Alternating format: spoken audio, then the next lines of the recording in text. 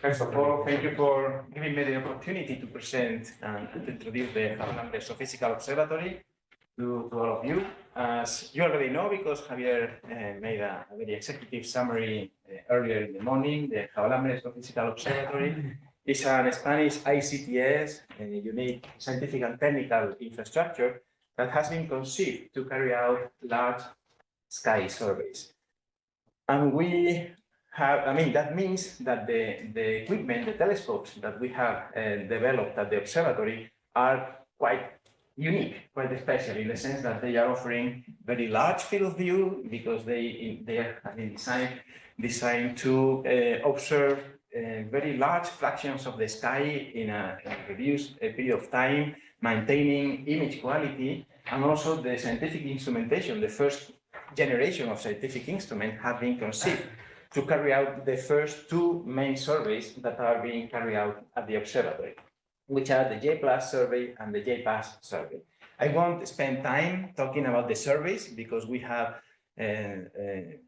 later on today several talks from Carlos will talk about JPLAS, Héctor and Silvia will talk about JPAS, but essentially these are surveys that are intended to observe thousands of square degrees of the sky of the northern hemisphere, observed with a large number of filters. 12 filters, medium, narrow, and broadband filters in the JPLAS survey, and 56 narrowband filters that you can see in the right-hand side of the slide for JPAS. So at the end, is the data that is going to be produced by those two surveys is something like this.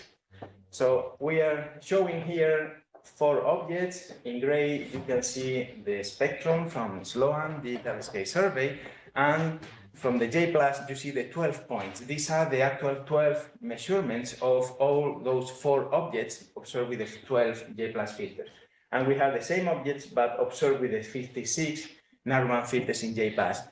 So you see that JPAS is providing, in essence, a low resolution spectrum of every observed object. In fact, it is providing this information from every single pixel of the observed sky. So the amount of data is huge. And this is a challenge. So that has been, the 2 projects have been used to, as a key science drivers to define the first generation of scientific instrumentation. So what is the challenge? So the challenge has been to design, manufacture, and start the operation of dedicated large field of view telescopes and new generation instrumentation. So challenging optical designs for the telescopes. These are secreting optical designs, as I will show you later, with a field corrector to guarantee image quality, and a hexapod in the secondary mirror to guarantee that the optical elements are completely aligned at every observing condition. I will repeat several times during the talk, large field of view, image quality, and multi-filter, because this is essentially the 3 main requirements for the surveys that the main goals of the observatory. So also the project has demanded the development of new large format CCDs that were not in the market before we started the survey. Also, high image quality of the whole field of view. This is very challenging. Maintaining the good image quality in a small field of view close to the optical axis of every optical element or optical system is not easy, but something that you can get with a reasonable effort. But if you want to maintain the image quality when you depart from the optical axis, or in other words, when you go for a large field of view, then the system becomes very, very sensitive to any misalignment. So that's why the telescopes and also the instrumentation has made a lot of effort to maintain the image quality of the whole field of view with the use of an M2 hexapod. So we'll see later, some of the optical elements can be adjusted. The position can be adjusted in real time, right? Also, the focal planes are massive, are very big. So it is another requirement is to maintain the focal planes really, really flat. So that was also a challenge. So as we introduced, we have heard several times, the 2 projects require the development of brand new sets of filters that are unique. There are no other similar filter sets, in particular with JPAS in the world. And also the instrumentation has been designed to accommodate such a large number of filters. Also electronics, low noise electronics that require the development of custom-made drive electronics, and given the huge amount of data that is being produced. So a whole data center has been required just to be able to manage the data, to reduce the data, to store and to offer to the scientific community. So at the end, this is the last step of the chain, but it's essential if we want to maximize the scientific return of the effort that is placed at the Javalambre. So this is the Javalambre Astrophysical Observatory in a nutshell. So these are the three main infrastructures that have been recognized by the ministry as part of the ICTS. So we have the Javalambre Auxiliary Orbit Telescope.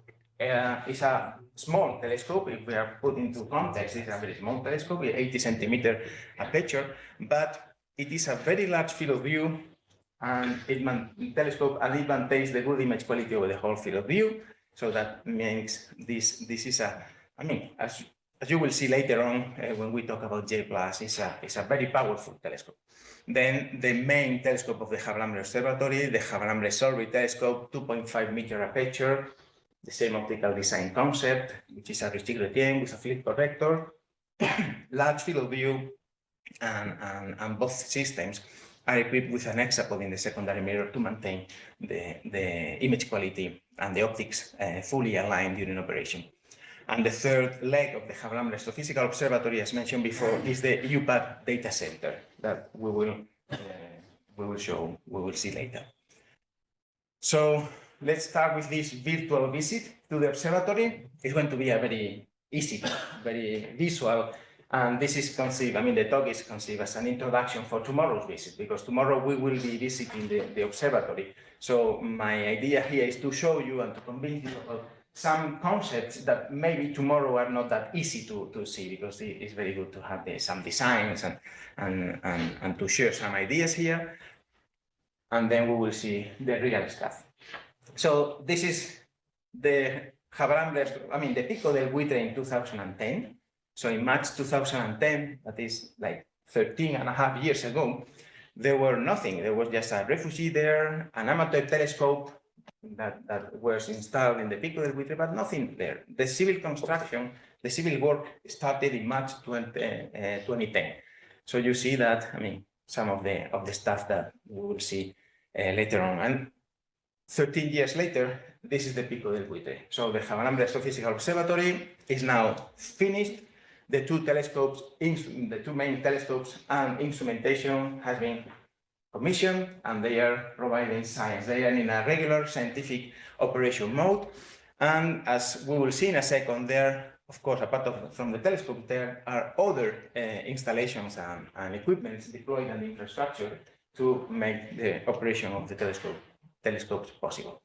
So apart from the main telescopes that we will see in a second, there is a set of smaller kind of commercial telescopes. These are SKA quality monitors, because it is very important to monitor the astronomical quality of the sky in real time. This information will be used to support the scientific analysis of the data that is produced by the main scientific telescopes. So we have here like the monitor building with 3 small telescopes. This is measuring the sky extinction. This is measuring the seeing. This is also a new generation SIM monitor that was developed here at CEFCA, and you see their location at the observatory. Of course, we have the observatory control room to operate not only the telescopes, but the whole infrastructure, as we'll see in a second. We have some very specific equipment that is essential to guarantee the operation of the infrastructure, like a clean room or a coating chamber that gives us the flexibility to recode and to maintain the optics or the mirrors of our telescopes. And also we are offering this coating chamber capability to illuminize mirrors from other institutions. So we already started to illuminize mirrors from other research centers and observatories. We have other infrastructure that is not that interesting from a technological point of view, but is essential to run the observatory, like power generators, a chiller just to cool down the electronics. We are making use of geothermal energy just to climatize the clean room, the control room, the lab, and the 3 bedrooms that we have there for the people when they sleep. We are now in the process of installing or deploying a solar energy plant at the observatory, but we are not there yet.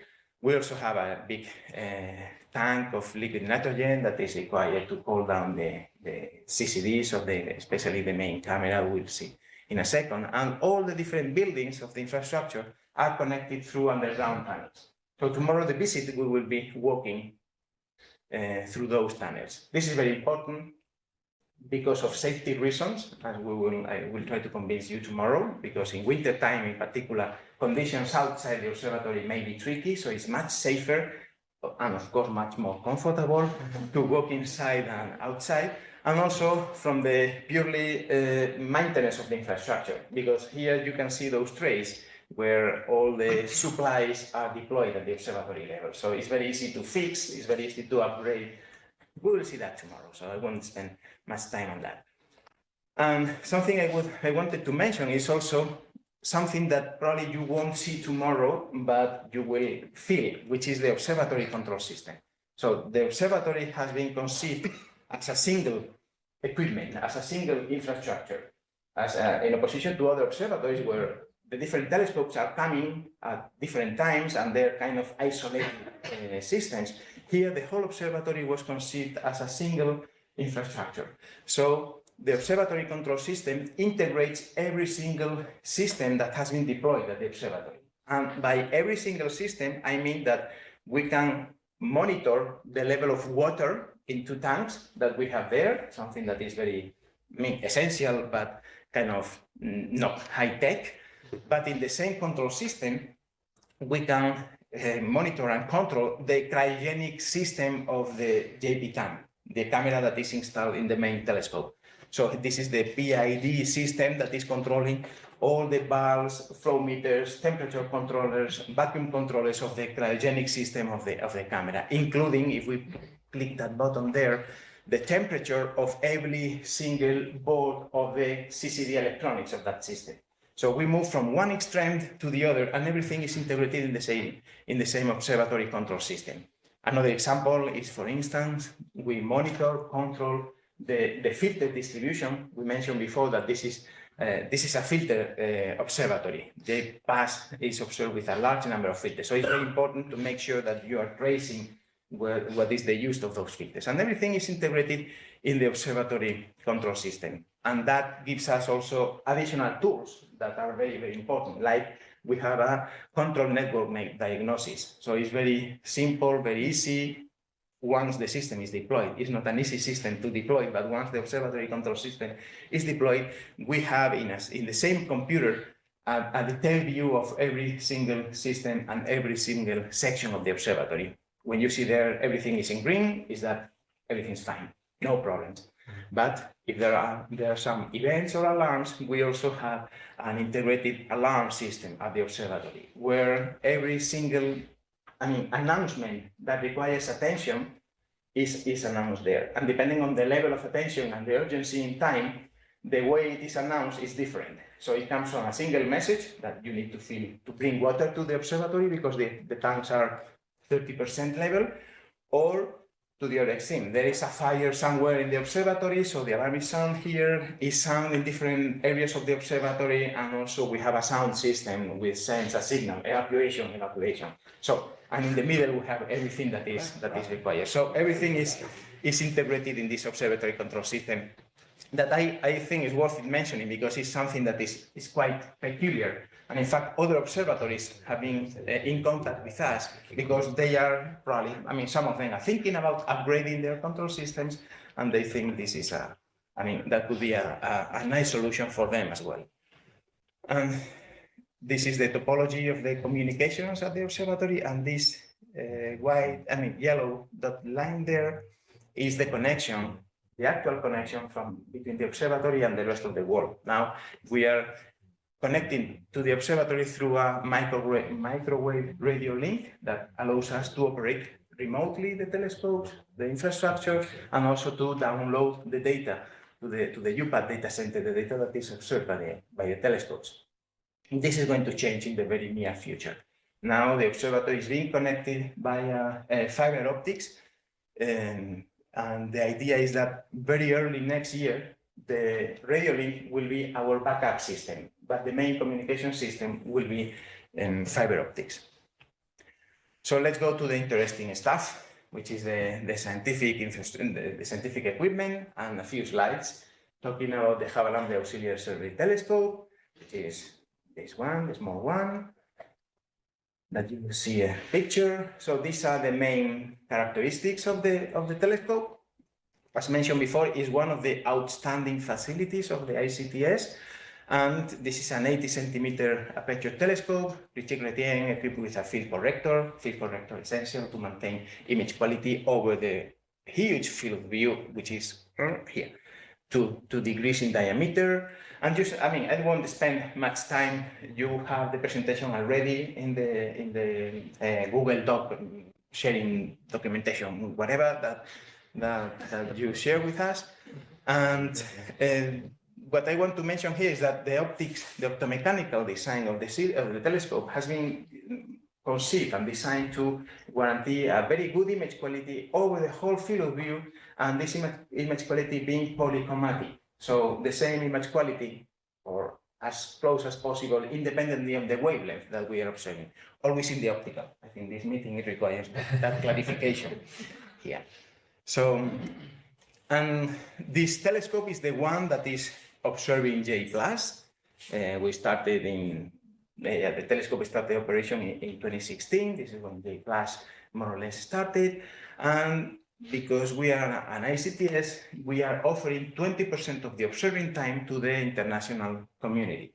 So right now, like a year ago, there was a call for proposal for second generation surveys. So the characteristics of that telescope and the other as well demands that, or makes that defines the real niche of the telescope is not observing individual objects, but carrying out surveys.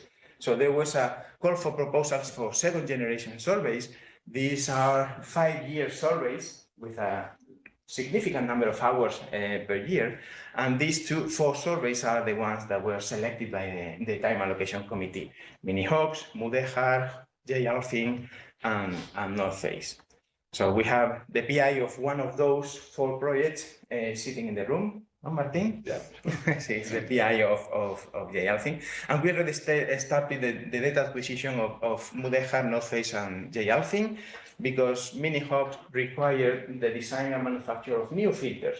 The filters are already manufactured, are at my office, but we are still waiting to integrate at the telescope. Yes, to see that apart from nice pictures, we also have diagrams and things. This is the optical design of the telescope. Primary mirror, 80-centimeter diameter. So the light, this is the light path. Secondary mirror. This is just to illustrate that the secondary mirror can be 5 minutes. No, I was half an hour, right? Okay, so I need to. So. And this is the large field of view of the telescope compared with the moon, and how the field is covered with this large format 9K by 9K CCD. So the instrument that is deployed at the telescope is the T80 camera that has been designed to carry out J+. That's why you see here the J+ filter system. It is equipped with a single CCD, and you have the main characteristics here there that you will have access in the presentation. So the field of view coverage with JPCam is 2 square degrees. So every pointing observes 2 square degrees of the sky, which is a very large field of view with good image quality. So, but let's go to the Javalambre Survey Telescope, which is the main telescope, and is the one that is carrying out the J+PAS survey. So again, I need to speed up. This is the second outstanding facility of the observatory, similar optical design concept, although the optics are much more complex than in the smaller telescope because of the size of the optics and the size of the field of view, which is in this case 3-degree diameter. Again, good image quality over the whole field of view, polychromatic, and this is the telescope that is carrying out JPAS. We have a memorandum of understanding with Euclid, and we are observing in the near future a project that is JEDICE-G, just to support and to help Euclid to calibrate their data. We also have some memorandum of understandings, as we mentioned before, with eROSITA, with PEARLS, which is a James Webb working group, with WEAVE, and hopefully next year we will offer 20% of the observing time with this telescope and JPCAM, the instrument, to the international community. I won't spend time here. This is the same thing. So just for you to have an idea of the size of the instrument, this is the cryogenic camera of JPCAM. It has a mosaic of 14 large format CCDs instead of one. So it's 1.2 gigapixel. In taking into account only the number of pixels, is the second largest CCD camera in the world right now. And this is the projection on the sky of the field of view. This is M31. The moon, it has been artificially added to the image. It never goes through that position. It's just for you to have a reference of the size of the field of view. And this is JPCAM. Very quickly, because I'm running out of time. This has three main subsystems. The actuator system that allows us to position the focal plane with high accuracy during observations, the filter shutter unit that hold all the filter system, in particular the JPAS filters and the cryogenic camera here. As mentioned before, very quickly, 14 science CCDs, you have the characteristics there, won't spend time, but apart from the 14, you see that there are other 12 CCDs in the periphery of the field of view to support the optical alignment in almost real time during the observations, as we'll see in a second later on. A few details that you can enjoy later on regarding the camera design is a continuous flow cryostat. The electronics are very complex. It has 22 CCD drive modules. Each drive module is 3 boards, multi-layer. So really, I mean, and everything is custom designed. So really complex electronics. In fact, this has been the main challenge during the commissioning of the instrument. Now everything is working. The other unit, the filter shutter unit, with a set of 5 filter trays, allowed to install, this is a real picture of the eye band with the eye filters there, in order to allow us to integrate all the JPAS filters at the same time. So even though there is a large number of filters, we don't need to change filters from night to night. All the filters are installed all the time. And the actuator system that, making use of the auxiliary CCDs I mentioned before, we are able to measure aberrations of the system, and based on those aberrations, we can move the secondary mirror. We also move the focal plane by means of this actuator system, and we guarantee that the optics are aligned independently on the orientation of the telescope, the temperature of operation, and any other aspect. So that guarantees image quality. A few pictures. This is the telescope you will see tomorrow. Detail on JPCAM, fully installed, fully commissioned, and now working. A few details that I will skip. These are regarding the commissioning results. Everything works fine, although we have found some room for improvement in a couple of things that we are working. And regarding image quality, mentioned that this is one of the main requirements. This is a real image, it's not reduced. This is a raw image from JPCAM, taking this night here. So this is the seeing. The number is very small, but this is 0.5. So the seeing at the observatory was lower than 0.5. And analyzing this image after all the alignment, these are, okay, the numbers are very small. You can see in the presentation that you can download, but if you see, this is 0.48, this is 0.40, 0.46, 0.45. So is in fact a seeing limited instrument, but the image quality is very good and also homogeneous over the whole field of view. So all the effort in the design, manufacture, commissioning, and operation is demonstrating that the system fulfills the expected requirements in terms of image quality. This is a summary of the specs of the instrument. JPAS already started. Héctor and Silvia will talk about that. And we are producing a huge amount of data that is sent to the UPAD. This is the third infrastructure, the data center. This is the third outstanding facility with computing capabilities, with storage capabilities, and also with capabilities to offer all this huge amount of data, this tsunami of data to the scientific community. We are offering raw data, reduced data, we are offering catalogs, and we are also offering, as Javier mentioned before, added value catalogs. So the data that we are producing and we are offering to the community intends to be just ready to start the scientific analysis and scientific production. 2 more slides and I'm done. So the UPAD data center, apart from that, and this is the main goal, but this is also supporting the observation and data acquisition over the whole process. So the UPAD is also responsible and has developed tools to support the observations. You can imagine that performing a sky survey of thousands of square degrees requires a big effort on tracking the observations that we perform and that are performed and planned. So there are a couple of tracking planification tools and many more. I'm just showing a couple of images. Of course, it's in charge of performing the data reduction, data analysis, data validation, with also tools for the scientists to access the intermediate stages of the I continue because I run out of time. They still hear you, so don't worry. And the last slide is that it doesn't work. So no, it doesn't work. I cannot go to my last slide. No. Okay. And the last slide is the effort in developing all the tools to actually share, offer, and allow the international community to access the data, the huge amount of data. But I won't spend time on that because Tamara is going to talk later on today on that. I hope I was almost on time. Thank you very much.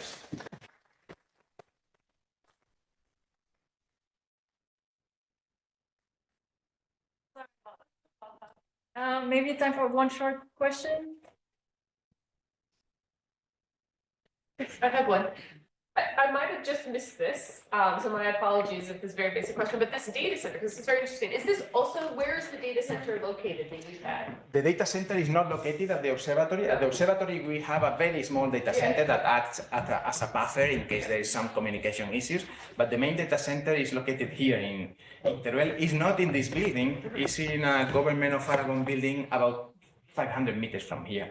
And we have a fiber optics connection from here to the data center. Yeah, and then you'll have the fiber optics up to the observatory in the near future.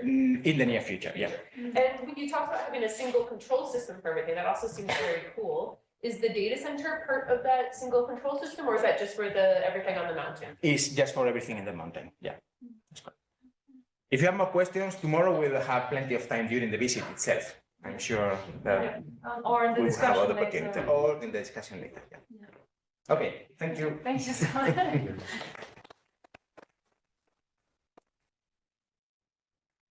So the last topic before our break is my dear colleague Theresa Wiegert from the IAA, and she will tell us a bit more about SKA and the role of Spain also in SKA.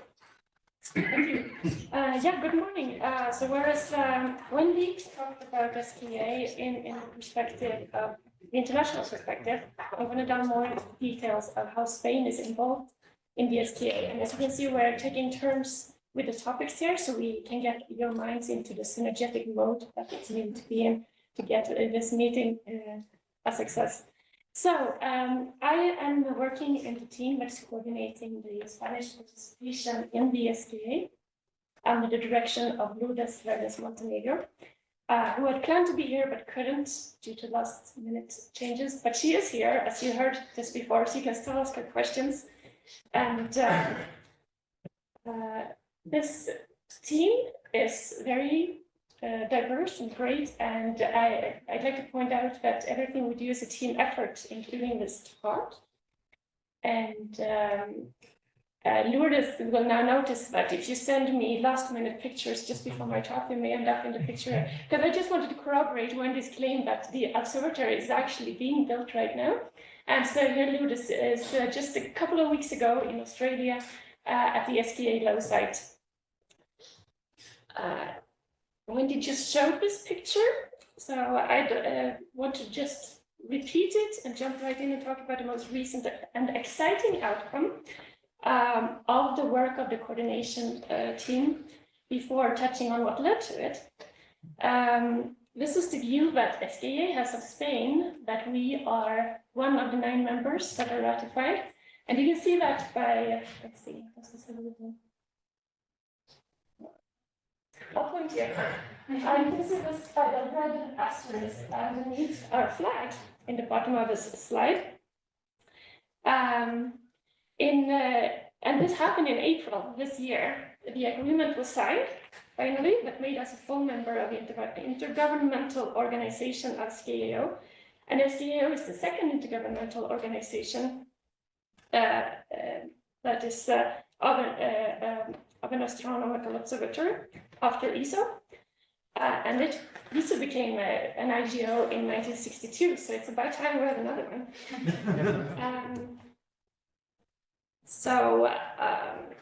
We became the 9th member shortly after Switzerland this year, and ahead of many other countries.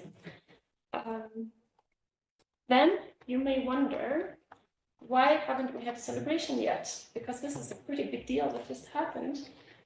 There is just one little tiny formality left, and that is approval of the signature. So even though in the eyes of SKAO we are members, in the eyes of Spain we can't just say it straight out yet.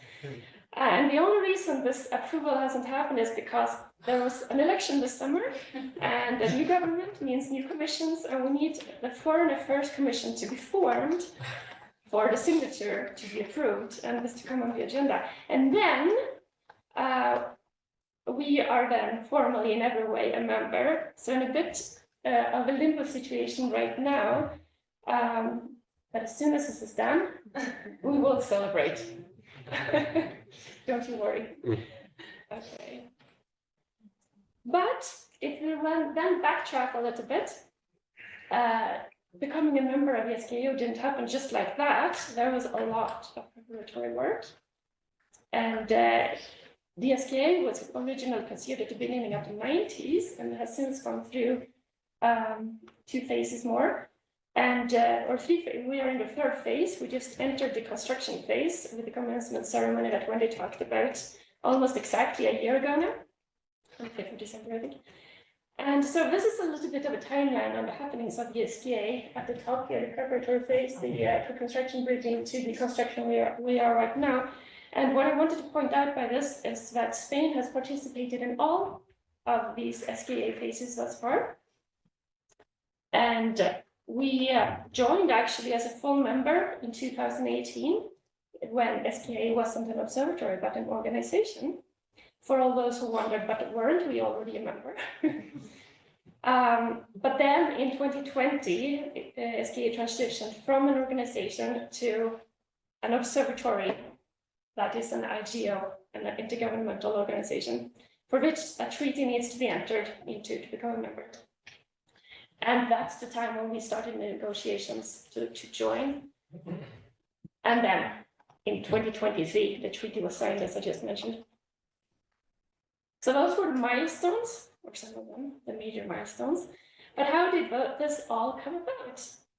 There is a very active coordination team, and I'm just going to insert a bracket here, but I think I can say, because I've only been a member of this coordination team for 2 years, so I can't take any credit of what happened before, but I am thoroughly impressed as coming in new as to the work that has been done before in the coordination team to bring us all to this point in time. And it has been a joy to work in a group that has that kind of preparation done and that kind of setup. So that's something I wanted to point out. So Spain has been involved since the very, very beginning in the 1990s. And then the work started for real, so to speak, with funding and so on, when a feasibility study was published in 2011. And then the Red SKA, the thematic network, was formed. And the reason or the purpose of Red SKA, Red means network, a word I learned soon after I arrived in Spain because I couldn't figure out what the color had to do with it. But the network is to bring people together, both technologically and in science, and it has been renewed 3 times so far. And the work has been ongoing. So we have been doing all the stuff in the green square down there in collaboration with several science centers, including support to academic groups, the industry, and the ministry. And at the same time, we have been in close contact with the general public and the astronomical community by spreading awareness and organizing SKA-related activities, of which this is one. And as the observatory is being built, as is currently happening, these activities will increase more. Now, I will just spend a second on this because Wendy mentioned it already, that there is a huge range of topics that SKA will address, from planetary science up to redshift 30, so pretty much everything. And from what I've seen in the titles and abstracts so far, there's a fair bit of interest for many of these topics, especially in neutral hydrogen, cosmology, and even transients. Here's another to-scale picture of the SKA white book with Marie-Lou showing it at a recent meeting. And these white books are the best references to the science. I wanted to point out that Spain contributed to 10% of the chapters in the big official 2-volume white book. And there is a lot of Spanish interest, and Spanish science will definitely benefit from the SKAO. So we are motivated and invested so much that we have our own white book, also from 2015, which was put together by 120 researchers from 40 centers. And it has a weighty editorial team, including Miguel and Lourdes, who are both here but online, and Carlos Hernández. And this white book that we have covers all the key science areas of the SKAO, and it includes JPAS and Spanish participation. Yeah, here we go. Synergies between SKA and JPAS chapter that is of interest, as well as Spanish participation in the precursors and pathfinders of the SKA. Let's go on to here. It has also been mentioned, but of course I'm going to delve into the Spanish interests here. So there are 14 science working groups. If you go to the website, there is a lot of excellent information on each of these. And they may be the best way of keeping in touch with current events, apart from keeping in touch with the coordination group that we have, of course, and gaining access to all the specifics that you want and need. And there are regular meetings, some are joint, and there are 2 co-chairs per group that also meet regularly, and you can read the meeting minutes from the meetings online. There is good Spanish participation among these science working groups. We have currently 63 researchers from 18 institutes in 13 of the 14 work groups, and we're working on the 14th. And I wanted to point out here that, well, I'm just highlighting the hydrogen science working group there, but multi-wavelength expertise is very welcome and wanted. So feel free to join a group that fits your scientific interest, and it can be several, and you can contact me or Marie-Lou for more information. Now I'm going to change the topic a little bit here to that of meetings that have been organized by the coordination team or together with the coordination team.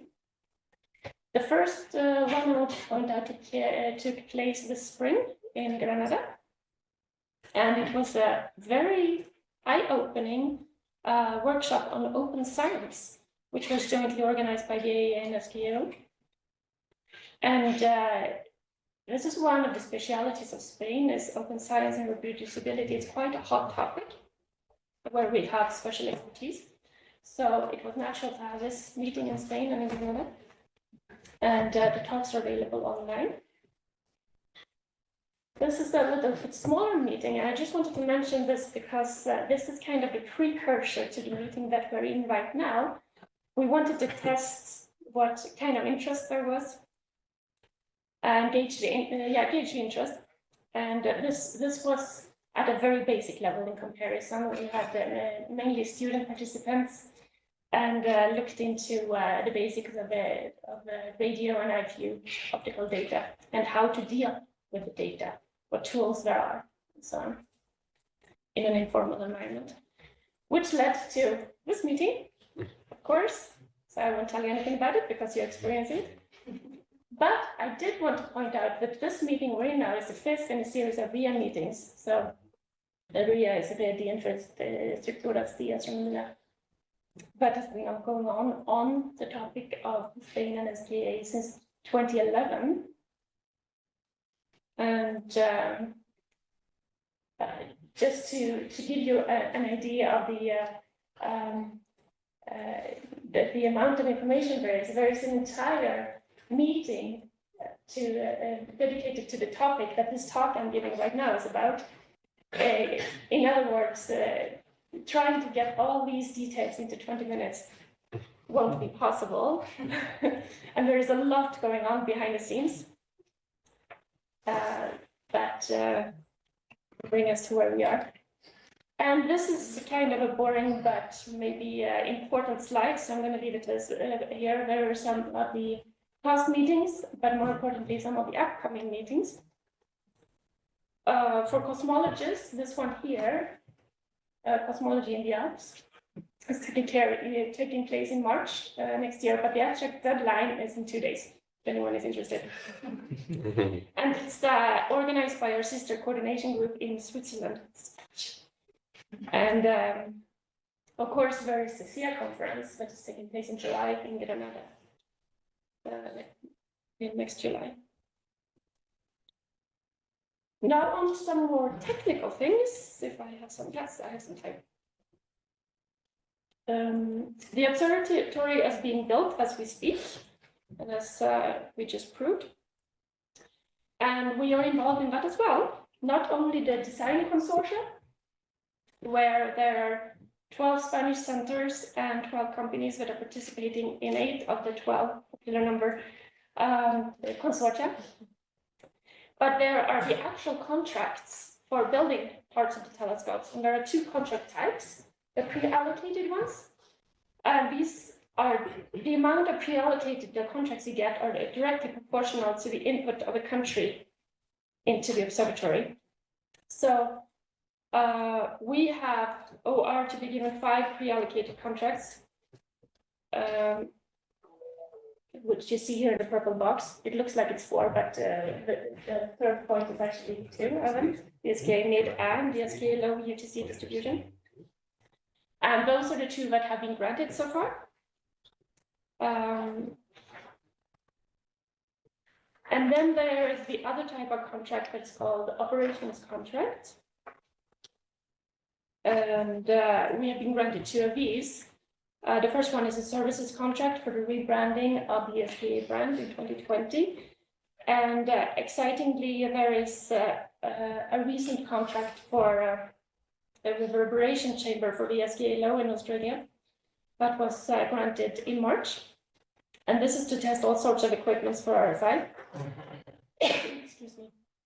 And the work here will be done by a Spanish company called IMITE, which is a spin-off of the Universidad Politécnica de Cartagena, with the headquarters in Spain and with some delegation in Australia. And it has been chosen to supply this reverberation chamber for the Engineering Operations Center in Western Australia. And then we have the SRCnet. This is also a continuation of what Wendy was talking about, the network of regional centers to deal with the hard to imagine how much it is amounts of data that the SKAO will produce. And so we have to have regional centers to handle the data in an innovative way. And there is a prototype for such an SRC running at the IAA. It has a new logo now. It used to be called espSRC, And now it's espSRC, but it's still the Spanish prototype of an SKA regional center. And that's all I'm going to say about this, because Javier Moldón, who sits back there, hi, is going to give an entire talk about this. So I don't want to intrude, but it will be very exciting. Now, yeah, see his talk just after the break. But one thing that the Spanish prototype of a regional center is being used for is for the data challenges that Wendy talked about. And this is part of the activities in preparation for the SKAO to run these data challenges. A paper just came out on the second data challenge, by the way, by Hartley. And in the question about the reproducibility award, I wanted to point out that it was actually given to the H1 Friends team, of which Javier was in, at the IAA.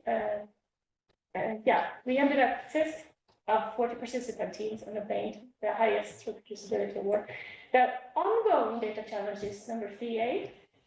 Now it's actually just finished. And 2 Spanish institutions are giving support to 3 teams in this data challenge. And there is a high number of teams registered to take part. I don't have the latest numbers on how many actually did, but the next one is going to start here in imminently, I would say. Yeah, March next year. Yeah, March. Okay, let's for about half a year. And what I wanted to point out here is that participation is encouraged, and you don't even have to be an active member in a team. You can also be an observer, just get involved in what is going on, how that data are being handled, and what to do with it. And I'm super excited about the fourth one coming up because it's on my science. Anyways, here are some other coordination activities I wanted to point out. We're visible in the Contact SKAO magazine, which is called Contact. And, oops, sorry. There are some of the articles, example from Local Science School. And upcoming activities, the escape room, see what we did there. And a visit by a science working group co-chair to several institutes. And the last point, national website. So this is a sneak peek of a new website that is coming out anytime, is what I'm going to say. It's been down for quite some time, just like the formalities again, that needs to be finished.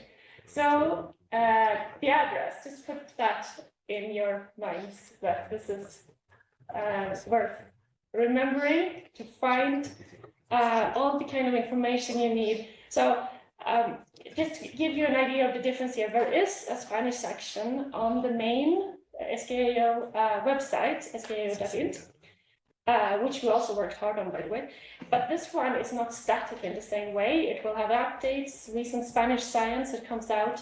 Feel free to actually send stuff to us if you see. And all you ever wanted to know about the ESP, espSRC, etc. So I leave you with the summary. I just wanted to emphasize again that what we in the coordination team are doing is working with the Spanish astronomical community to prepare it for the exploitation of SKA data, and like this, build synergetic connections with the community. And join the science working group, participate in data challenges, and check out the new website, and that's it. Thank you.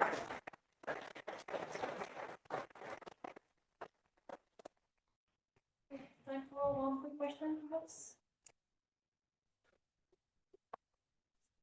Everything was extremely clear. Anybody online? Well, online. Yeah. I would like to ask, I don't know whether this is the right person or the right place, but about the sustainability of the project. What are the energy requirements of SKA, of the antenna, and data centers particularly? This is a very good question, a good topic, and I think maybe Wendy is better to answer. Yeah, not quite the right person to answer that, but no, power is a big component of the project. There's also complications in both South Africa and Australia about power procurement, local government, and so on. I can't speak too much to the sustainability. Obviously, sustainability is one of the key goals of SKA, but they do also have to balance costs with sustainability. Yeah. So, ideally, you've got PV plants out there to provide solar electricity, and that is some of the options. It's just balancing cost with buying from the local grid, and actually where that's feasible or not. So I can say that, yeah, there is some of the power is definitely provided through sustainable means, PV, both at the data processing centers and on the site. Some is also local diesel generating, and some from the local grid. But I can't give you much more detail than that. And some of these are actually still being worked out in contracts and costings right now. Yeah, the Spanish astronomical facilities are also very concerned about this point, and they're developing their own strategies to produce the energy, the power by themselves, so that their impact is as less as possible. So maybe you may have to share some experiences, but Yeah. but they know that the particularities of the project with all these antenna distributed spread over large areas, it's quite challenging. Okay. More questions? I think we can have a break now, right? And we will gather back at 11:30. All right, thank you. Okay.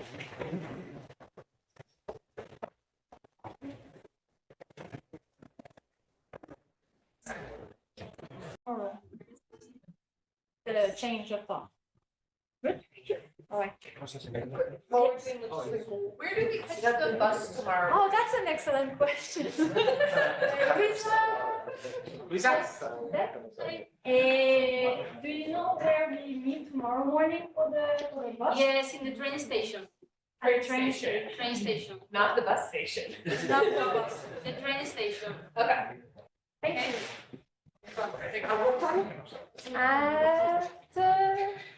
The program says 8:15. At 8:15.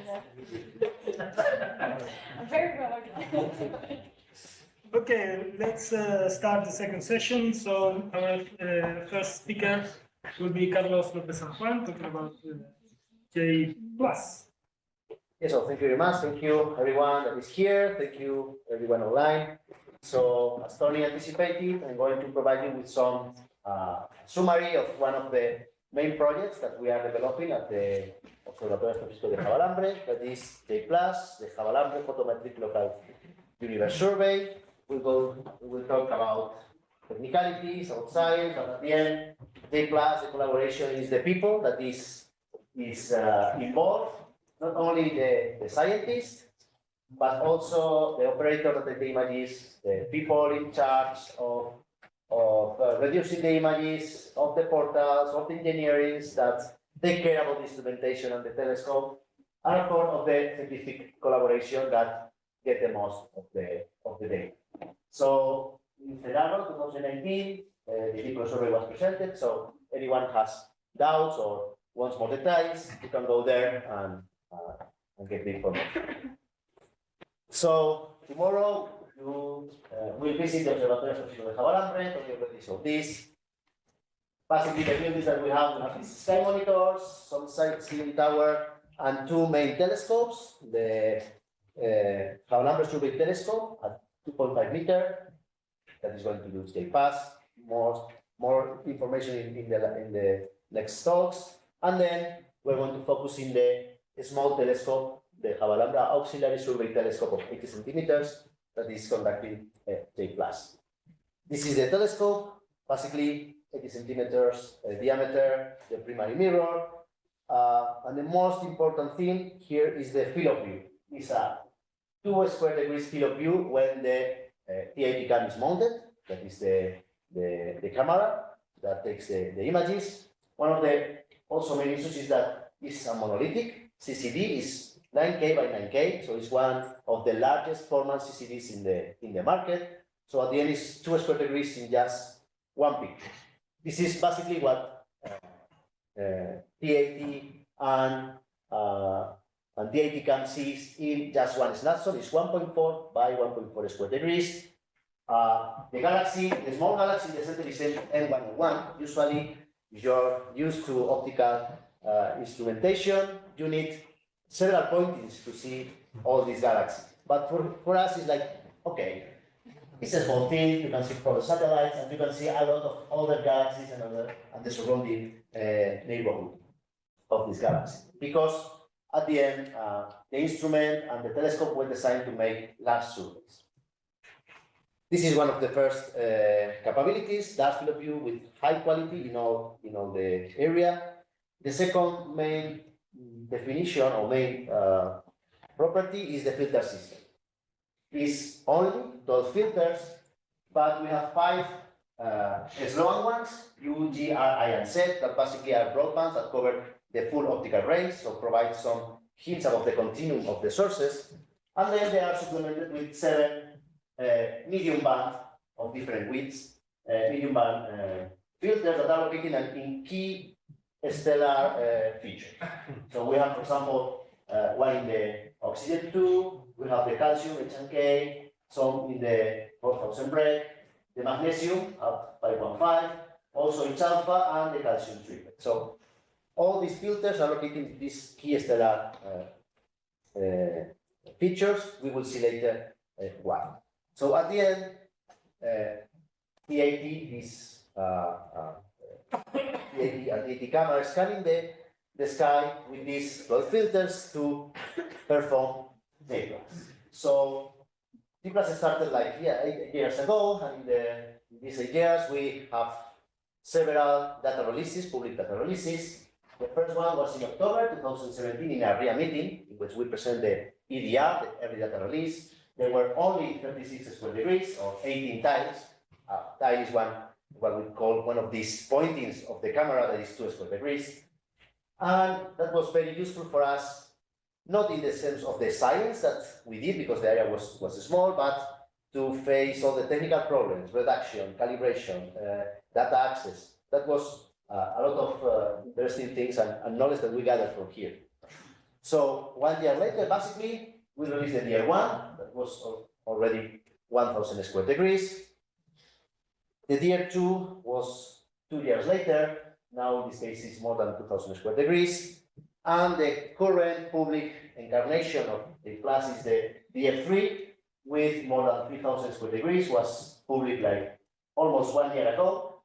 And we keep observing, and right now the current status is at the level of more than 4000 square degrees or 2100 times. Of course, we will continue observing, and the DF4 will be probably in a couple of years. This is some big numbers about the plus, the full width and maximum distribution. So what are the scene or the full width and maximum of the star that we observe? Here you see the histogram of all the tiles, because each tile at the end is observing different scene, different sky conditions. So you have this distribution. Of course, it's better in the redder bands than in the bluer bands. And for us, the most important one is the R band, that is in red, because it's the detection band. And the end, we detect our sources in the R band, and then we perform photometry in the other 12 bands in the location of the R band detection. And in that band, we have like 1.1, 1.2 arc seconds filled with that max. About the depth or the limiting magnitude that we reach with observations, again, are the histograms of all the tiles that we have in the DF3.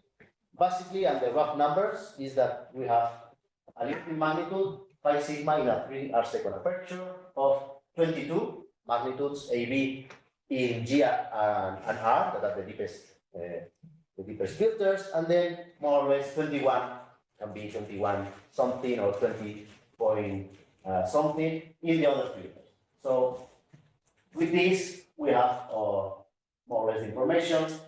Sometimes you see different peaks in some of the filters. That was because in some moment we changed some of the exposure times. Exposure times change with the moon phase. This is something that also helps to have a narrower distribution. We have some dispersion because of the line transparency and so on, but we take into account the sky brightness to adjust the exposure times. So we have large exposure times in brighter lights. How to access all this data? All these data are accessible through the CEFCA portals. You can go to the J+ webpage, to the data release section, and there is the year 3. You can access it in several ways. You have virtual observatory compliant, you have IDQL, you have a very nice navigator in which you can go to your favorite objects in the sky and see the 12 photometric points. All the details about this data access that the infrastructure is shared with JPAS is going to be provided by Tamara later in this session. So, why JPAS? I mean, we have JPAS, 56 filters, it's deeper. Why do you want a shallower, less filter with a smaller telescope survey? Well, because at the end, JPAS was key in the JPAS calibration plan. In the sense that JPAS is observing with 56 filters that basically most of them never saw the sky. So you don't have any reference in the sky.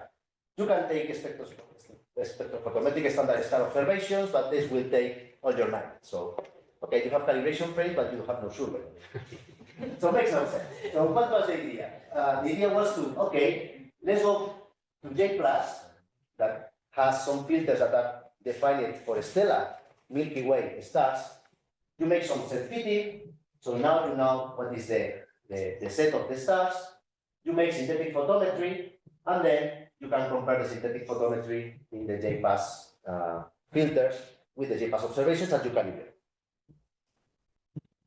Great, good idea, but how do we calibrate the calibrator? So what we learned is that the initial idea was great, but we tried a lot of different ways to calibrate J+ in photometry. In standard stars, comparison with other surveys, both spectroscopic and photometric, stellar locus, stellar color regression. We use also Gaia. Gaia was very interesting because Gaia provides some low resolution spectra that can be used to generate synthetic photometry and calibrate J+. But you can do the same for JPAS. So, well, the thing is that right now, in the year 3, we use this Gaia data that cover all the sky and provide hundreds of calibration stars per time. So you can have a very good calibration.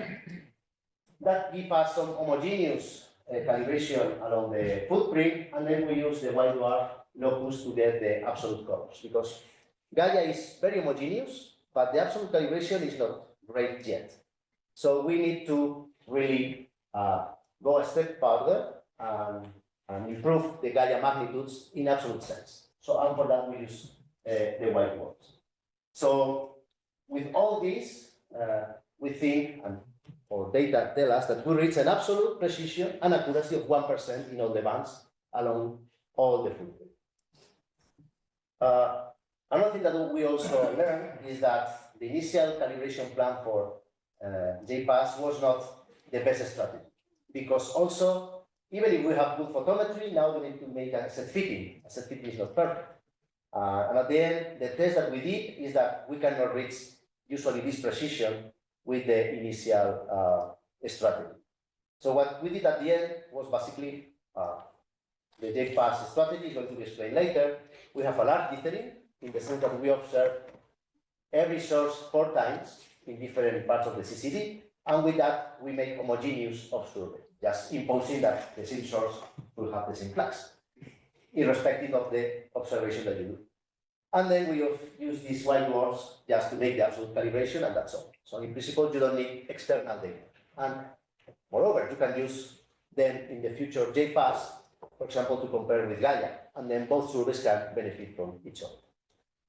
So J+ was designed for the calibration of JPAS, and it ensured the calibration, but not as expected. Okay, we learned a lot in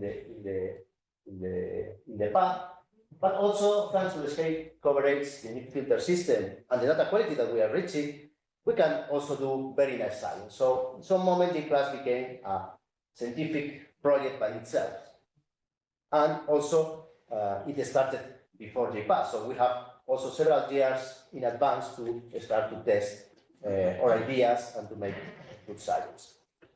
So now, there is one science we can do. So one of the first things that we can do with these filters, and it's the first thing that we face, is object classification. You are observing everything, but what kind of object you have?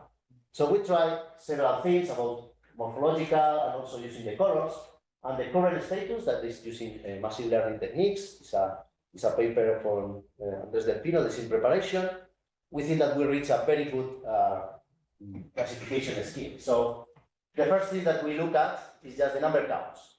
Number counts is the most basic statistical thing that you can do, is how many objects per square degree of magnitude you have in the y-axis as a function of magnitude.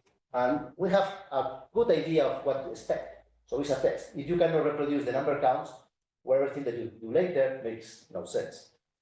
So these are the number counts that we obtained for stars. Of course, this is all the survey, all the DF3. If you go close to the Milky Way plane, you have more stars if you go to the halo.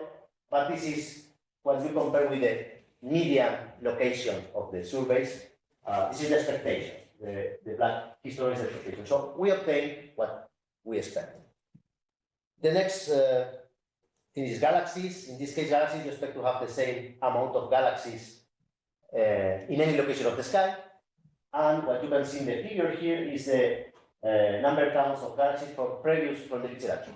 So you know that you have to reproduce these number counts, and again, we obtain what we expect. And finally, and more interesting, is the quasars. Quasars are the more challenging ones, just because there are very few. It's like a 1–2% of your full sample. Of course, if you have a 1% misclassification, that's enough to blow all the quasar science that you can do. And in this case, also, we can obtain basically the right number counts. So at least from the statistical point of view, then we can talk about purity, completeness, and so on. But statistically, we can recover the right number of quasars, stars, and galaxies in the class. So now we are confident and we can go and do the science with the data. One of the first things that people in the collaboration came up was with the search of metal-poor stars. Metal-poor stars, as you probably know, are the first stars that were formed in the Milky Way, or also can be accreted for external systems. Anyway, they are very special, they are very few, and usually to look for metal-poor stars is very demanding in time telescope. You usually go to broadbands, have some candidates, go to medium or low resolution spectroscopy, confirm the metallicity, and then you go to high resolution spectroscopy. The thing is that with J+, we can derive stellar parameters like the temperature at the level of 50 Kelvin and the metallicity at the level of 0.1 Dex, and you can find candidates for metal poor in a much more efficient way, in the sense that you can skip the medium resolution step. So you can have your favorite candidates for metal poor and go directly to high resolution spectroscopy, saving a lot of observing time. And indeed, there are several works like with these stellar parameters, and this view is from Galarza and collaborators in 2022, in which 11 new metal poor stars were already confirmed. More things what we did is about white dwarfs. We analyzed some white dwarf population, and in this case, the interesting thing of the class is that it's able to split or separate the two main flavors of white dwarf that we have. In the upper panel, you see a white dwarf with a hydrogen atmosphere. In the bottom panel, with a helium atmosphere, and the fraction of these objects of these two flavors change with the temperature. And using the plus just to split these two populations, we found that a 20% increase in the fraction of helium-dominated white dwarfs when you go from 20,000 Kelvin to 5,000 Kelvin. Also, and because of the key filters that we have, we also can still dealing with white dwarfs, looking for white dwarfs that have metal pollution that is visible due to the presence of calcium absorption. We have a filter in the calcium, H and K, so we are sensitive to this absorption, and we can also look for these systems that are very interesting because this calcium should be accreted for the exoplanets of the system. So it's a way to make the chemistry of exoplanets, or probably the only way till we can go there. So also with the plus, we already make this study and we confirm 6 new metal-polluted white dwarfs with TTC. More about the stellar systems, globular cluster. There are also this paper from Monaco in 2018, in which here the important thing is the large field of view.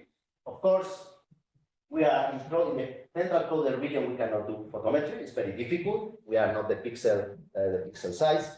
But here the important thing is that we can go 2 or 3 tidal radius. So we can study the globular cluster properties, the 2 populations that usually we found in some of these systems, very far from the center, which in the center usually you have Hubble data. You cannot compete there, but you can do a lot of interesting stuff in the outer bands. Again, because of the large field of view. And with the 12 filters, you can search for different populations in metallicity or in nature. Now going to galaxies, that also is a very interesting thing. This is a paper, this is Marín 2019, in which two clusters were analyzed. Here is the same thing. We have large field of view, so it's not just to study the cluster, the center of the cluster, but you can study what happened between clusters. There are 2 nearby clusters, and because of the photometric residue that we have, with 12 bands, we are much better than Sloan, especially in the low redshift universe, where we have several filters close to the 4,000 break. We can obtain a redshift precision at the level of 2-3% down to magnitude 20.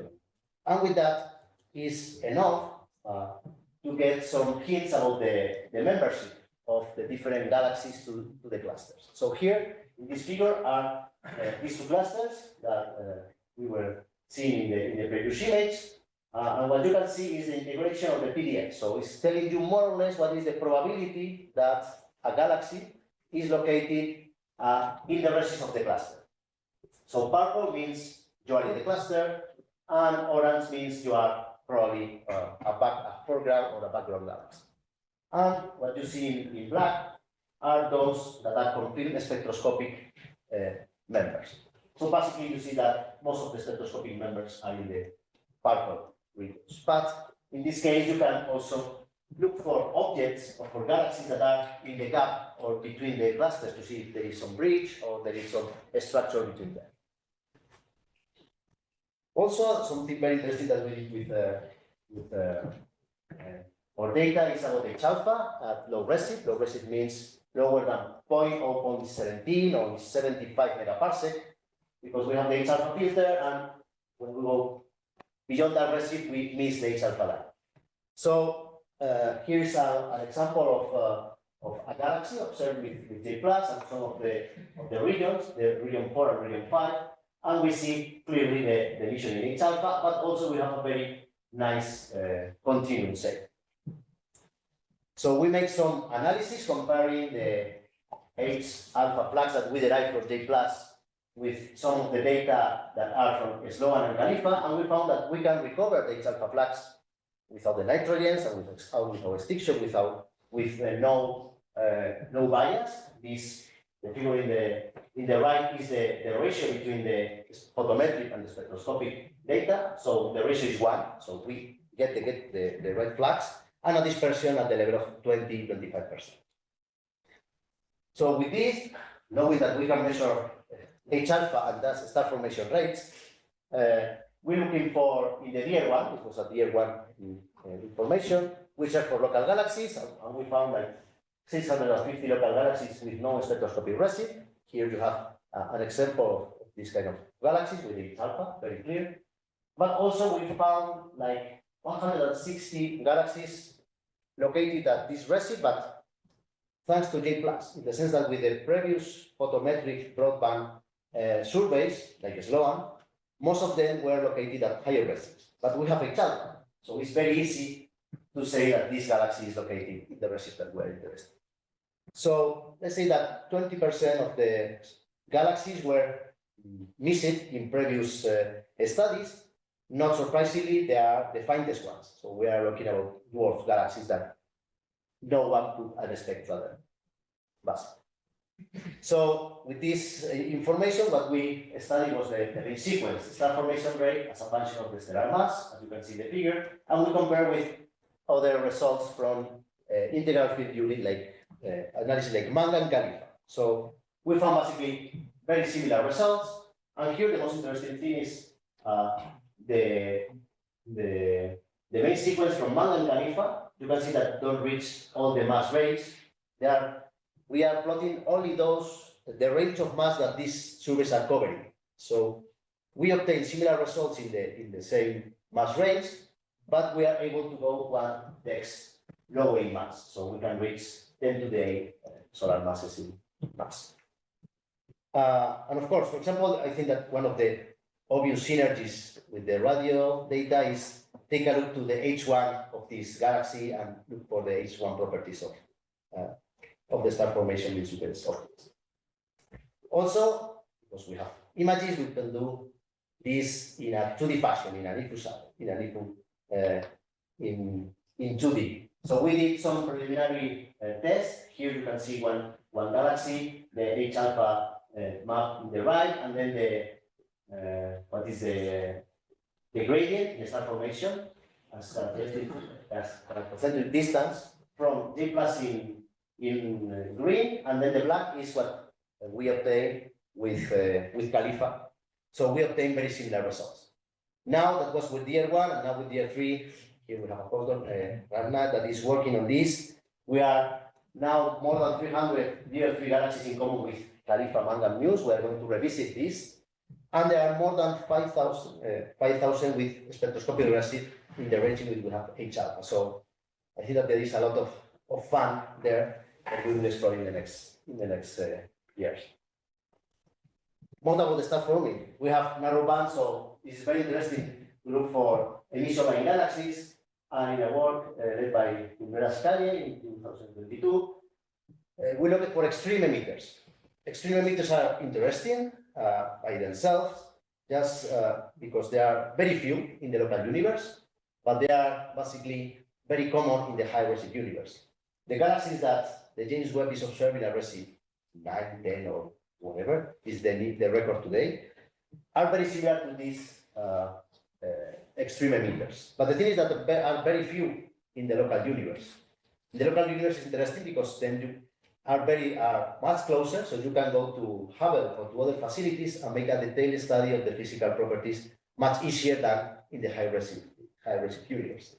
So using the VR2, we found like 4,000 new extreme emission like galaxies, and only 50 that were already known previously with the spectrum. So we multiply by basically a factor of 10 the number of these objects in the local universe.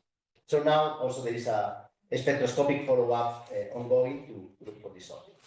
Just to give you an idea, I think that is 1 per 10 square degrees. So you really need a survey to look for these objects. And of course, they are extreme, so there are a lot of star formation. This is the main sequence of this object, and this is basically 1 dex, 1.5 dex more star formation than the main sequence of the previous galaxies that we saw. And this is typical from redshift 1 to redshift 5 galaxies, the star formation rate. Now, what we are doing is also looking for other redshifts in other redshift windows. And for example, one that is very interesting is at redshift 0.3, in which H alpha is in the filter, in the 861 filter, and the O3 is in H alpha. So at the end, you have like 2 lines, so it's also very easy to confirm these objects. Now I think that the numbers is like 150 emitters. Most of them are also new. So also we are getting a lot of things. Again, will be very interesting with with SKA to look at the H1 content of these objects, and even if we can resolve the dynamics of this. To finish, also, and continuing with the emission lines, because it's one of the key things, we can go to the higher redshift region 2, where Lyman alpha enters in the optical. So these filters that we have in the 4000 break are sensitive to this emission, and we can look for basically Lyman alpha emitters. So in our work, with a former PhD student here at CEFCA, we found like 50,000 candidates. We make some spectroscopic follow-up of 45 sources with GTC, and we confirmed that 90% of the sources were emitters. So the selection was 90% pure, say. And in this case, we have like 80% at the right redshift, but also we have contamination from quasars at lower redshift, in the sense that there are also these magnesium and carbon emission that also pop up as emission lines. I put quasars because at the end, we found that all the objects that we saw at this, that we targeted were quasars. Why? Because when we study the luminosity function, this is the number of objects that we have per volume and luminosity as a function of the luminosity of the line. We were in the extreme. We are a very large survey, but we are shallow for these redshift. So what we are looking is at the very extreme objects, the most luminous objects, that also are the less frequent ones. So again, have a large area makes the difference. So here you see the deep plus result in purple, and you see the previous results on the literature that was based in Cosmos or in very deep surveys, but very small areas. So there were a debate before G plus about what is going on with the brightest objects. Is just a power law or is another thing? And for the first time, we saw that is a second sector function, is what we call this thing that, in the sense that we have a power law feature and then a drop. So that was solved for the first time with J plus at these luminosities. And we compare this sector behavior, let's say, with in the equation that are 100 times more luminous than galaxies, the typical galaxy at that redshift, but also 1,000 times less frequent than galaxies there. That is basically all. So this is what we are doing in the collaboration. This is the things that we can start to think about how to mix this with the extra information or additional information that the radio data can provide us. So you can go to the webpage if anyone is interested to be part of J+. It's an open collaboration, so just send me a mail or talk with us, and we will provide you with the instructions to become a member. Now we are in the tier 3 that provides like almost 60 million stars, 8 million galaxies, and 200,000 quasars. There are like 30 papers that were already based on J+ data that are in press, and there are like 30, 40 in preparation. And just look into the overlapping areas with the future SKA.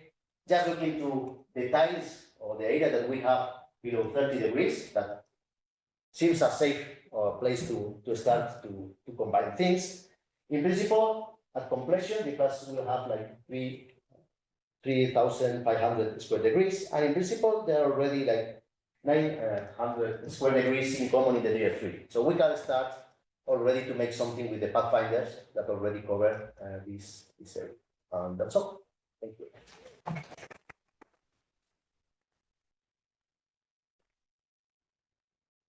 We have time for the questions. Yes. Hi, thank you, Carlos.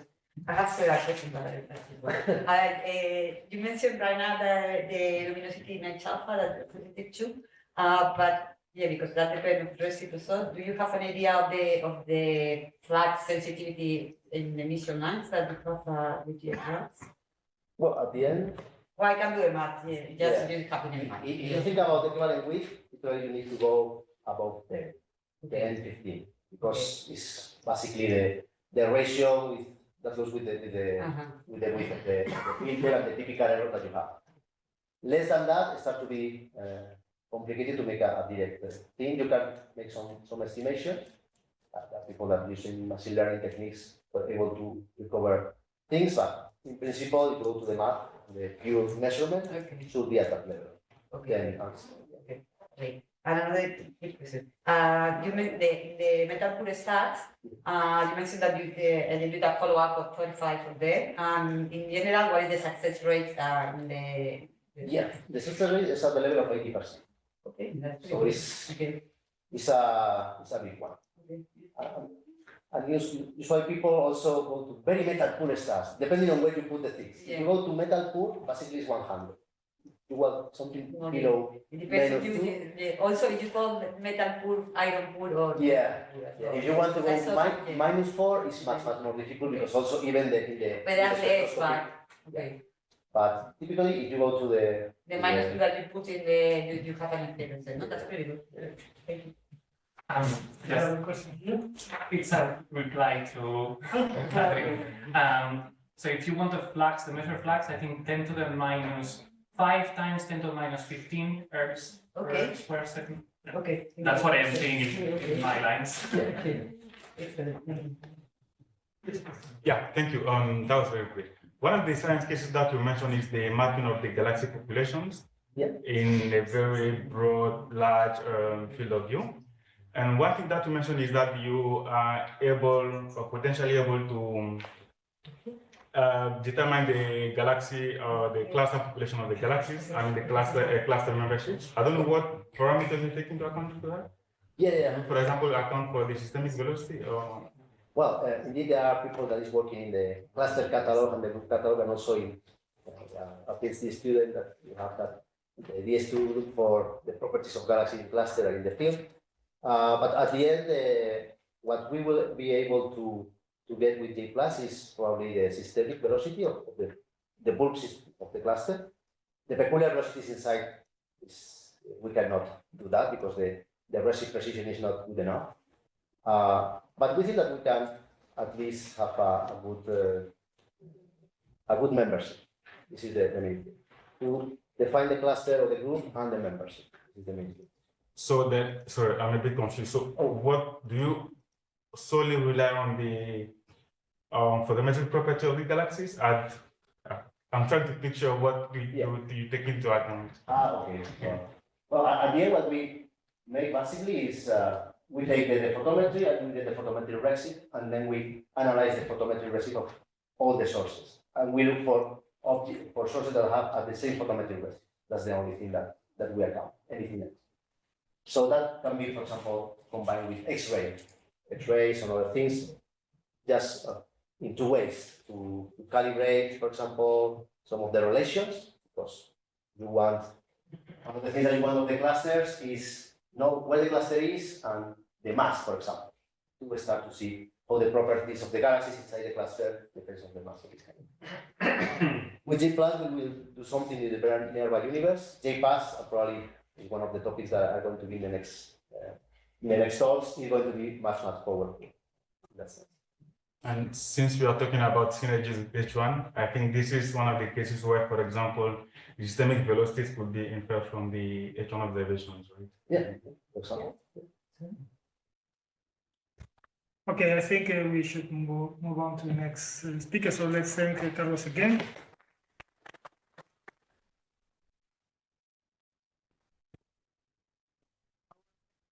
Is Silvia Bonoli, who's online soon. Hello. Hello, Silvia. Can you hear me? Yes. Okay. Let's see if everything goes well. Okay. So you need, I will give you an advice when you're 5 minutes to go. Or? Perfect. Thank you. Can you see? Yes. Yeah. Okay. Well, and first of all, thank you everyone for organizing this, CEFCA and the IAA for pushing this meeting, which seems very, it's really very interesting to talk together. We also started talking last year at the IAS. We had also some starting discussion on synergies between JPAS and SKA, and it's great to continue that discussion. And also, I'm very sorry not to be there, but I had some previous commitments these days that I couldn't avoid. But well, let me then just start diving into JPAS. And so in this the next 20 minutes, I will give an overview of JPAS, a bit of also an historical motivation for the survey, and what has been the first science that we've been doing in the last couple of years with miniJPAS and JNEP, but particularly miniJPAS observations taken with a Pathfinder camera. So let's so to put a bit the survey into context, this is somehow the current landscape of well, recent past, current and upcoming experiments in from the near UV to the near infrared to the infrared that will try to observe do big mapping of large fractions of the sky, primarily with the goal of answering the pressing question of the nature of dark matter and dark energy. And, but also with many of them with a lot of ancillary science and other science that can be done with this experiment, although again, the main drivers being effectively cosmology. Overall, these projects can be broadly divided into two categories: photometric surveys and spectroscopic survey, with the pros of one being effectively the cons of the other one. Photometric survey just taking images of the sky, and spectroscopic survey delivering precise redshift, and somehow depending on the cosmological experiment that one wants to carry out, one would pick either one or the other kind of experiment, right? At least in the optical. So in the bottom you can see some examples now a bit outdated. For example, of some weak lensing map for lensing experiments, again to try to pin down some information on the nature of dark matter. And on the right of the baryonic acoustic oscillations, so the clustering of galaxies that requires the precise position of galaxies, so precise photometric redshift. In one case, you need images, in the other case, you need spectroscopy, right? Or you need extremely accurate redshifts. What is in between is what we've been calling, we already started discussing, what is a spectrophotometry, right? So effectively taking so many images of the same object that you effectively have a low resolution spectra. And there have already been some examples in the last 20 years, starting from Combo 17 to the Alhambra survey that was very much also pushed from Granada people, and more recently the PAU survey. And within this context is where JPAS sits, right? JPAS is effectively a wide, the target area is about 8,500 square degrees, spectrophotometric survey of the northern sky. And really the first, as we have already seen it, Tony already showed it, the filter system of JPAS, because that's really the main characteristic of the survey, right? It is extremely dense filter system that effectively provide a pseudo spectrum, not only for every object, but for every pixel of the sky. And this delivers, as shown from a seminal paper from Benitez 2009 and then Benitez 2014, that should deliver the redshift precision that is required precisely for cosmological experiments and for clustering, but with a much faster approach, which is given by an uniform approach, which is given by the photometric nature of the survey. As of now, JPAS is primarily a Spanish and Brazilian collaboration, although also, as in the case of SKA, we also have members from many other different countries, and it's a large collaboration now, more than 100 people. So the main cosmological experiments that have been devised for JPAS is actually, there are several. So I think that's really the unique nature of the survey, right? That it doesn't just follow once, it's not, let's say, optimized for a single cosmological experiment, but it's good for several cosmological experiments, and then they can all be brought together to actually push and optimize this complementarity. So the main cosmological experiments here are clustering of galaxies, the study of galaxy cluster, and also lensing. Let me focus in particular on the one of clustering, which has been, again, one of the main drivers for the survey. The idea is to select millions and millions, close to 100 million of galaxies with 0.3 redshift accuracy, but also almost getting to the 500 million galaxies with a redshift precision of about a few percent. These are the redshift of about up to a redshift 1 or so, but at higher redshift, also getting extreme accurate redshift precision for quasar and Lyman alpha emitter to also carry out cosmological experiments and clustering, also at very high redshift above 2. And in this context, let me emphasize, which I think will be also mentioned tomorrow by Renato, the synergy we do a with QSO survey, which will follow up about 500 million quasars from JPAS above redshift 2.2.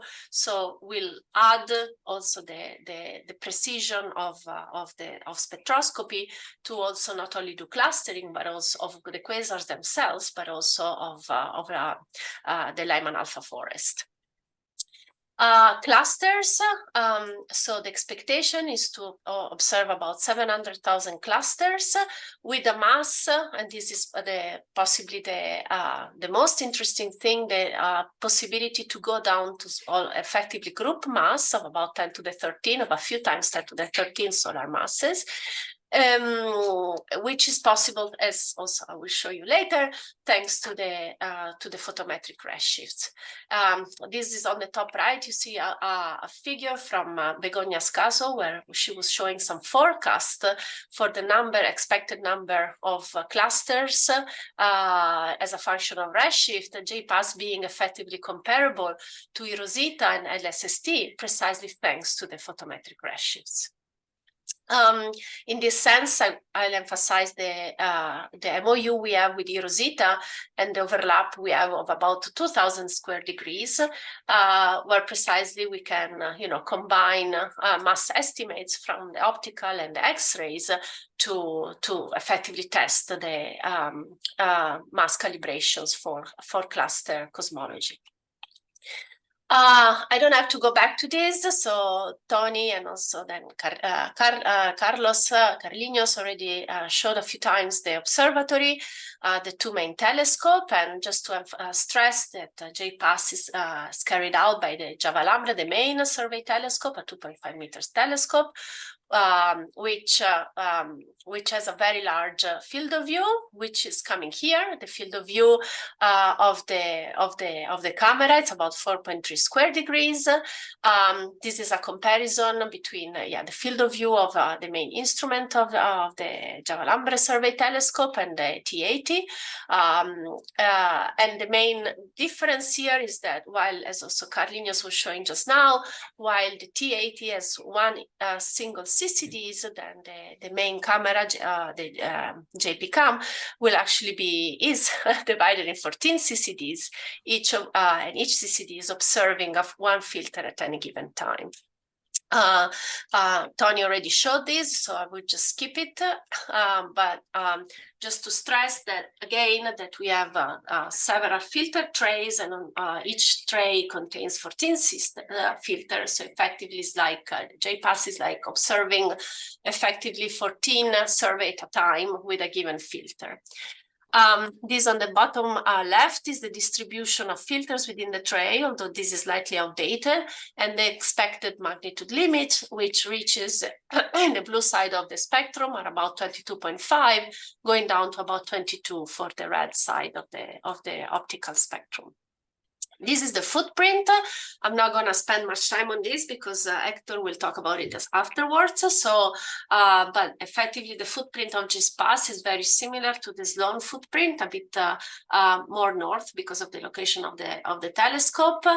Shown here in dark blue is what is, as of now, we consider Tier 1, the priority area, which is about 5,000 square degree, and then Tier 2, this other area that will then follow up, which will cover the full 8,500 that were initially conceived for JPAS.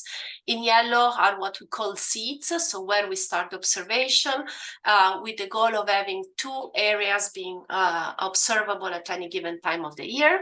And again, Héctor will go into details later on, so I will just quickly go over this, skip this. So while JPCAM was, you said 5 minutes, right?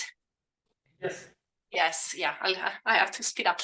So while JPCAM was, finalized and in the lab, we had the Pathfinder camera installed at the Javalambre survey telescope, and this was effectively one CCD at the center of the focal plane. And we carried out two main set of observation. One is miniJPAS, which is 4 pointings, summing up to a total of about 1 square degree, observed with all the JPAS filter plus UGRR and I. Observed along the extended broad strip of the Aegis field, and then JNEP, which is one pointing on the north ecliptic pole observation of JWST. And I stress here the collaboration, the MOU with the Pérez team that was already mentioned by Tony.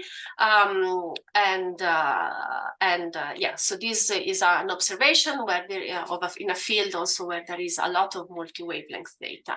The main field we so far focused on, sorry, this slide is a bit blurry, it's been the miniJPAS field. This was delivered first to the collaboration and also was publicly released. The data set was publicly released in 2019. And this has been effectively the first paper of the JPAS collaboration using real data, not just a forecast. So this is just an image of miniJPAS. Tamara will discuss about the data portal and the data access. Just to show you very briefly, as I said, it's about 1 square degree with about 65,000 objects selected in the detection band and about 600,000 objects selected in each individual filter, reaching about a magnitude which is supposed it's not that uniform, but it ranges from 22.5 to 23.5 approximately in the narrow band. And with PSF, with the quality of the images, that it's optimized for the broadband, and for the narrow band, it's around 1.2 arcseconds on average.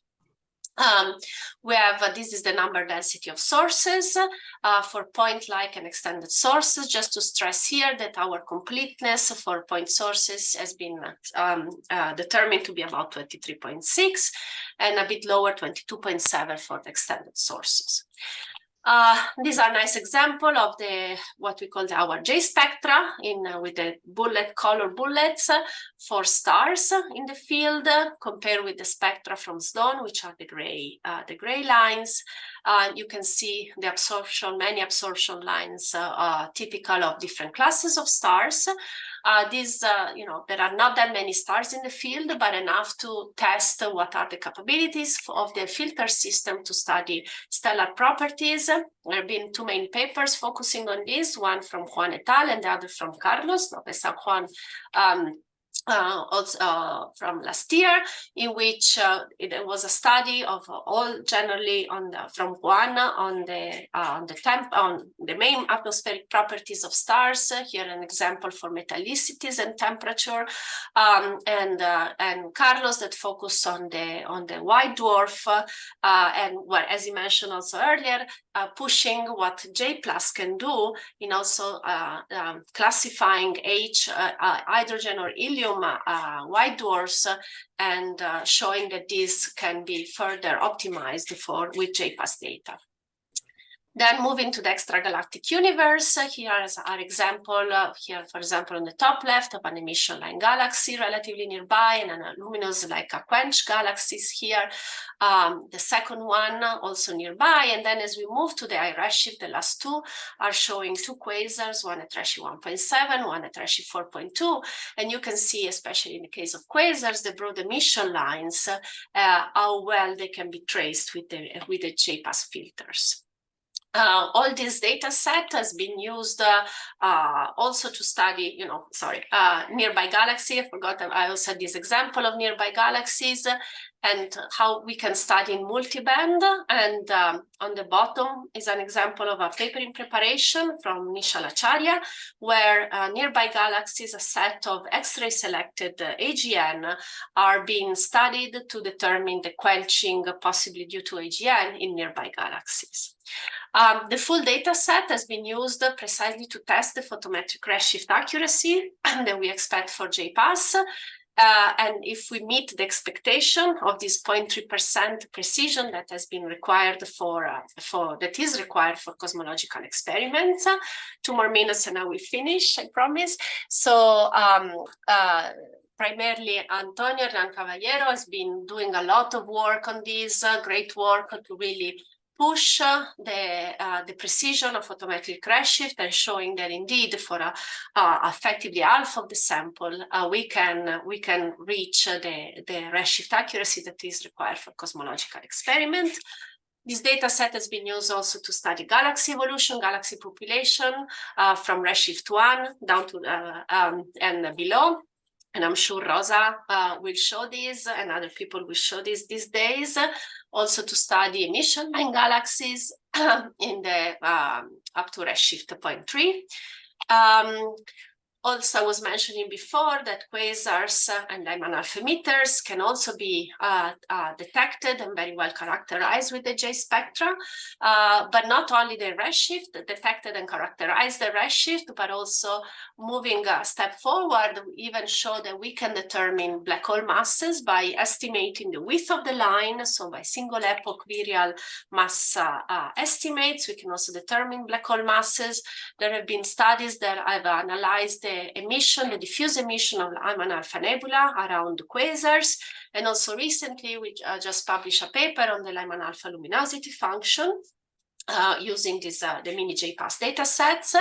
And I think Ivan López will talk on Thursday, also his work on studying the evolution of the coevolution of supermassive black hole and galaxies from very high redshift 3 and 4 down to the more local universe.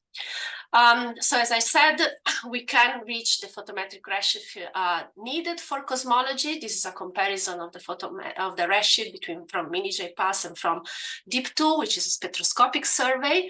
I have to go quick, so I will just skip over this and I will just mention also cluster science.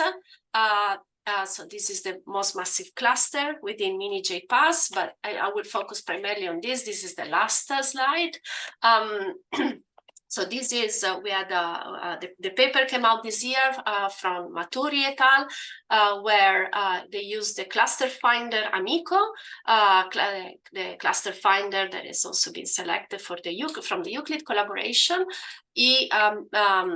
Matteo and the cluster group have selected a sample of groups and clusters within miniJPAS, showing that not only we can well determine and characterize clusters and members thanks to the high quality photometric redshift, but we can also effectively distinguish clusters that are even overlap on the line of sight, showing proving that the forecast that we had, that we can reach down to group masses, are indeed met. So with this, I will just finish. I'm running late. So, well, JPAS is a wide spectrophotometric survey of the northern sky. And in the last couple of years, we've been very busy proving the scientific potential of the filter system using miniJPAS and more recently JNEP data. And now, the collaboration is starting to dive into the new JPAS size verification data that I think Héctor after me will talk about. Thanks, and sorry for being a bit late.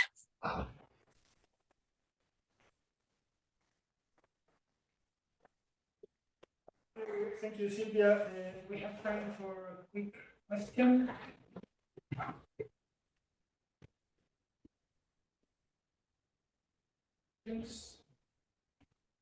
Okay, so perhaps we can discuss later in the discussion.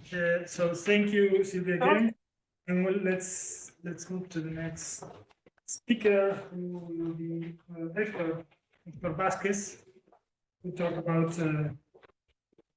JPAS observation strategies.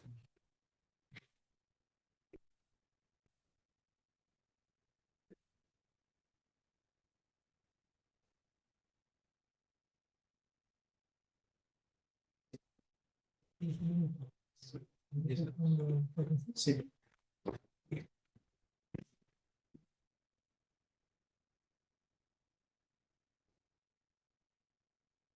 Hello everyone. My name is Héctor Vázquez. I'm currently the head of the data processing and archiving department, and also in charge of the scientific operation of the observatory. But very soon, Javier Zaragoza is going to take that role, and he also contributed for this talk. And also Alessandro Verocruti participated in this presentation because he has led the coordination of the JPAS strategy within the JPAS collaboration.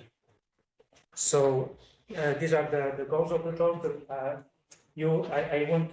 goals of the talk is to present you how the particular setup of JPCam, the camera that we are using, has implication on the strategy of the survey. So I'm going to talk about the specs of the JPCam, how to cover JPCam, how to cover the sky with JPCam, what are the seats of JPAS and the footprint of it, and I will end with the current status of the observations that we are carrying out. So JPCam, thanks for all the previous preparatory talks before. You already know about JPCam. It's a camera that is conducting the JPAS survey. You know that is a mosaic of 14 CCDs that you can see here, 9 by 9 by K, each of them. Regarding the observation, what is important is that, or it's relevant, is that you see that there are gaps between the CCDs. We also need, for technical reasons, we need to buffer. This means to cover the borders of to block the borders of the filters in order to avoid underside reflections. So this means that we have some vignetting around every CCD, and this lets us with the final effective value that you can see here is 0.24 square degrees for each CCD, or a total of around 3.4 square degree in total for JPCam. You can see here in the left figure how the effective area is with respect to the whole CCD. Okay, so regarding the filters, this has been already mentioned. We have 54 narrowband filters plus 2 intermediate ones. I will refer to them like narrowband filters hereafter. And then we have one detection broadband filter, which is I. You can see it in the picture, in the actual picture. This is one of the 5 filter trays that we have. And this is how it looks. And then you have schemes of the other 4 configurations of the other narrowband filters. You can see here that, well, I'm explaining to you that the 4 innermost filters are the bluest ones. The combination of these of the setup allow the outcome is what you see here. I picked one I picked a random object from the IDR, the most recent IDR that we released internal to the collaboration, and you can see how the filters of each tray are distributed along the way. Okay, additional setup of JPCam that is relevant for the observation is that we observed with the narrowband filters, we observed with pinning 2x2, which leads to a pixel scale of around 0.45 square arc seconds per pixel. But for the detection band, the I band, we observed with full frame, with no binning. And this is intended for weak lensing studies, for instance. And then we adopted, as Continuous already mentioned, we are adopting this large different pattern that is a schema. You can see a scheme of that in the figure that will ease the photometric calibration and also will help us in correcting from background artifacts in the image, a low frequency in space background patterns that we could have. Okay, one way of seeing the survey with the JPCam is to understand it like a single, is a set of 56 independent surveys made with one of the CCDs and one of the filters. This is a way to see the survey, okay? We will see more later. But all these CCDs are not independent because they form part of the same camera. So this is a minor detail, but you may expect that if you try to avoid gaps between exposures, you will have some overlapping in particular CCDs. In particular, the CCDs that has higher absolute declination. Okay, this is maybe not a very particular question, but we can go on. So this is you can see here. I'm illustrating here how the sky is covered with JPCam. You can see the 14 CCDs on the sky. These are the effective area of each of the CCDs, and I'm highlighting 4 of them in the extremes just to follow how it works. Okay, so this is why this could be considered those could be considered independent surveys. Okay, so we are covering the sky with different exposures, with different pointings that they are all next to each other, and we start to grow. So you can see what happens when you do a 3x3 pointing. And yes, this is a 4x4. This is a 5x5. You are getting it, okay? So what the aim of this is to show you how to be efficient with the observations. But there's another way to see it. If you want to get fire, what you can do is to choose particular pointings on the sky and do this in array of those pointings, and you will get nothing covered with the whole set of filters, okay? So, and you will be very popular in the collaboration. It's another way to see it. So let's be good and keep doing things right. So the idea is that you need to devote some observations that are not going to be fruitful at the beginning to get some area in common observed with the whole set of filters. So things go on, and in the end, what is important is that you need to concentrate observation in the same region, so you start getting observations with the whole set of filters. That is a whole story. So, and that is, here comes the concept of the seed. Okay, we need some seed that we need to plant and to water.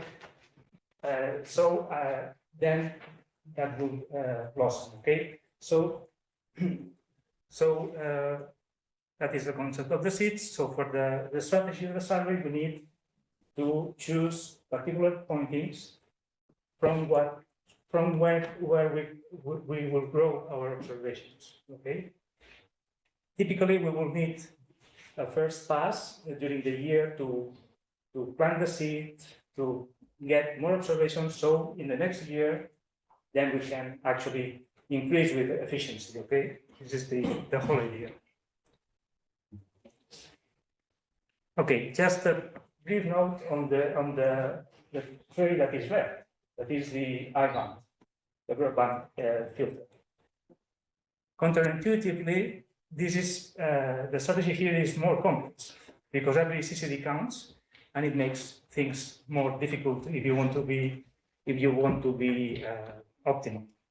But well, overall, what you end up is with a number of pointings that is a factor of that is in relation with the narrowband phase with this factor. No, it is 1/7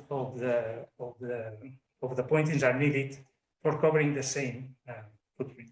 Okay. Those are the actual seats of JPAS. So those are ordered by descension.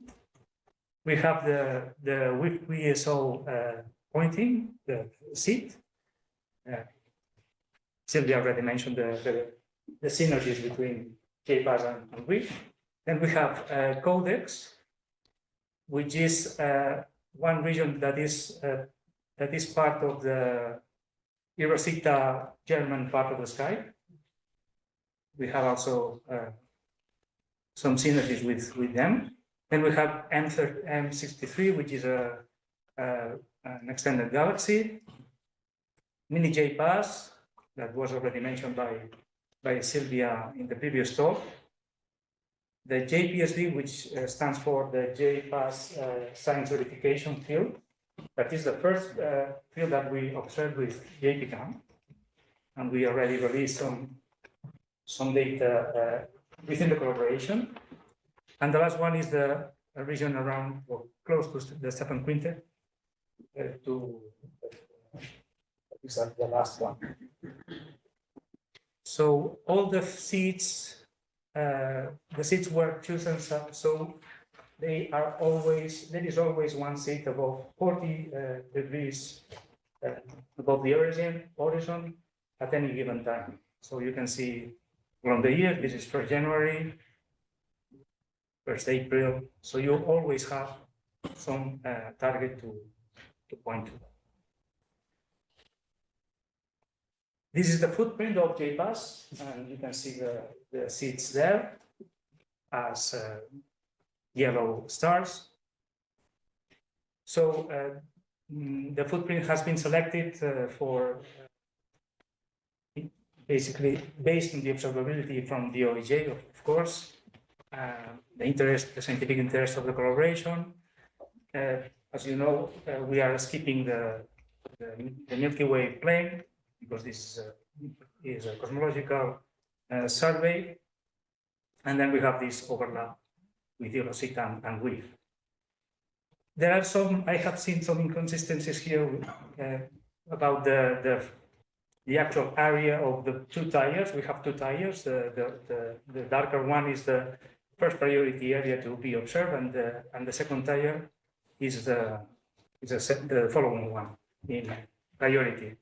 The numbers are more or less 4,000 square degrees for the first tier, and if you include the two, it's about 8,000 square degrees. So these are the seats. We started observing JPSV, and then we started with Stefan Quintet, with PCO and Codex. So this is those seats are already been observed, and we are lacking M63 and miniJPAS. As I already mentioned, the JPSV data has been released internally to the collaboration. Tamara will show us and will show us the portal where the data is distributed. And it is expected another internal data release, including further processing of this data and more data, more observations in the future, also internal to the collaboration at this point. And just to finalize, it's the current status of the observations from last night, maybe. This is the status of the different trays of the Stefan Quintet seat with PSO and Codex. Even though just a last note, even though that the commissioning has been finished, we have some improvements ahead. So we expect to improve the efficiency of the observations at least in a factor of 2 at some point. And well, I will finish here. Thank you for your attention.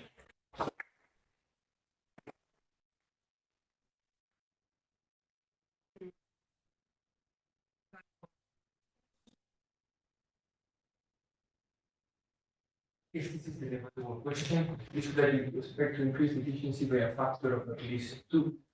What is the current speed of it?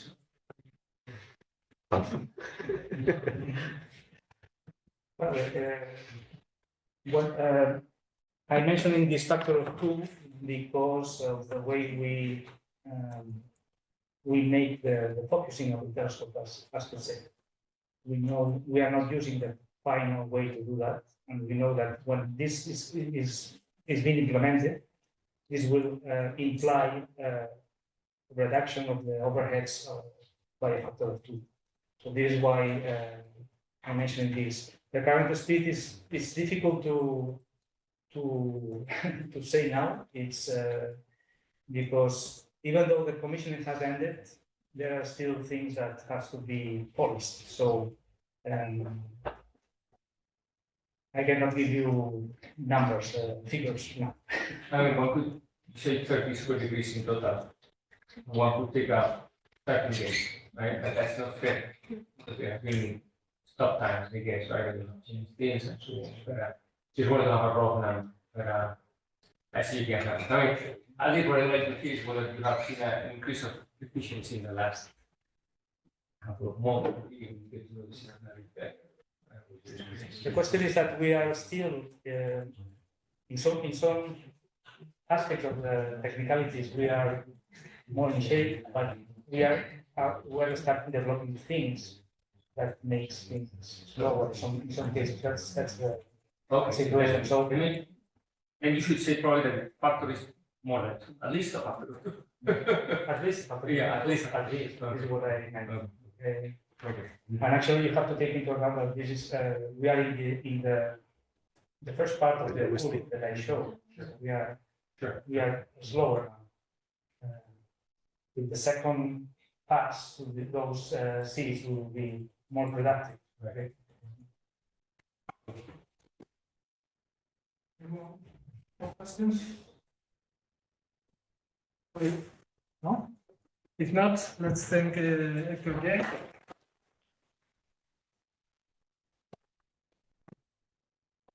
The next speaker is Javier Moldón.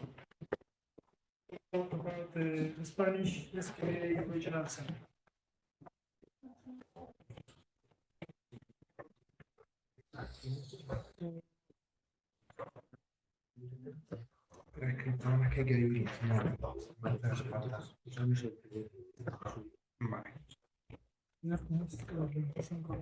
Aviso 25 aviso parte de 5.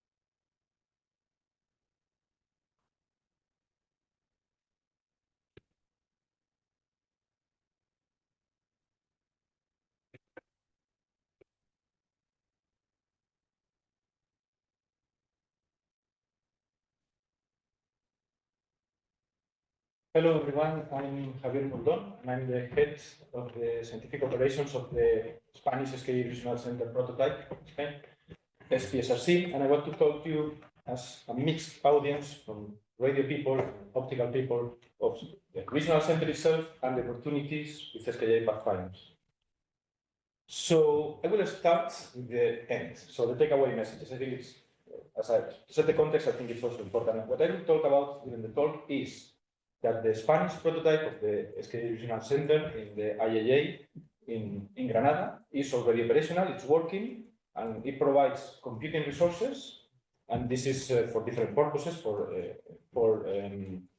science, development, and for training, because apart from the computer resources, we provide also scientific and technical support and training for the scientific community, both radio and non-radio astronomers, with post-preparatory science, so research projects that are hosted and calibrated and processed in the regional center. And we also contributing to the formation of a network of SRCs, as I will explain. The second point, the takeaway point that I want to tell you is that we can do preparatory SKA science today, and in fact, it's a key moment. We are in a key moment to start doing this preparatory science. That's the whole point of having this regional center already working. So SKA, you have already learned a lot this morning about the SKA itself. I want to point also that there are a lot of synergies between radio, we all know, and this meeting is for that, radio and optical astronomy, and we need really both wavelengths to have the whole picture of any aspect in the universe. We cannot have the whole picture if we don't have the combination of the multi-wavelength power of the large instruments at this level. So in particular in radio, we are focusing, this is frequency in gigahertz. We have here the infrared, and then we have the thermal dust. We have also a free emission coming from H2 regions. And what we are focusing now in this talk is this synchrotron part, in which we have a lot of phenomena. We have, of course, star formation. We can see star formation, unobscured star formation. You know that the history of the universe, a significant part of the star formation is happening in obscure regions of galaxies, and radio gives us an obscure view, direct view to these star-forming regions in galaxies.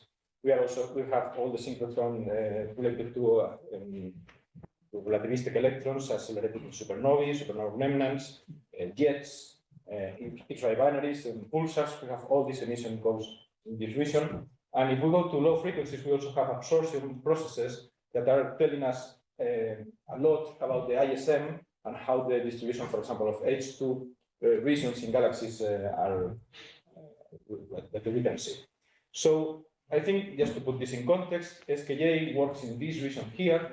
The key number is 1 gigahertz. I will talk about gigahertz and megahertz at some point, so I think it's important that you have this reference number 1 gigahertz and then a couple of magnitudes, orders of magnitude below and above this range. So from hundreds megahertz to a few tens of gigahertz is the range in which we are doing. And the combination of these two instruments are the ones that are the main ones, that are going to provide a very useful understanding of the low wavelength view of the universe. And I will focus, of course, on the SKA view, centimeter wavelengths, or, as I said, gigahertz frequencies. You have already listened about SKA, and I just want to point out two important messages. We know that the SKA is under construction. It will take several years to get to the point of exploitation. But there is also another important point. The KSPs, which will be the key science projects for SKA, will be the largest contribution of the observatory, the first years especially, is a significant part of the science potential of SKA. And the preparation for the KSPs will happen, this is a bit updated with respect to when this talk, but it's 1 year more. 2026, 2027 is when the KSPs will be formed. And the important message is that with our current knowledge, we are not competent enough to lead and participate in key science projects. We need to do preparatory science with SKA precursors and pathfinders to be competitive in Spain, to lead the key science projects in the SKA area. So that's something that we need to do now. Using pathfinders, using precursors, we can do not the science that SKA will be doing in terms of field of view, resolution, and sensitivity, but with the current precursors, we can pick some part of that to be competent towards the preparation of these kind of projects. You also know the problematic of the SKA is the large volumes of data with products that exceed anything that we have done up to now in astronomy, especially.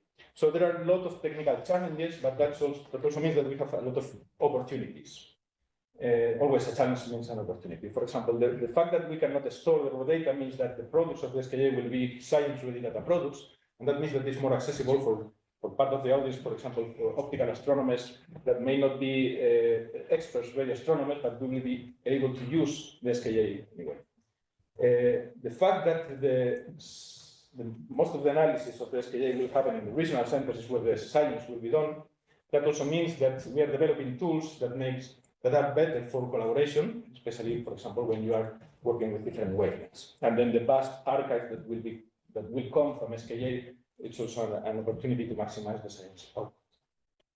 So you have also seen this picture, the regional network net. The telescopes are observing in South Africa and Australia, but the data and the science will be done in a network, global network of regional centers.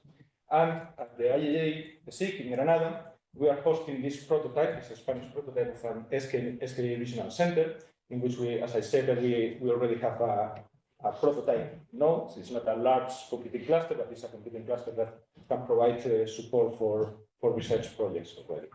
We did the commissioning just through the pandemic. It was a bit complicated time to set up a server. And now operations started in 2021, and we are now fully operational. So I will stop here a bit for the objectives. What are the objectives of the espSRC? First of all, what we want is to maximize the science that we do as a community in Spain towards the extraction of the scientific value of the SKA. Second, as I said, because the SKA, the first years especially, will be based mostly on key science projects, our objective is to maximize the participation in KSPs, both as in leadership and also in participation from the Spanish community. For that, we need to do preparatory science, so we foster an environment that facilitates preparatory SKA science with SKA precursors and pathfinders. There's another layer, which is the community capacity building. As I said, there is this change, transformation in paradigm on how we access and we process data from labs, surveys like SKA or JPAS, J+. But astronomers that need to access those data also need to receive technical and scientific skills and training to adapt to this new methodology. And then two more technical objectives. We are establishing a collaborative computing platform for handling massive data. And our final aim is to establish a fully interoperable node of this worldwide global SKA regional center network. Okay, this is the team that forms the Spanish prototype. There's a mixture of astronomers, radio astronomers, software engineers, and we all need to interact and understand each other, which is not straightforward, but I think it's important that the contribution and the synergies of the technical and the scientific team add more value to the system. So the espSRC, as I said, is beyond a computing cluster. It's not just a cluster, a lot of CPUs where you execute things. It goes beyond that because we have, of course, we have the hardware, the software, and the services that we are deploying there. As I said, this combination of engineers and radio astronomers allow us to provide services that are helping the community, especially the radio community. And what we get from this is, of course, science. We want to do science in the end, but we are also developing projects for developing this global SSD network, and also the training and the user support. That's what makes a difference between a computing cluster, simple computing cluster, and a regional center. Just very quickly, the cluster now is a prototype. It has 21 nodes, and as you can see, not most of them are dedicated to computing. And that's because there are many nodes, a lot of storage, of course, but the many nodes, control nodes and coordination nodes that will facilitate the flexibility. So astronomers can have flexible tools, as I will show right now. So the underlying is OpenStack. This is the software that controls the whole system. And this is basically cloud computing, in which we, as users, as astronomers from our laptop, can connect to all this network right now to the prototype itself, but also in the end it will be to the whole network in a transparent way. So services, we have several services already deployed, and we work with virtual machines. So if an astronomer wants to process data in our platform, they can request on demand virtual machines with particular operating systems, with software, with pseudo privileges, so they can install and work with their own tools. We offer easy access. This is really important when you want to collaborate with an international network of collaborators, for example. It's easy, very easy for them to log into the same data set, to the same machine, with the same software, same resources, all shared by the collaborators. We also injected radio astronomy-related software like Carta visualization tools. We also have something called Container Hub. Imagine that some of you are working in the platform and you need a specific package. So we can provide a Docker or Singularity image to that package and make it instantly available to the rest of the people working at the node. That facilitates a lot having the right software for the right tools for astronomy available at the platform very easily. Okay, so what we are doing here, as I said, there are three blocks: the science, the development, and the training. The first, of course, is the science. This is a representative sample of ongoing projects. We have 25. We have hosted 25 projects, research projects, and you can see that we cover several topics: extragalactic and galactic science, from interstellar gas, H1 observation, from supernovas, ultra diffuse galaxies, galaxy clusters. We also have luminous infrared galaxies. We have magnetic fields, and also in the galactic part, we have from star-planet interaction, radio emission from star-planet interaction and exoplanet science. We have massive star clusters in the galactic center, protoplanetary disks, young stellar objects, and each of them are using one or a combination of these pathfinders and precursors, which is what gives the multi-wavelength view of this for doing this research. And this is important because while you are developing, you need to have the feedback from the research community and what are their needs and how do they work and understand their workflows to be able to implement all this in the research center. The development part, the SRC steering committee set up 9 agile teams that are in charge of developing the SRC and the SRC network. And we from the IAA are leading one of the teams, which is called the Coral team, this is the logo. And this is an international teams where we are developing this and implementing the distributed and synchronized storage science platform to access the services, cloud-based technologies, etc. And the last part, I think this is what makes really the difference from an SRC and a normal cluster, is that we provide training on different tools from, for example, open science or Python packages or tools for reproducibility, machine learning, interferometry. Also, we provide all this training for the community and also support.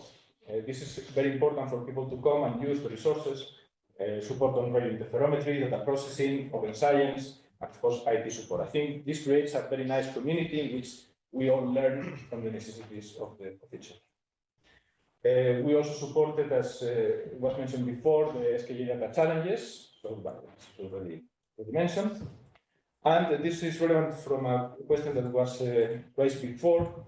Green computing is also a very important aspect. SKA is huge, and the regional centers that will manage the data are also going to be huge. So we have a project from the Convocatoria Transición Ecológica y Digital, in which we are trying to reduce the environmental impact of these kinds of computing infrastructures, and we want to incorporate green perspectives also in the design of this network of regional centers. So this is a very serious problem, and we're trying to understand it and apply solutions in a large scale.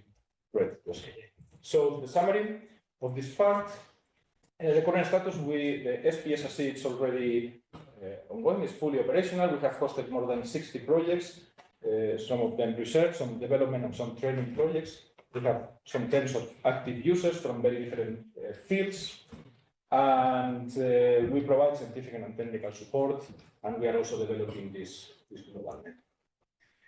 So in the second part of my talk, what I want to explain, okay, is just to have a very overview, a very fine overview of what are the precursors and pathfinders that we can find and how you can use them if you want to do preparatory science with SKA. Just briefly, this is sensitivity of surveys. So these are very sensitive, and these are more shallow. And this is the area covered in the sky. This is low area and large area. This is the whole sky. So 10 years ago, we were in this line more or less. If you go very deep, you don't cover large areas. With SKA pathfinders, we are going through this line with things like MIT, I will talk about that, EMU. And with SKA, we will move perpendicular to this line to this more or less this region here with an order of magnitude increase, so a bit more than an order of magnitude.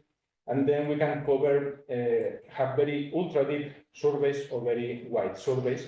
And then with the full SKA, we will go up in the distant future, at least 2 orders of magnitude, even deeper.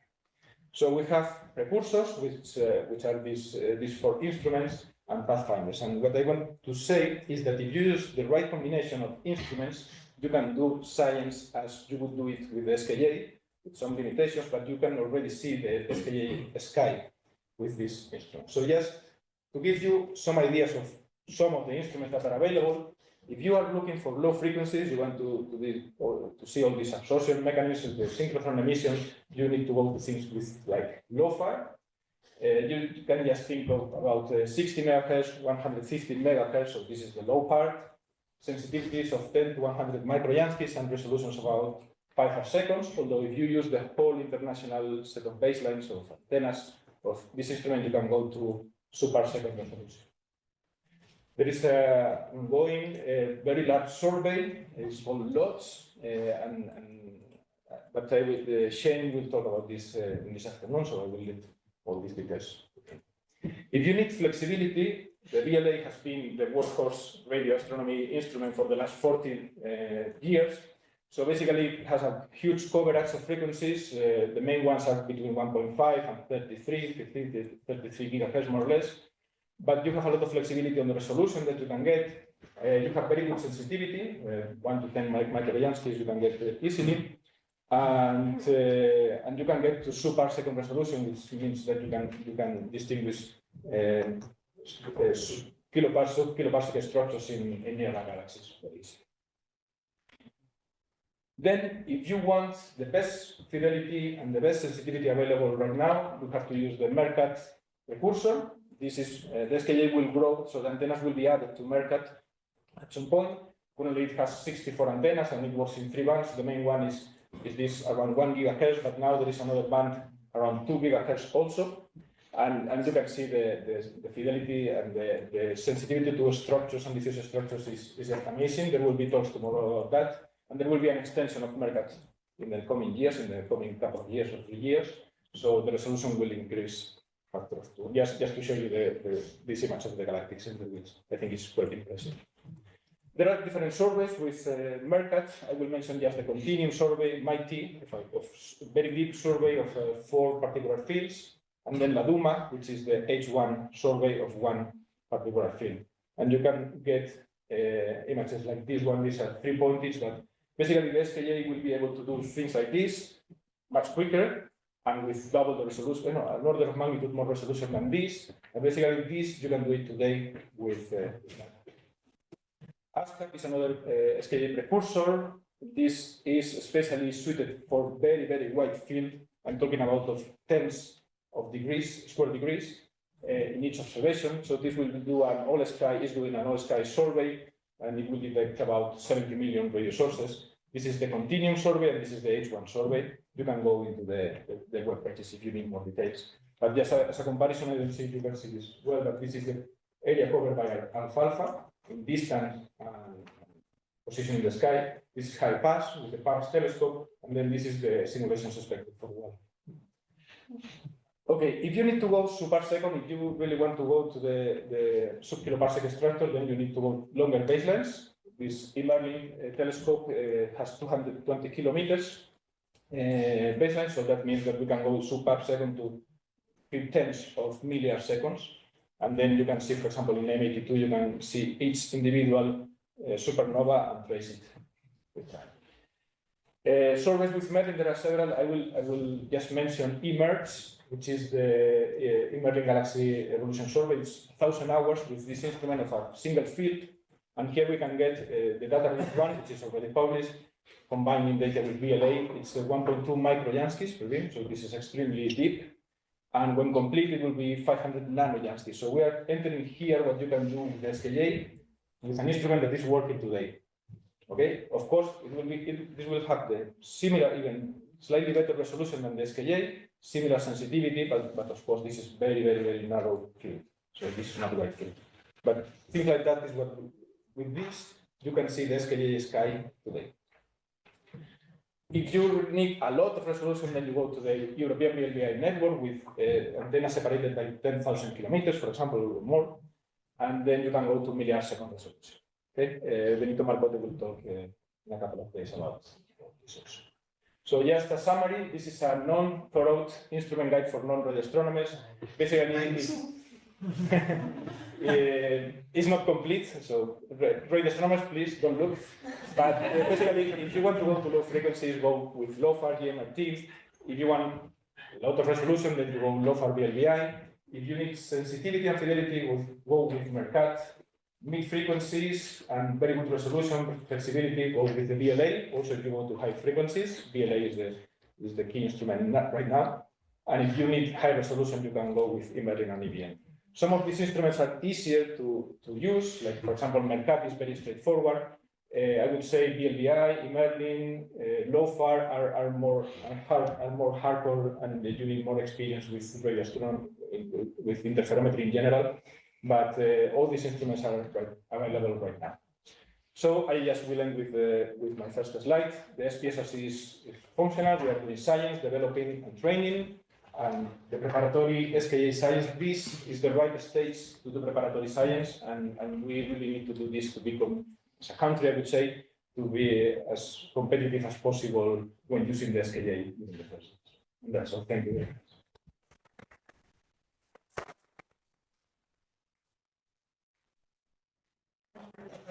So we have time for just a few questions. Yes. Okay, so I try to understand what kind of product could be provided by some of the survey that you mentioned. For example, for SKA, Alaska, which is you mentioned one of them, which is on the sky survey. So what kind of product can provide to the community? The main product is continuum images. So I don't think they have a spectral line, although they probably can get also some information on H1. But basically it's the continuum. So the radio emission, total radio emission at 1 gigahertz.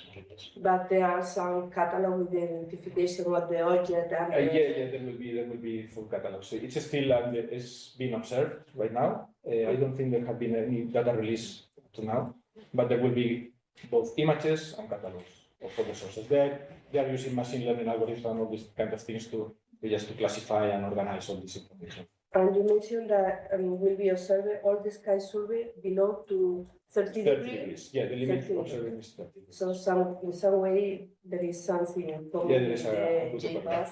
There are probably several million sources in the applications. So so ASCAP, the deep continuum survey will be a while, but they've done a shallow all sky survey called REX in a couple different frequencies that has had data releases. So there are continuum images and catalogs from ASCAP available now.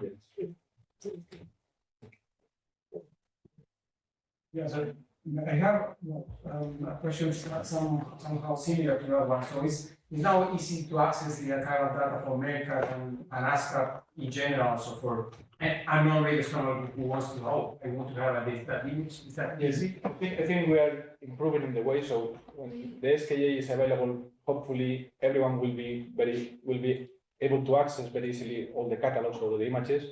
Mercat, for example, has a very good data portal in which you can search for coordinates, frequencies, etc., and then you can download images automatically. You process images, different fields. So I would say it's relatively easy to access those and getting directly the images, calibrated images. We have also a comment. There is an analysis, the analysis school maybe you want to mention that for people that are. Yeah, I think we're organizing the European Radio Interferometry School next year, so that will be a great opportunity for everyone to learn more about radio astronomy. It will be in Granada in the end of September. Yeah, it was more of a comment maybe for the discussion. section later, but I just wanted to highlight also the wonderful overlapping coverage with JPAS and the LOFAR surveys. And a lot of that data won't necessarily have to be a radio astronomer because it's already reduced. The images, continuum images are available, and catalogues, and for some areas so far value-added catalogues with the radio optical has been. Yeah, that's the LOTS survey, which is really, really impressive. So this afternoon, probably Shane will talk more about it. And it's all sky also, not sky. Thank you. Okay, let's thank Javier again.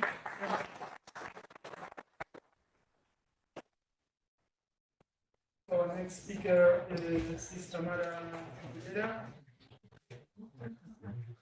We talk about JPAS and JPAS data, so the catalogs. Okay, good morning. My name is Tamara. I'm a scientific database engineer at CEFCA, and I'm going to talk about publishing JPAS and JPAS data and the CEFCA catalogs portal. JPAS and JPAS are large surveys with large amounts of images and data. Data provided for this data release surveys includes reduced individual images, quadrid images, which are images composed by these reduced individual images, and single and dual catalogs data, which includes parameters measured from quadrid images. Parameters like coordinates, cluster start, morphology parameters, photometry measured using different apertures, and photoresist computations. The difference between single and dual mode catalogs is that in single mode catalogs, object detection is performed independently on its filter, while in dual mode catalogs data, object detection and aperture definition is performed in a reference band, and then measurements are done in each filter.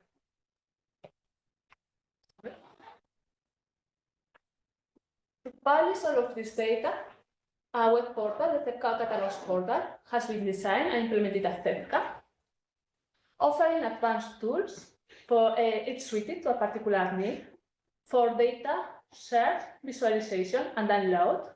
It enhances data publication following FAIR principles to give data a greater value and maximize research efficiency, making data findable, accessible, interoperable, and reusable. The CEFCA Catalogues portal includes web user interface services like a Sky Navigator, a visualization tool, tools to search, visualize, and download images and objects, as well as bio services, which are services based on the virtual observatory protocols. We are offering the data through TAB, SIAP, Concert, images and catalog heaps, OBSCORE, and MOOC. And all of these bio services are published through the CEFCA Publishing Registry to make them accessible and findable. Okay, here you have how this web portal looks like, but I prefer to show you it directly in my browser instead of in here. So give me one moment, please. So this is the CEFCA Catalogues portal. This is the main page for the data of miniJPAS public data release. And here we have the different list of the different services. There are a lot of different services. I only have time to show you a few of them, but one of them is the Sky Navigator, where users can navigate through the JPAS color images. You can see the different points, the different circles. These circles represent the different objects detected on the images. The red ones are for galaxies and the blue ones are the stars. So clicking on one of these objects, for example, this one, you have more information about the object, and you also can see the photospectra in the different filters of this database.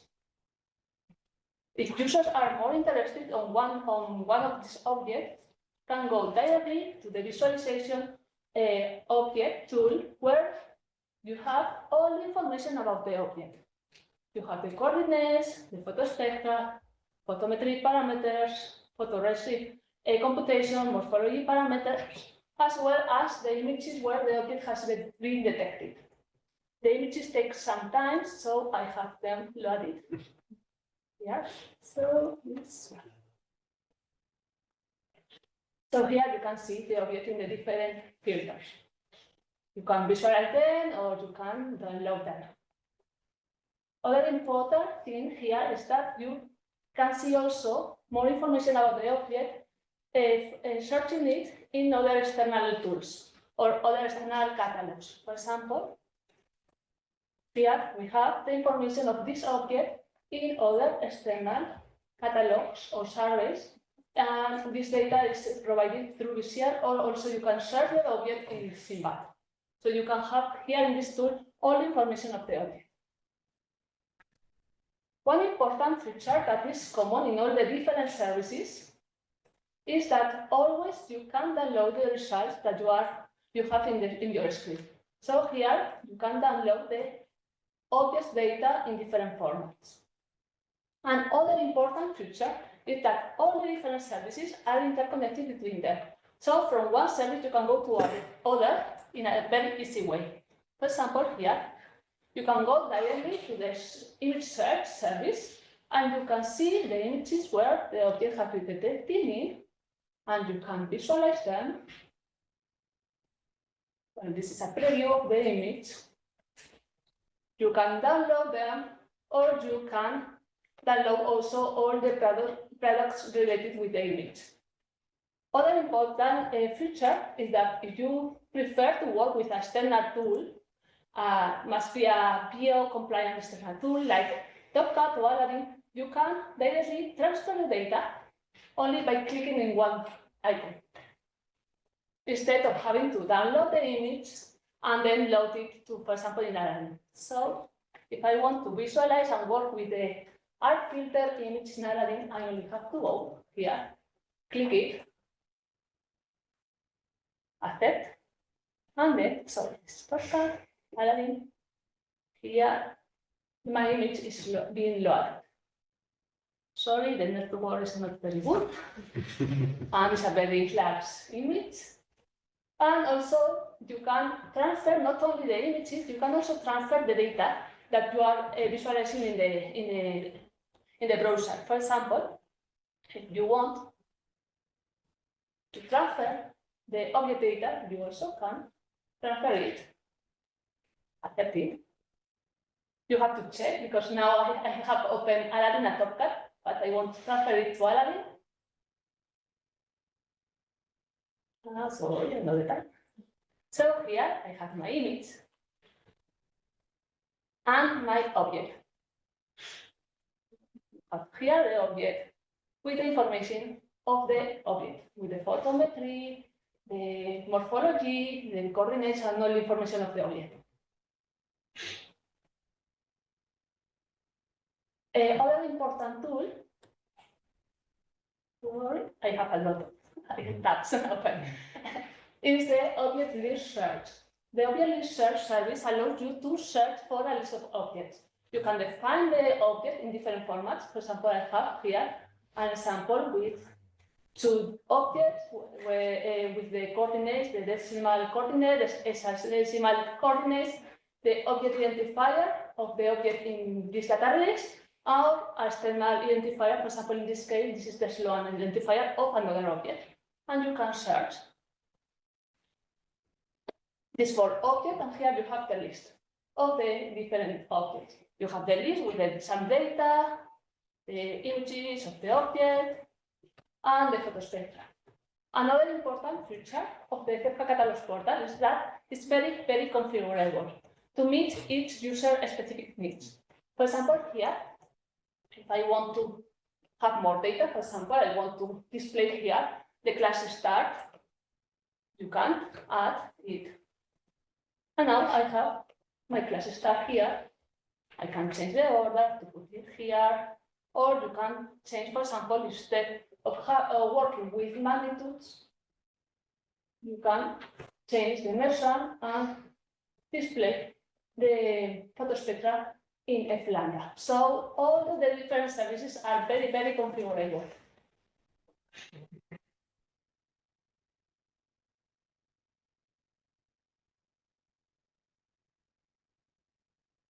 In addition to these web user interface services, the CEFCA Catalogues portal also is offering all the different data, all the different images data and catalogs data through bioservices, which are services based in protocols and standards defined by the Virtual Observatory.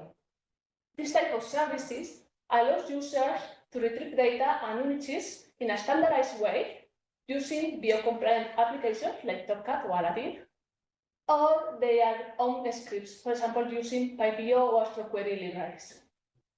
Currently, the data offered through these bio services is offered through, for example, images are offered through simple image access protocol, through SKA protocol, that allows users not only to search the images that are covering a specific SKA area, but also to retrieve the full pitch images, the cutouts, and also the color images.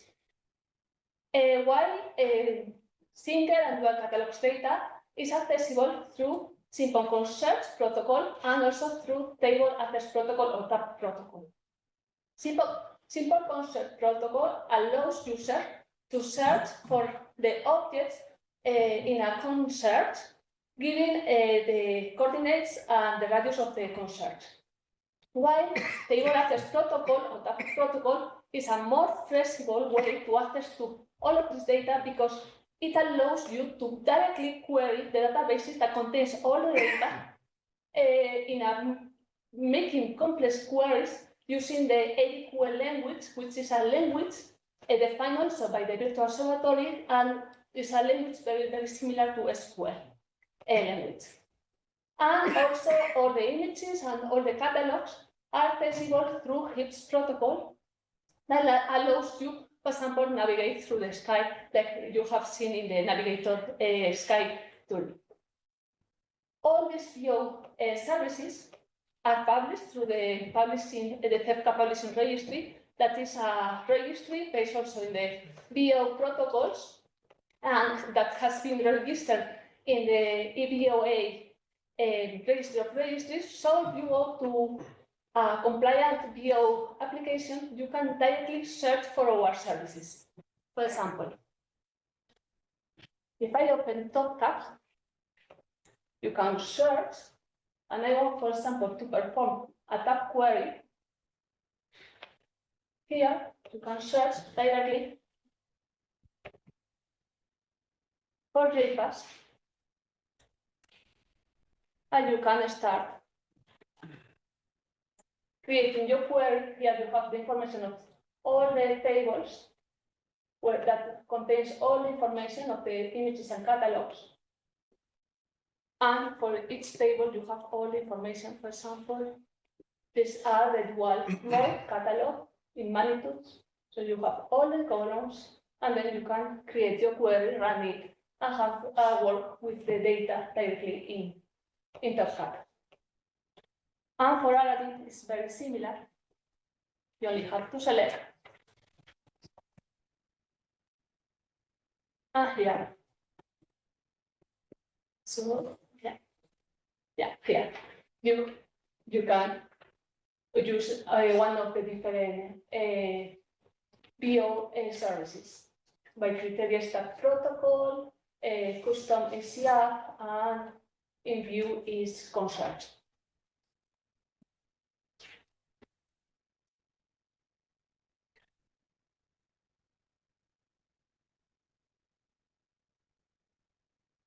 Currently, we are offering through the CEFCA Catalogues portal 7 different data releases. Some of them are public, others are private, which means that are only accessible for collaboration people.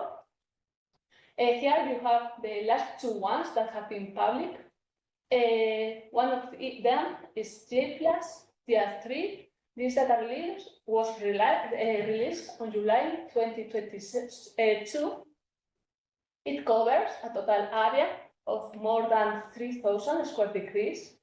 And we are offering for this data release more than 47 million of objects with all the coordinates, all the classification, different morphological parameters, the photometry using in total 15 different apertures, and the photometry for these 12 filters system, and also receive computation for each of these objects. We are offering for this data release more than 90,000 of quadratic images and more than 62,000 of reduced individual images, which makes that we are offering more than 5 terabytes of images. And the catalogues database size is more than 300 gigabytes.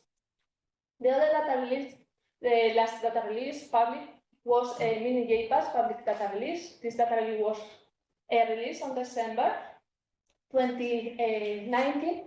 It's a small data release that in previous presentations you have seen. It covers a total area of 1 square degree. And for this data release, we are offering more than 64,000 of objects providing the photometry in these 60 different filters. So this is all. Thank you for your attention.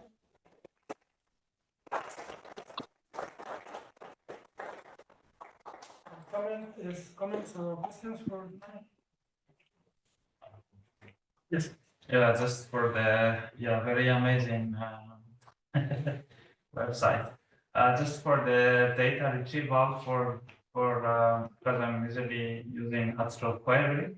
Are there any Jupyter notebooks available for the users, like to know how to retrieve the data? Yes, there is a not only notebook. There is a big manual that you can download it here in the web page. And in the manual, there are some samples, not for Astroquery, but for PyBio. Because Astroquery has some problems to access the data, the internal data. For example, if you try to access to a private data release using Astroquery has problems to log in. So the samples are with PyBio because with PyBio you can log in to the database. But here, the manual, you have some examples how to use PyBio with the different bio services, and also you have the link to download some code.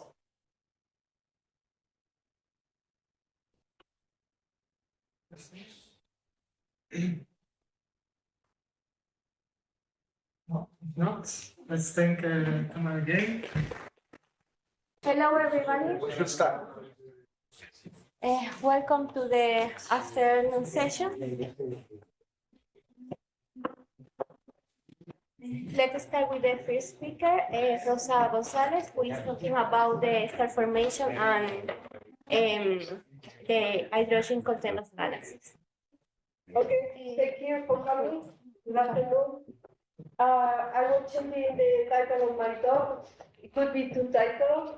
Star formation is one content of galaxy, or galaxy evolution synergy between JPAS and the SKA survey and purpose. Okay, so let me start with a brief introduction to the topic. This is an image that shows which is the circumgalactic medium of a galaxy.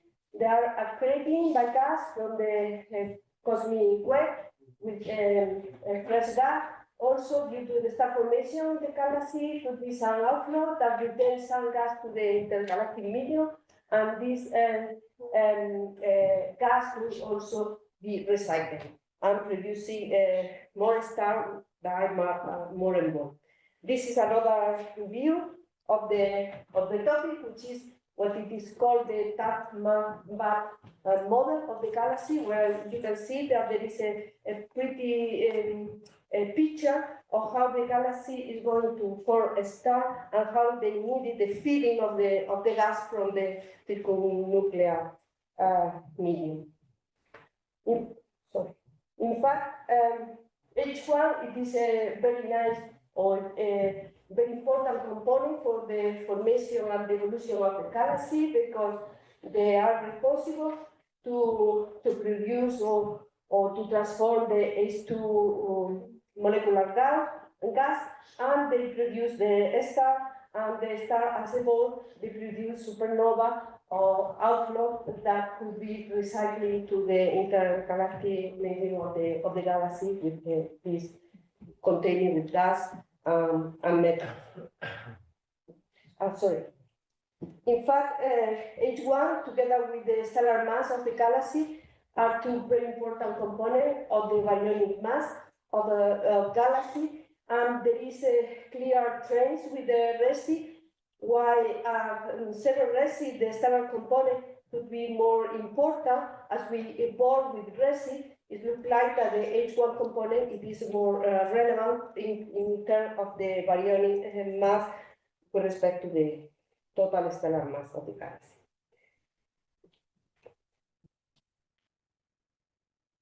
This is a current observational picture of galaxy evolution. Galaxy can be classified as blue and red. They are part of the blue cloud of the red sequence, and we believe that there is an evolution from the blue cloud to the red sequence. Could be an internal process, for example, AGN, that quench the star formation in galaxy and make that the galaxy evolve to the red sequence. But other process, like for example, the environment can also make an important contribution to the quench of the star formation in galaxy. We have still many open questions related with the galaxy evolution. For example, when and how the galaxy grows in mass, which are the physical process that produce the evolution of the galaxy from the blue cloud to the red sequence, also which is the origin, for example, of the red sequence or the formation of the moon and the disk of galaxy. Following with this observational picture of the galaxy evolution, in the plane of the star formation with respect to the stellar mass, the galaxy, they are start forming, they are located in this correlation, they are dominated by this galaxy, but we have here the out of the red sequence, the galaxy, they are red and probably dead, but we don't know exactly if they are dead, and also we don't know if the reason that they are red is because there is a depletion of the gas reservoir, or maybe because there is a reduction of the star formation efficiency, or there is another process that produces the quenching of this galaxy. Notice that the specific star formation that is related with the ratio between the star formation rate and the stellar mass could be interpreted as three factors. One, which is the ratio between the H1 fraction, which is related with the feeding of the galaxy, also the conversion from H1 to H2, and the other, which is the ratio between the star formation rate with respect to the molecular gas, which is the consuming of the gas, related with the consuming of the gas. Well, this is a brief summary of JPAS. I'm not going to go through this, but from now, what I'm going to show you is the kind of project that we can do in JPAS, the product, the scientific product that we can get it, that could be complemented to the H1 content of galaxy to produce a new picture, maybe to galaxy evolution. Okay, let's start with the first one. Notice that we have 56 nanoband filter, and with that we can get a low spectral resolution, and this is very useful to identify and characterize the blue and the red population of galaxy. That's some example from the miniJPAS survey. This is 3 galaxies located at Resi 0.2 to Resi 0.6, and this is 0.77, and the color point is our data. Here, the three representations of the blue galaxy that we are detecting in miniJPAS, and the black point is the result of the fitting of this spectral energy distribution with several codes. And we have done this for more than 10,000 galaxies per square degree that has been detected in miniJPAS. And these are 3 examples of red galaxies. With this result of the fitting, we can study the evolution with resin of the blue cloud and the red second of the galaxy, and change it with the resin. Also, we can show you which is the stellar mass that can be detected by JPAS. Notice that we can detect it over 10 to the 10 solar masses at resin 0.8, which is really good. And also, we can estimate the star formation rate, the density, and the evolution with resin. This is our point, the black one, and this is comparison with other spectroscopy survey that has been done. So that means that we can work quite well in this kind of analysis. Let's comparison, for example, how we can provide some complementary data to H1. In the case that we know which is the mass of H1, we can also estimate which is the depletion time, which is the mass of H1 with respect to the star formation rate that could be obtained by JPAS. And we can follow which is the evolution of this specific star formation rate as a function of the amount of neutral gas that we have, and also as a function of the resin. To my understanding, this is based on a direct method to estimate the mass of H1. So it will be good to investigate this kind of result that is complementary between JPAS and SKA. The other point is we have a bandwidth of 140 ASIO, and this bandwidth is enough to identify emission line galaxy up to resin 1 or even more, using H alpha, H beta, oxygen 3, oxygen 2, and also we can identify high resin objects and quasars.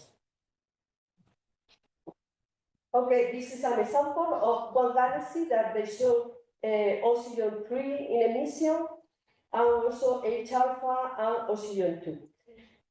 We just using artificial neural network to extract the information of the ratio between the nitrogen 2 and H alpha from the JPAS filter, and also the oxygen 3 over H beta. With this ratio, we can separate the star-forming galaxy, which is located here, with respect to the Civera or liner object.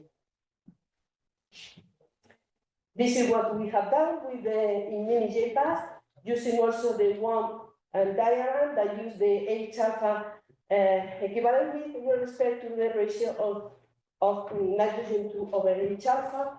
We can also follow which is the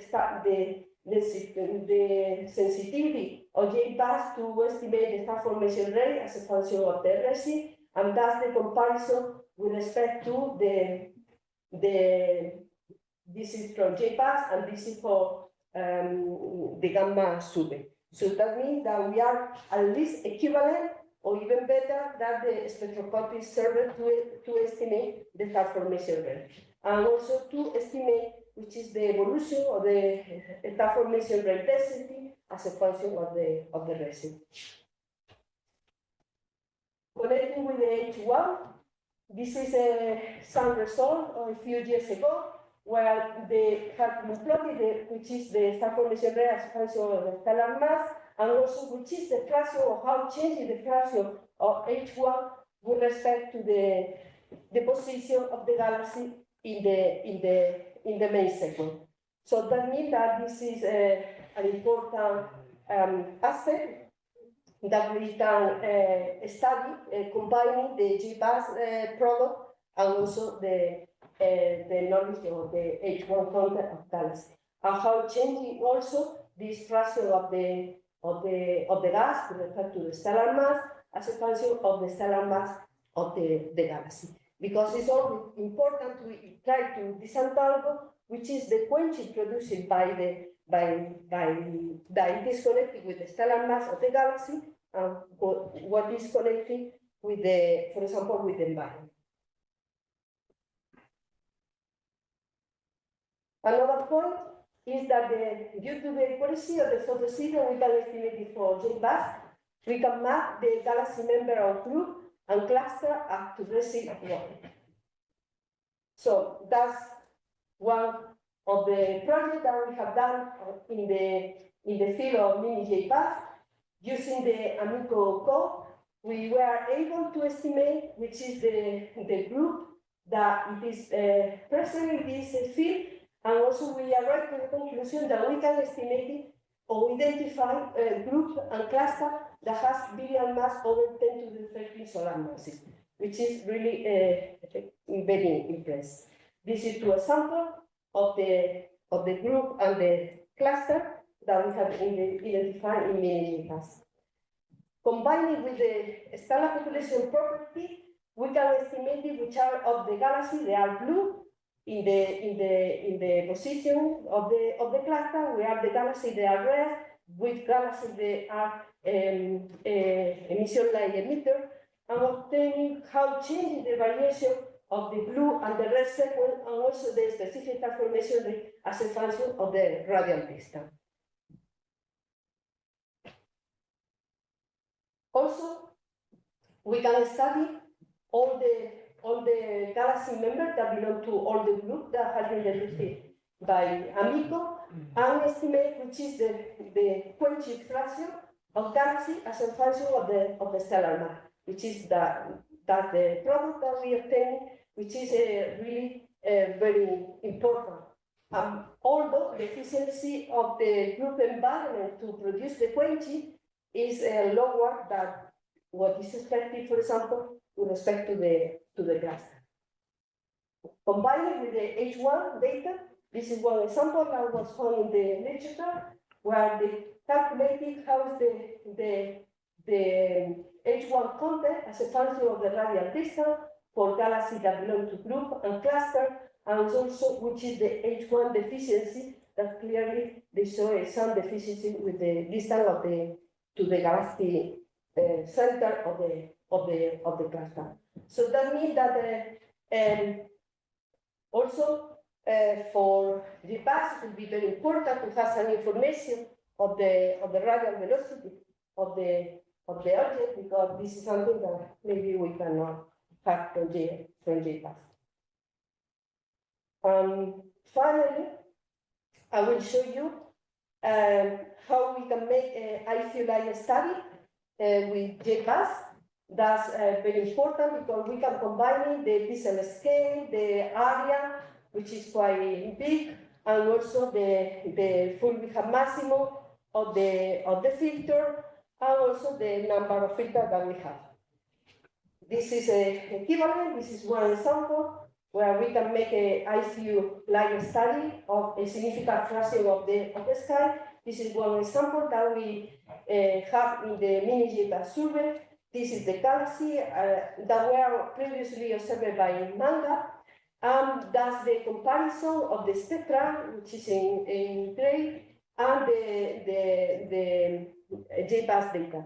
They are very good in agreement. The advantage is that we can estimate the stellar population property of the galaxy as a function of the radial distance of the galaxy, but the advantage is that the Manga data is only concentrated to the inner 1 half-life radio. However, we can extend, at least in this case, for more than 2 half-life radios. Also, this spatial result study allowed to do also to study the local relation between, this is the main sequence, but instead of plotting the total star formation rate as a function of the stellar mass, we are plotting the intensity of the star formation, which is the star formation rate per Pascal square, with respect to the stellar mass surface density. This is the main sequence. This is very important. Also, we can try to do something similar where we just compare the intensity of the star formation with respect to the the density of H1. Apparently, there is not too much correlation, but I don't know if it's a question of sensitivity or it's a question of the H1 is tracing more the large scale of the gas, and the transformation is more connected with local traces. But this is something that maybe we can also investigate together with the tutor. That's another example. As I mentioned before, JPAS is very good to do IFU-like study because there is, in particular for nearby galaxies, because there are galaxies that, for example, this one, this is in fact not JPAS data, it is S-class data, that will be similar for JPAS or better even, and they are very big galaxies that cannot be observed by any IFU instrument right now in a very efficiency way. However, we can get with the JPAS, we can get the distribution along all the galaxies of the stellar mass surface density, also the ages, the equivalent width of the H alpha, the extinction, and any other property. These are also a few examples that correspond to the central path. That's something that we can get very easily with JPAS. This is combining. I just put in here some results from the IAA people. So sorry for the spoiler. You will explain it later. But this is the united work where they can be combined, which is the H1 content in the Hydra cluster with respect to the H alpha emission. So that's something that we can get together. Also, for example, to study which is the kinematic of the H1 gas, and also to study the role of the environment and also how is related with the quenching of the star formation and the H1 content of the galaxy. So that's a few examples where I just try to motivate the possible work between the JPAS and the SKA sites. Okay, to finalize, this is the design verification pointing. Some part here you can see that we have one cluster, big cluster, for a nearby, a RESI 0.08, I think. And also there is plenty of galaxies that can be resolved, for which we can get the spectral distribution. And the important thing is that from JPAS, we are able to get more than 90 million of galaxies with a magnitude in the R band less than 22.75. Also, this is very important because this is a factor 30 higher than the slope and also a factor 3 higher than the DC survey.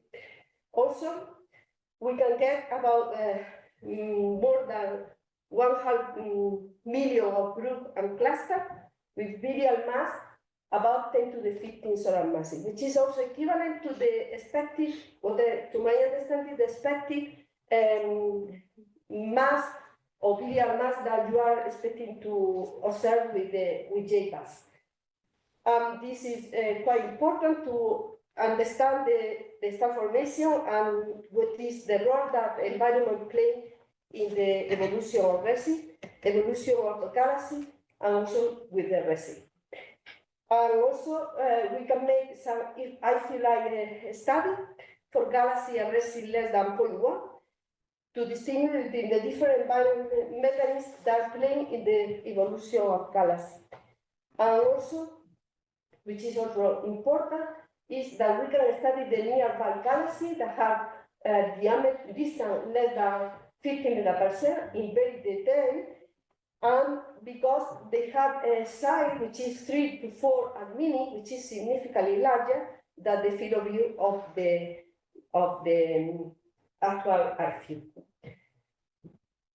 Okay, so to finish, we can say that JPAS will provide very valuable data products complement to H1, in particular, also that can be obtained from SKA Pathfinder.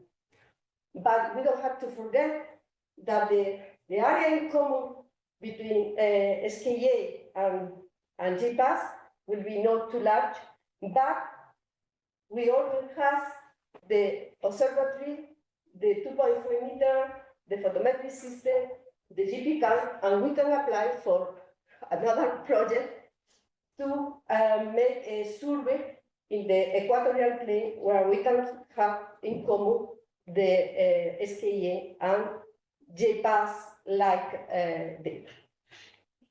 Okay, that's it.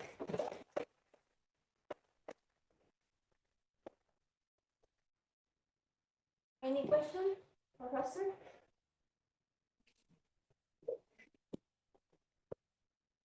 No? One quick one. If you could quickly go back to the point that we're making about distinguishing the different galactic populations, and mainly the AGNs. There is, if you go a couple of slides back.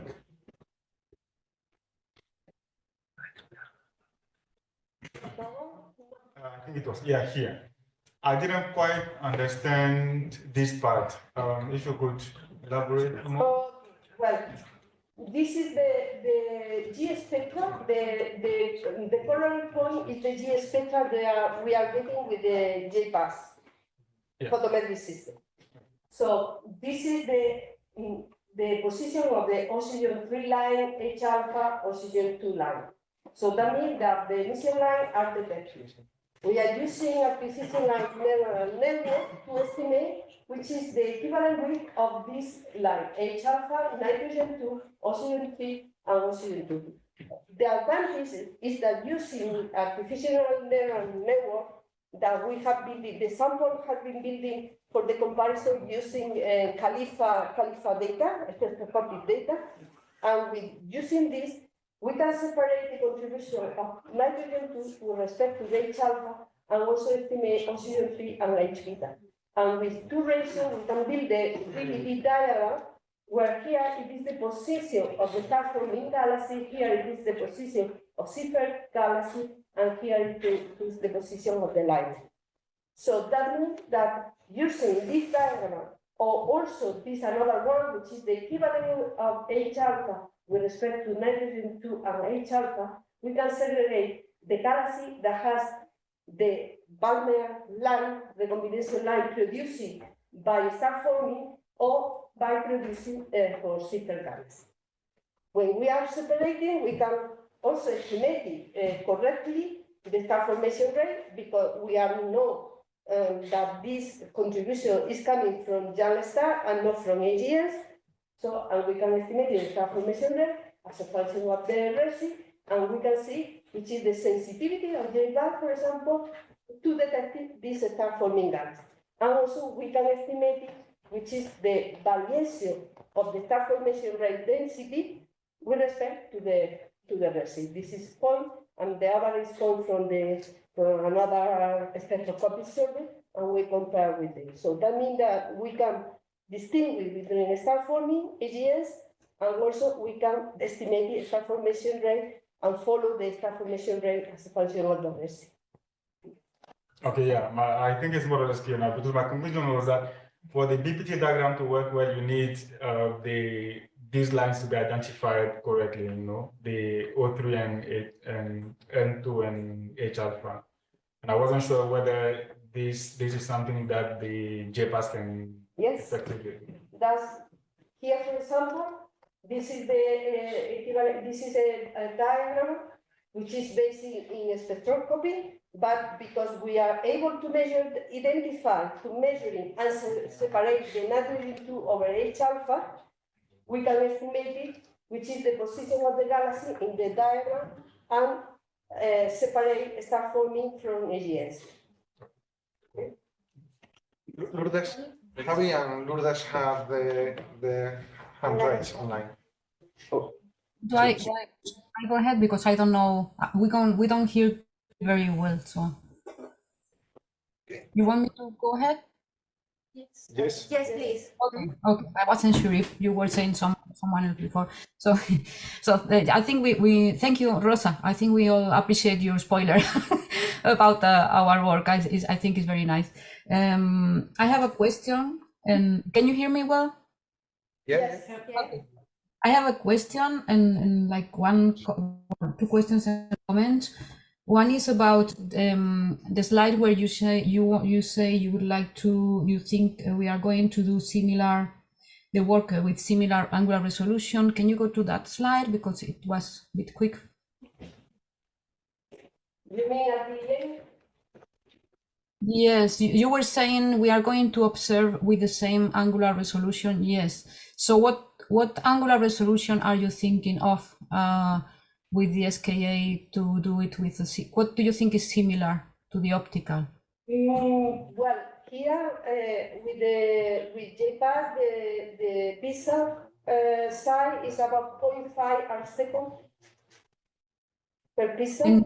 So that means that depending on the distance of the galaxy, we can have a resolution of only a few parsecs. For example, for galaxy which is in the local volume, and less than 50 megaparsec. So that means that 20 to 100 parsec, the resolution, and also for a galaxy which is a little more far away, we can have a resolution also of a few megaparsec. So what's your target for H1? Angular resolution, your target in angular resolution for H1 would be?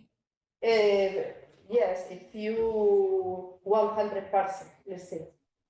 In arc-second, I mean. Or less, depending. In arc-seconds, she's saying. In arc-second, I don't know. I don't have a plan which is the resolution. Because I guess you. I mean, okay, let's start with another way. For example, let me do. Okay, here, for example, galaxy that has, for example, at the distance of 0.1 in Resi, the half-life radio, I mean the size of the galaxy, is around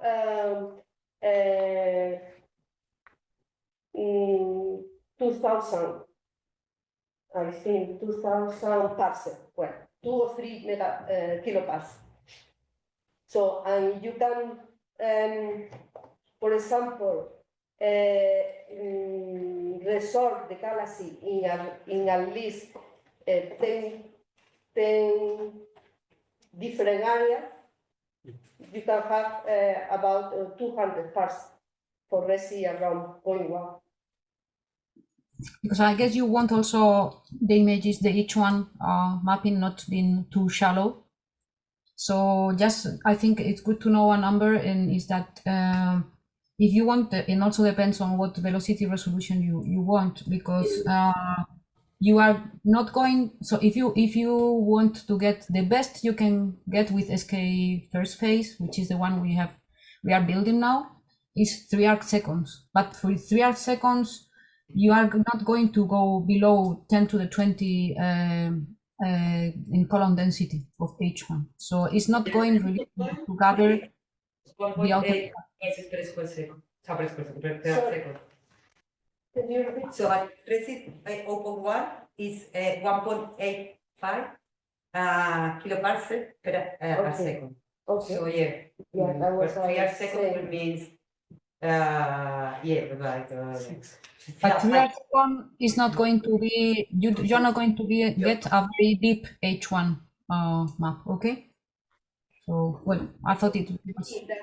This is something that maybe, well, I think that's the main purpose of this meeting, is to discuss which is the kind of resolution that we can have from H1 and from, for example, JPAS, and to see up to Resi given value, and beyond that, maybe we cannot resolve the H1, but we can take the integrated H1 mass, for example. This is different stage. That's why I was trying to present the result of JPAS in this way.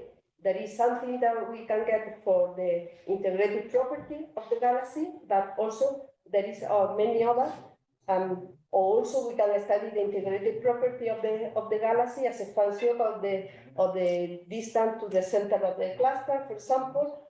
That's another. Yes, I had a question about the slide you have. So I have just two more things. I'll be very quick.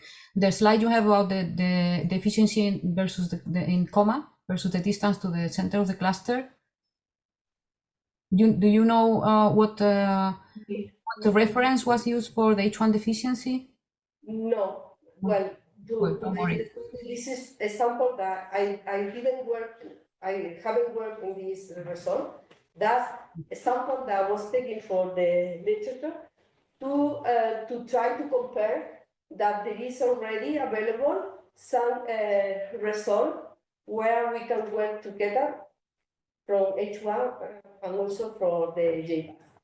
So that means that I'm not telling you which is the sensitivity of this result, because certainly I haven't worked in this. Yes, no, there are a lot of results with the Wallaby. And the other point, this is just a comment, when you show the reference of Amélie and Tonge on star formation, main sequencing, and gas fraction, that's a piece of information that may be useful. There are two more recent papers on that, comparing H1 and star formation rate and giving the correlations. Maybe Amidu is going to show that is the work we have done with Jamie Bock in 2020 and 2022. So we do this for isolated galaxies and compare with pairs. So this could be very interesting to complement that. Just information you might like to know. Okay. Yes, I know that I'm not the expert at all. Well, no expert. I don't have any experience with H1, so that also will be for me very interesting to learn about the people that are expert in this field. So thank you very much, Rosa. Last question. Okay, just a very quick comment, just to stress what Rosa just mentioned at the end, is that in fact we should think not only in potential synergies between SKA precursors and the existing JPAS and J+, but the fact that probably in 1 year from now, we will open, let's say, a call for letters of intent for future surveys, legacy surveys with the JPCAM to be conducted in parallel with JPAS. So that during the discussion, we should keep that also into account. I know there were more questions, but we can continue in the discussion. Okay, well, just how easy is it for non-optical astronomers like myself, if I, for example, need a star formation rate mark, do I need to go through all the troubles of star subtraction, or is it straightforward to get the star formation rate mark for these for galaxies in the JPAS? Okay, so depends. Whenever you start, you start only from the product of the spectral energy distribution. Is not easy in the sense that we need to, for example, here to do this kind of work has been done for a thesis where we just developed a new technique which is based in neuronal network to estimate the detection and the estimation of the mission line. So that means that you started for only the JPAS spectral energy distribution of the galaxy. You have to work more, but this is one reason why it is very good that we put it together, the both knowledge, the radio and the optical or JPAS data analysis. But also it could be easier in the future because obviously we are planning that in the future, in addition to the spectral distribution, we can offer also the product product, scientific product. Scientific product could be, in addition to the stellar mass and property of the galaxy, other property of the galaxy, also the star formation rate estimated from the gas or also from the stellar population. So depends. Could be noisy, but could be very easy if we provide to you. Okay, thanks to Rosa.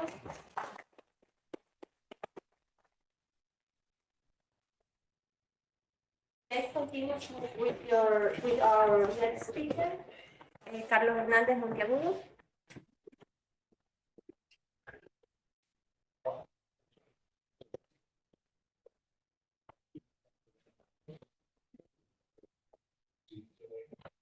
Okay, you have 20 minutes. I will let you know when you have 5 minutes. 10 minutes or 15? When are you warning? You have 20, I have 20, so including questions. how many minutes for questions do you need? Will you like 3 minutes for questions, so you warn me? Yeah, I warn you when you have 5 minutes. So, good afternoon, everybody. Changing gears. This is very different from everything you have been listening today. So Javier Moldón asked me about thinking on possible synergies between SKA and JPAS in a cosmological context. I'm not an expert on intensity mapping, but that was by far the most obvious point of touch point between the two surveys. This is pretty much most of the content of my talk, right? Since we're not very familiar, most of us, with line intensity mapping, I will briefly introduce this, and then we'll focus on the lines that are of interest for JPAS, and which could be cross-correlated to the lines targeted by SKA, which is essentially, but not only, H1 21 centimeter line. Okay, and then I will talk about the phantom menace. I will be commenting with Javi now during lunchtime at the very end, right? So let me first briefly introduce the basics of line intensity mapping.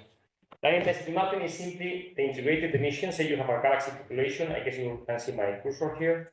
You have a galaxy population which our instrument might not resolve in terms of angular coordinates, but its integrated emission can be actually detected or can be close to our noise limit in our instrument. In this case, a given population of galaxies could give rise to an integrated emission which still contains cosmological information, right? These are usually emissions associated to a given line, either collisionally excited or typically it may be in the microwave, in the optical, or in the radio. It doesn't matter, right? The physics is the same. You have one line emitting so that an observing frequency corresponds to a resonant redshift. And then, if you identify the sources you clearly detect, and then you study the remaining, that background contains also a lot of cosmological interesting cosmological information that we should try to study. Right? In most cases, this line intensity mapping, this background is kind of noisy, and you can, in order to study this properly, you usually do cross-correlation studies, which usually in these cross-correlation studies, systematics and noise can be averaged out, as we will show next. So just one slide on equation. Don't panic, Alessandro. Essentially, the intensity that we get along a given direction of the sky is pretty much the integral over all luminosities. This integral over luminosity should be up to a maximum luminosity beyond which you actually detect the sources. Below your detection luminosity, you essentially integrate all the sources times the luminosity, times the volumeric luminosity, times this factor, this geometrical factor, which is the horizon size at a given resonant redshift. And then you have these prefactors. These prefactors is telling you simply how your instrument is smearing the signal, both in the radial direction or in frequency direction, because every frequency corresponds to a redshift and the distance to the source, and then in angular coordinates, depending on the angular resolution of your instrument. But the thing is that depending on the number of sources, and if you to first order expand how this number of sources depend, it depends on the local density field, but it also depends on the velocity field. Okay, so this contains a lot of cosmological information, right? As I recall, this is just signal that is just below your threshold detection limit. Your detection threshold limit. Below that, you have a population of sources which you cannot detect individually, but their cumulative contribution should be able to be detected, right? So this is line intensity mapping, and this applies for any line having a resonant frequency nu x, right? And this would correspond to a resonant redshift, right? If you have a very fine instrument like SKA, where you have a very fine instrumental resolution, then you're pretty much sensitive to a thin shell in redshift space. That won't be the case for JPAS. JPAS has wider beams. This means that we're averaging things within a wider redshift range, but it doesn't really matter for most of cases. Okay? So JPAS a priori has the potential to do also line intensity mapping. So I think I've mentioned all of this. The thing is that these velocities and this density field contains a lot of cosmological information. From the cosmological point of view, these densities and these velocities are sensitive to dark energy, to neutrino masses, to modified gravity, even the density field on the largest, and also for actually SKA. When you look at forecasts from surveys, SKA is the top survey. We'll cover the biggest, largest cosmological volume. We'll narrow down every cosmological parameter to very few percent, and actually it should provide the tightest constraint on this parameter, FNL, which is related to the initial non-oceanity of the inflaton field at very early stages of the universe. Right? This is so in that sense, because of huge spectral resolution and huge cosmological volume, SKA has no comparison. At least the latest stage of SKA, which is just the deepest and the most precise. But we'll have to wait for this. Anyway, so what are the lines that could be interesting for us? So this is a plot from Bernal. Luis Bernal is an expert on this. We contacted him for this meeting. He couldn't make it. He could not deliver this talk, but he at least pointed me to a couple of reviews that have been very useful.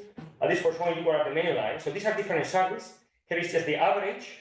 So the solid angle, the area on the sky covered by each of these surveys, and this is the redshifts that are being covered by different transitions, different resonant lines. Okay. Here in this plot, JPAS would be around here, right? And JPAS would mostly probe from redshift 0 to 2, with lines which would be essentially the optical ones and the ultraviolet ones that get redshifted into this redshift range. The most important one would be Lyman alpha, not the only one, because all the other lines from quasars like nitrogen, carbon 4, nitrogen 2 should also be included here. On the other way, SKA, because of huge sensitivity, is supposedly sweeping the whole range with H1, 21 centimeters from redshift 0 all the way up to redshift 20 or so, well beyond the epoch of ionization at around redshift 7 or 8.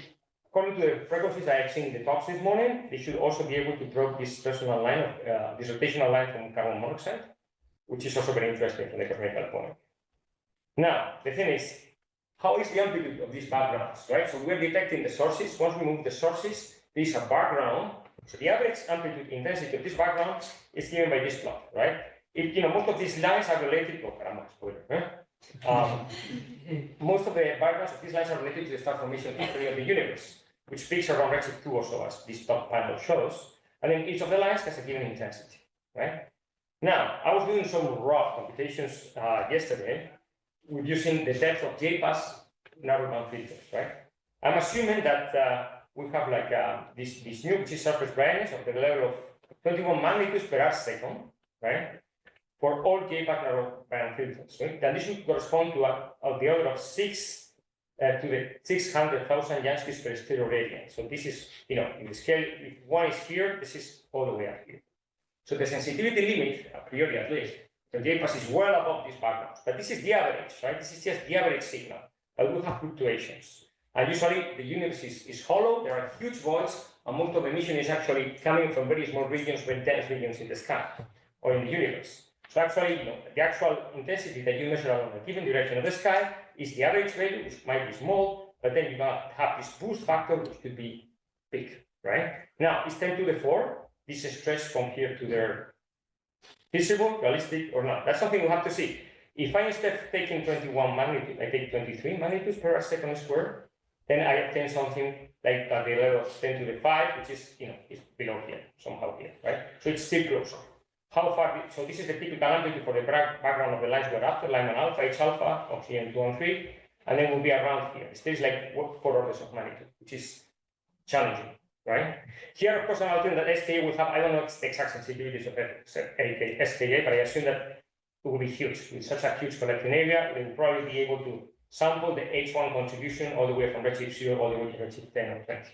Okay, so SKA in terms of sensitivity won't be an issue. It will be JPAS, right? Thing is, we can combine maps of SKA, maps and different filter maps of JPAS to do the cross correlation of H1 with each of these lines, Lyman alpha, oxygen 2, oxygen 3, just finding out at which corresponding frequency of SKA is just overlapping on the redshift shell probed by a given filter on Lyman alpha we're not seeing 2 or 3. And there should be a positive cross correlation.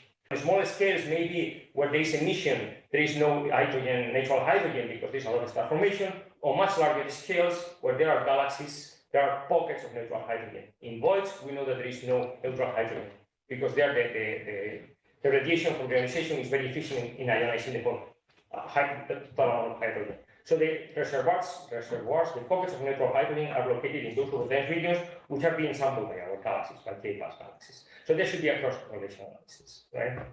Now, this is on theory. On data, things get way more complicated, right? First thing to compare is just to make sure I was talking to Mohammed this morning, is to see how realistic this is, right?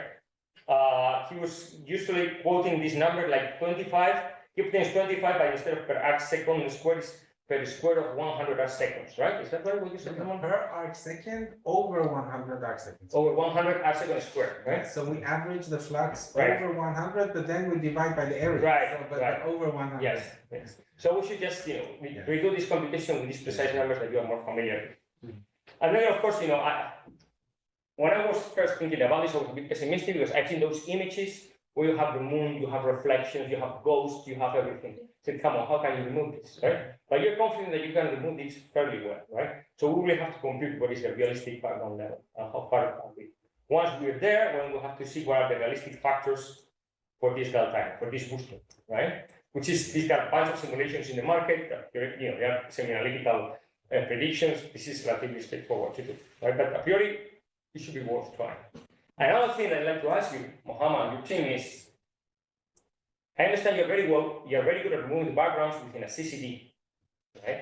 Now, how can we do studies that go beyond the angular extent of the CCD? Can we go beyond different pointings? Are they equally well calibrated? Is the sky subtraction on scales that are larger than a CCD or on a pointing as good as within the scales that are within a CCD? That's something we should think about. Yes. In JPAS, it's going to be, well, in J plus, it was easy because the field of view was one, just for all the exposures. But in JPAS, every galaxy is going to be observed, as Héctor was explaining in the morning, with 4 different, in different times, in different, one image of the galaxy can come 1 year after, for example. So we're trying our best. There are problems, but because the camera's just starting. So, right. But yeah, well, we are trying our best to make this as clean as possible. That'd be great. I think nominally JPAS is an ideal target for this. Yes. Right? We have 54 narrowband filters from different redshift ranges for different lines, and this is just ideal. Right? Exactly. And the pointing pattern is also really good. That we have the same galaxy in 4 different positions of the CCD, and including the transmission curves and the slight shift in that. Okay. That's some interesting things to it. It's pretty interesting.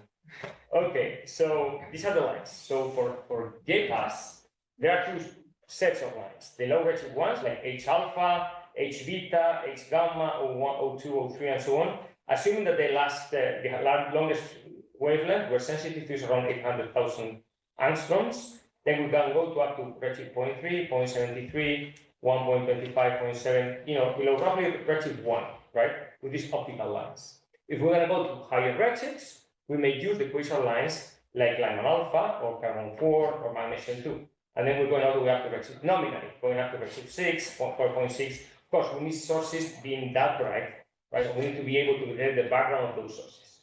Once we remove the detected sources, the background will be dominated by those sources which are just below our threshold limit, right? And these are the ones that we will be able to constrain with intensity. Okay. This is as I said, and then we can just play this cross correlation game between SKA intensity H21 centimeter intensity mapping maps and our own intensity maps, and we should learn a lot from this cross correlation, right? I think I'm saying this, so I'm not sure how far I want. I'm actually maybe going a bit too quick, but it doesn't matter. So now this is just a joke, don't spread this too much. I'm talking about the phantom menace, so I call it phantom menace, because this has been motivated from a discussion we had last week in a cosmology meeting in Tenerife, right? So, okay. This is a joke, but what follows is not quite a joke, right? So, Right now, there are around 7,000 geostationary satellites orbiting around Earth. And only 4 years ago, there was only 3,000. So it's going up, and it's going up very fast. Estimation is that between like 10, 15 years, more 10 than 15 years, we may have between 100,000 and 1 million satellites orbiting around Earth. Right? All of them are emitting in radio, are connected to each other, and are sending data down with a radio link down to the Earth. Right? So I've heard that Vera Rubin, SST, was complaining about this because this is a major issue. So they convinced Elon Musk to paint the satellites. In this way, they are not going to be 7 of magnitude, visible magnitude of 7, but they may go down to 9. But yet, we should think what is the impact of having typically like between 10 or 15 satellites per square degree, just crossing our field of view with magnitude 9, right? I'm not sure what is the magnitude of the stars that saturate the CCD detectors in our camera, but they might not be much fainter. Huh? Much fainter. Much fainter. J plus is about 12. 12, right? They stay at the same. So then it's not only and it's just that it saturates the whole bunch of cells or pixels around it, right? So this is an issue, right? So yeah, I know that this is some effort led by Spain and Chile to bring this to the United Nations, because this is worrisome, but this is right now being pushed by the US, but eventually there will be more countries like India, China, and so on. They will be pushing this, right? And this may compromise, particularly, optical astronomy based upon, and this is my last slide, based upon wide field, right? So maybe for JPAS, in the next 10 years, we're done, right? Because we may take only 8 years or so. But whatever comes next, or if we just get delayed, or it depends how this progression curve is scaling, right? So it double in 4 years. It's going to be exponential, right? So we should think at least on what is the impact of this, and whether we want to develop a strategy, how to ameliorate potential problems, right? And with this, I think so.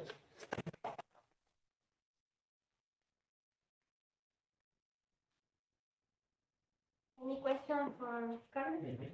Yeah, I have what I think is probably a naive question, but you were talking about cross-correlating between JPAS and SKA or SKA precursors to enhanced mapping. When you say that, are you just talking about like comparing the scales you see in these different tracers, or do you actually mean you need to be observing common sky for your cross-correlation? I was thinking of having common sky. Because then I was going to recommend you might want to look into CHIME, which is a Canadian H1 mapping experiment, because that being in Canada will have a lot of common sky. Sure. I know of CHIME and similar.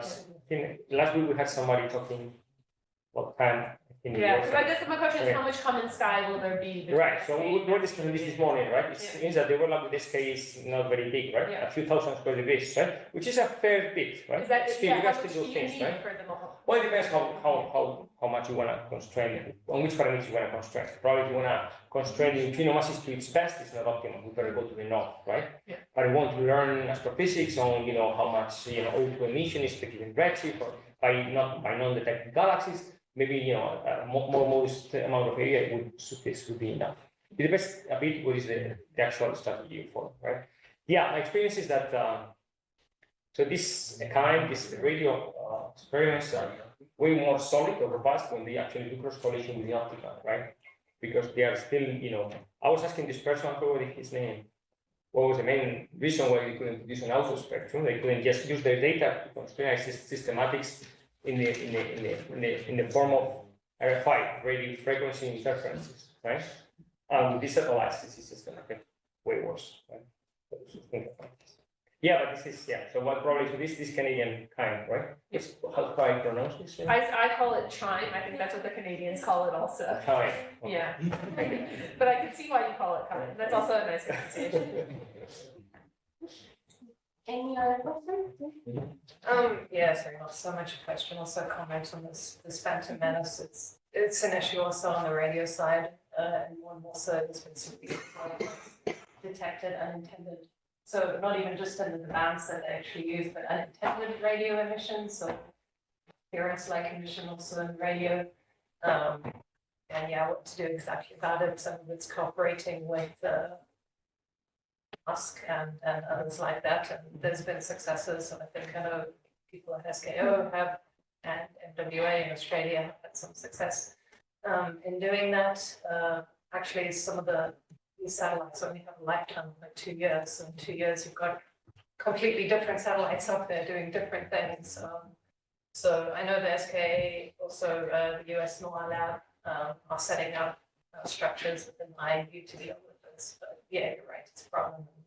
So at least they listen to us. You said at least you have reached agreement with this. To some extent, because sometimes the tricky reality is there's no regulation, especially on the radio side for these things. They're not launched. It's a new area, so it's about working cooperatively with different corporations. But it has been some success. So people are thinking about this within SKA and yes, worrying. Okay, last question here. If there's time, I also have a naive question. So in practice, when you're doing this, you for example, Lyman alpha, you go to the Lyman alpha frequencies, z equals 0, you remove all the sources, and then you get the backward. And then you go to well, for Lyman alpha, we can go to redshift 0 because it falls whatever redshift, right? Say you fix the filter. Let's go. I'll go to a filter in H alpha or filter in 370, and then I say I want to look at the Lyman alpha falling into this narrow band filter. I have to remove all the continuum, right? I have to somehow estimate. First of all, I remove all the identified sources, right? And then I'm left with a continuum, right? And then out of this continuum, I have to remove the continuum that is kind of constant for the neighboring filters, right? I would like to see an excess or a defect in the particular filter. So I repeat the operation in the neighbor filters, and I remove the average signal, right? And then I will just be trying to isolate, just as we do with galaxies, right? With galaxies, we take the flux in a given band, and when we remove, in order to compute the continuum, we remove the flux in the neighboring bands, and we just assume it's constant. And this gives us the excess in this given filter, right? We do the same, but after removing all the sources, right? All the detected sources, and we do that with the background. Right? You still have to do redshift by redshift. Yes, yes. And this allows us to do tomography, right? The higher the wavelength of the filter, right? The lower the redshift, right? So my question is, so O2, O3, Lyman alpha, you're expecting to find them highly correlated because they're coming from galaxies, right? While H1, not necessarily. That was the thing. That's what I tried to say. I'm not an expert on this. I'm a bit more familiar with simulations on reionization. What happens with neutral hydrogen after the new first stars are born? They usually are very efficient in ionizing the entire amount of hydrogen in the universe, because until that moment the universe was neutral, then it becomes transparent, right? But there are small pockets of neutral hydrogen, and these pockets of neutral hydrogen are usually found in galaxies, over dense regions, right? So on very small scales, indeed, maybe this neutral hydrogen in the outskirts or far away from the H2 regions, right? But if you step back and then you see galaxies from a very long distance on large scales, you're, in a region, on regions of 20 megaparsecs where you have a supercluster, you're having more emission of O2, O3, and you're supposed to have also more emission in H1. It sounds like the most interesting thing on which comparator is going to see the lack of. Yes, and small scale there should be an interesting anti-correlation telling you how the difference find a special distribution of these two sources. Thanks again, Tamara.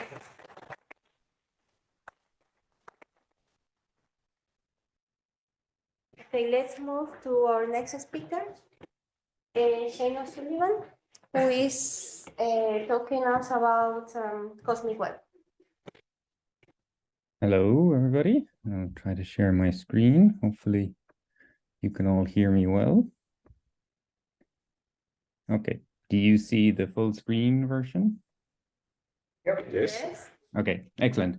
Okay, so moving away from line emission back to continuum, I'm going to be talking about the radio continuum at very low frequencies. So my name is Shane O'Sullivan, and I'm at the Complutense University in Madrid. And the work I'm presenting here today is based on the work from a large number of people in the LOFAR surveys and magnetism key science projects. Okay, so if you're not familiar with LOFAR, so it's a radio interferometer that's operating at very low radio frequencies, so meter wavelengths. It's distributed in with 52 stations spread throughout the continent of Europe, with many thousands of radio antennas. It's one of the key SKA Pathfinder telescopes, dealing with very large data rates and complex imaging algorithms. So to date, we've mainly been using the inner part of the array to make images. So these are the Dutch stations out to 100 kilometers, and these produce images of about 6 arcseconds in angular resolution. But in the current and near future, we hope to do more imaging at the highest resolution using the full capability of the array, with baselines of up to 2,000 kilometers, providing an angular resolution of 0.3 arcseconds. So this is 0.3 arcseconds, so comparable to optical observations, but at a wavelength about 5 million times longer. And so on the bottom here we have an image of a LOFAR international station. So you have basically pieces of wire on the ground and a more expensive little unassuming box here containing all the high precision electronics and signal processing. So yeah, just to zoom in a little bit further, if you haven't seen one of these telescopes before, so each of the individual antennas are just pieces of wire, and also just pieces of metal embedded in styrofoam covered by black plastic from the harsh Netherlands weather. And so to highlight here the difference between using just the Netherlands stations in terms of the angular resolution, so that at 150 megahertz, so 2 meters wavelength, we have a nominal resolution of about 5 arcseconds. And so this is with the LOFAR 2-meter sky survey, which is ongoing, and I'll speak mainly about in this talk. But in the currently and in the near future, we hope to do a lot more imaging with the full LOFAR array, which at 150 megahertz, as I've mentioned, provides comparable resolution to the best ground-based optical telescopes. But not only do we have very good angular resolution, so LOFAR is an excellent survey instrument because this shows a single pointing of the telescope, particular deep field observation. So this is about 20 square degrees on the sky. So we can survey the sky very quickly at the LOFAR frequencies. And this is the radio continuum shown in the colors, showing lots of beautiful radio galaxies and all the little compact sources or distant AGNs or star-forming galaxies. Okay, and most relevant, I guess, for people here is how the LOFAR 2-meter sky survey sky area compares to the JPAS and J+ surveys. So the yellow outline region here was data release 1 from this LOTS survey several years ago now. But the more relevant one is the black outlined region, which shows the data release 2. So this was made public early this year, and this has about 4.4 million radio sources or radio components over about 5,600 square degrees. And this is an impressive amount of data storage and processing that's required to produce these images. So we have 7.6 petabytes of data and 9 million CPU hours to actually produce the images. And this data release 2 covers 26% of the northern sky. And the key thing that we're very interested in from our optical colleagues is to actually get the host galaxy identifications for our radio sources and to get good redshift estimates. So given the current surveys of the northern sky in the optical and infrared, we can identify about 85% of the radio sources with a host galaxy. but only 58% of these have a good redshift estimate. So this is the key area where we can improve and enhance our science in the coming years. And if you want to look at this part of the sky in radio light at 2 meters, you can view it on Aladdin, as we were shown this morning by Tamara. So if you just search for LOTS, you'll have some options, and this data release 2 high resolution map is probably what you're looking for. And I did this for the miniJPAS one that we were shown this morning. So it's just switching between the radio continuum and the miniJPAS part of the sky, just zooming in on a particular galaxy here, and showing this optical galaxy being associated with one of these very nice radio galaxies, showing that this galaxy has active jets extending well beyond the host galaxy environment. And yeah, JPAS also has a photometric redshift of approximately 0.7 for this galaxy. Okay, but so since we're interested in getting redshifts and high precision redshifts, we also have an MOU with the WEAVE team.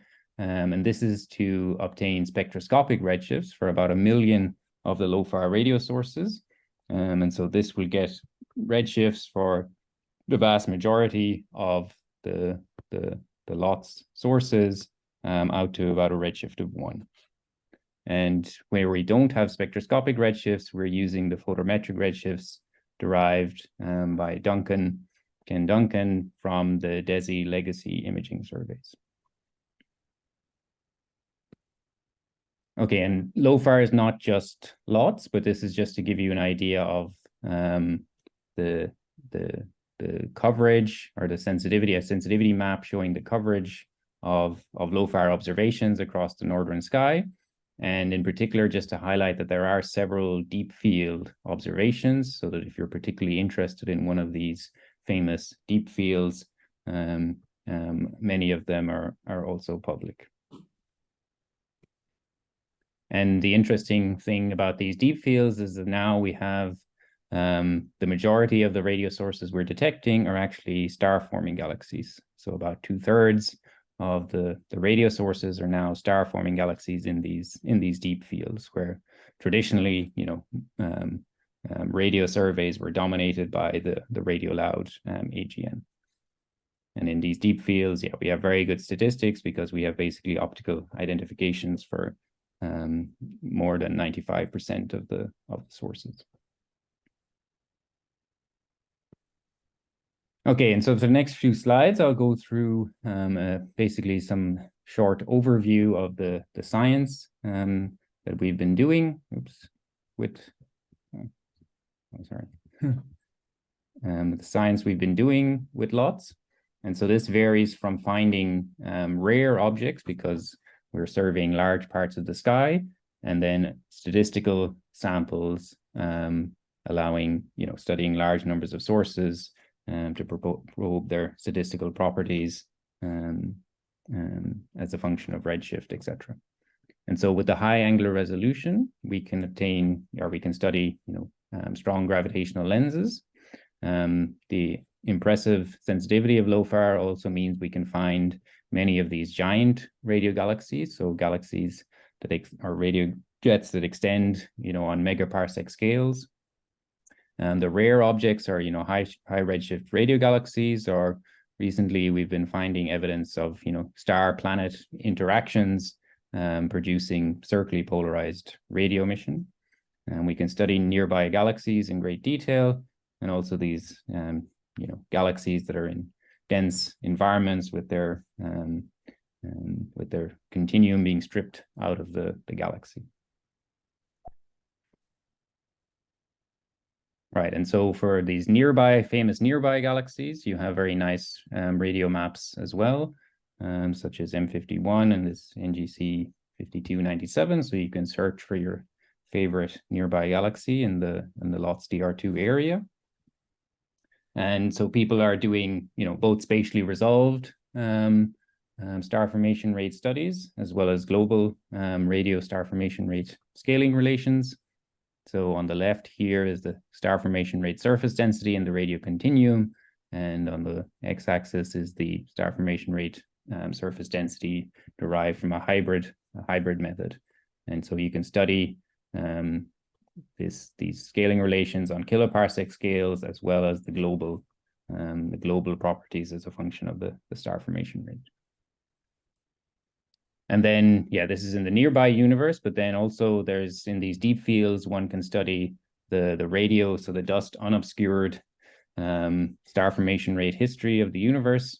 So this was published in a recent paper by Cochrane et al., where the LOFAR data points compare very well to other studies at different wavelengths.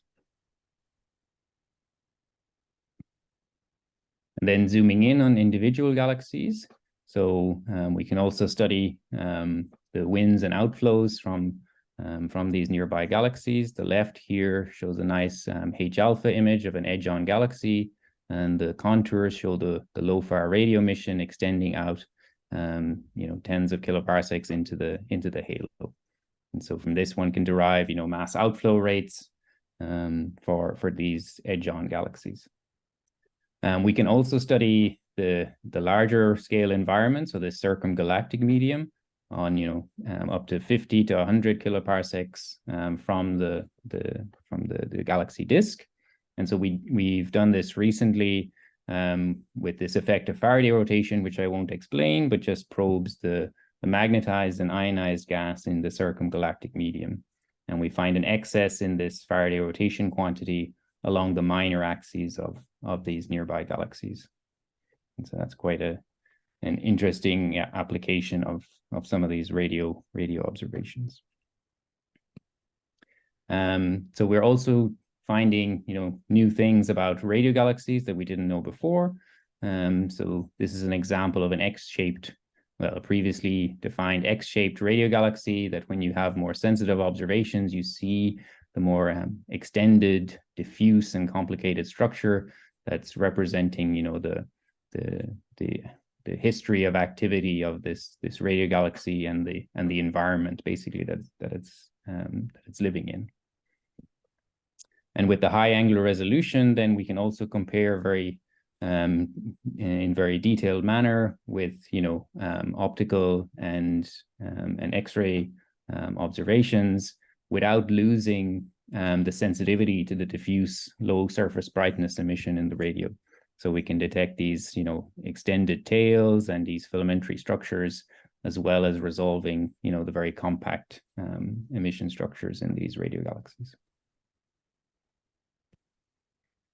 And then, some surprises come along too. So we're able to probe some of the oldest AGN activity phases, so telling us about the feedback in these galaxies. So we started with just a typical view of a radio galaxy in a nearby galaxy group, but then with the sensitivity of LOFAR, we see this dramatic extended emission that's tracing, previous activity that has been, disrupted by the motions within the intergroup medium as the synchrotron bubbles, expand into this environment. So this is one example of some of these dramatic structures that are now being probed by LOFAR and other radio telescopes. And in terms of galaxy clusters, then we're finding that really with sufficient sensitivity, we find that these magnetic fields and relativistic electrons are filling, the entire virial or close to the entire virial halo of these galaxy clusters. So here the blue is the X-ray, and the purple is the radio observations, with this yellow dashed circle being the R200 radius. And so this is a famous nearby cluster, Abel 2255. Okay, and then on even larger scales, we're finding evidence of radio continuum emission between galaxy clusters, so what are called cluster bridges.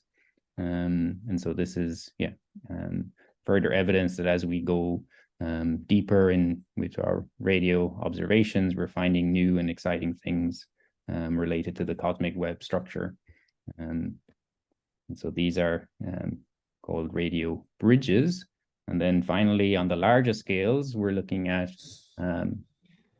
the cosmic web filaments themselves and trying to trace them with this quantity of Faraday rotation, which is a very sensitive probe of the ionized magnetized gas along the line of sight. So I won't explain this in any major detail, but each of these little circles corresponds to one of these radio galaxies for which we can measure this Faraday rotation quantity. And this tells us about filaments and their magnetized and ionized gas properties along the line of sight. And so we can do this for, thousands or well, up to 1,000 lines of sight using this LOFAR 2-meter sky survey. And this allows us to actually probe the magnetized properties of cosmic web filaments along the line of sight. And so the claim here is that we're actually detecting the signature of this warm, hot, intergalactic medium, while also measuring its magnetized properties.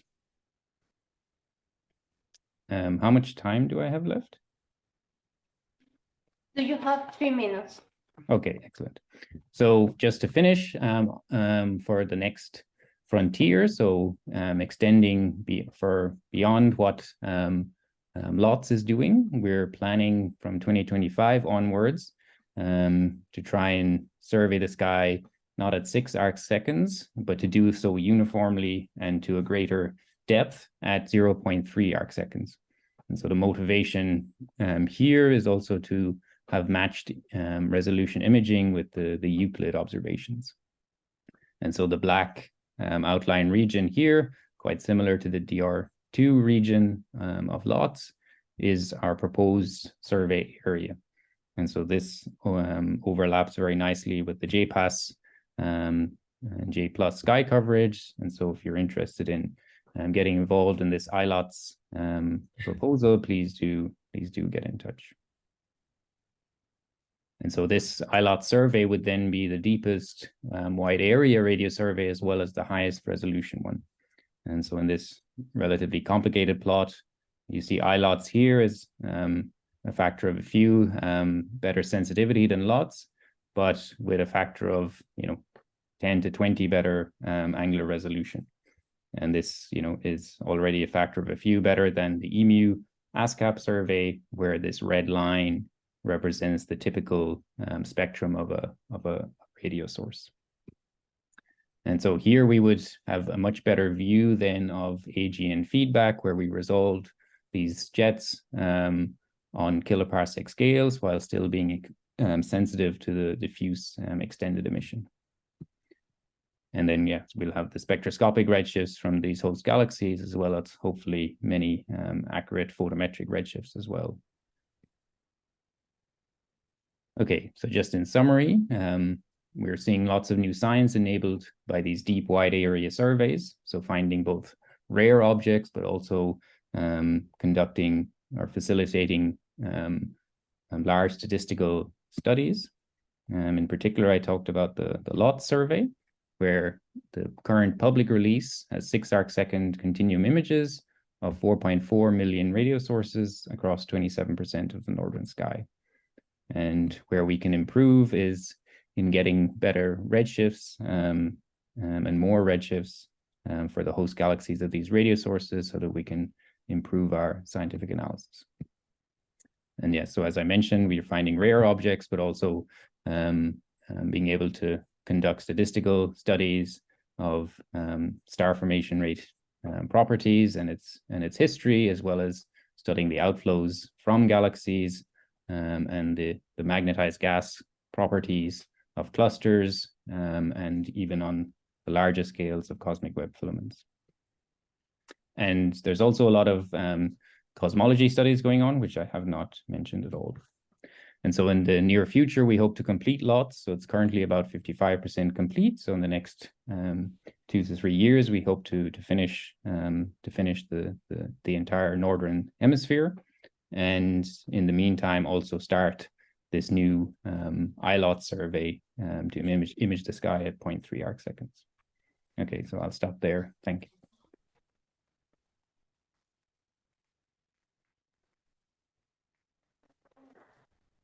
Questions or comments? Yes? Yes, very, very interesting talk. I had actually a few questions. I was wondering, when you're talking about expanding the synchrotron bubbles, the galaxies you're talking about, they are the BCGs? And if they are, how far can you resolve? You said 6 arc seconds your resolution. How far can you resolve that? And my second question is, for radio halos, like you mentioned, you showed one of them there. How far? I was wondering if you know, what's the farthest that you can actually detect them in clusters. Right. So the first question. So in terms of resolving the structure of the AGN in the BCG, or the the dominant galaxy in a galaxy group, yeah, we can have basically kiloparsec or sub-kiloparsec spatial resolution, which would be the 0.3 arc second angular resolution with LOTS.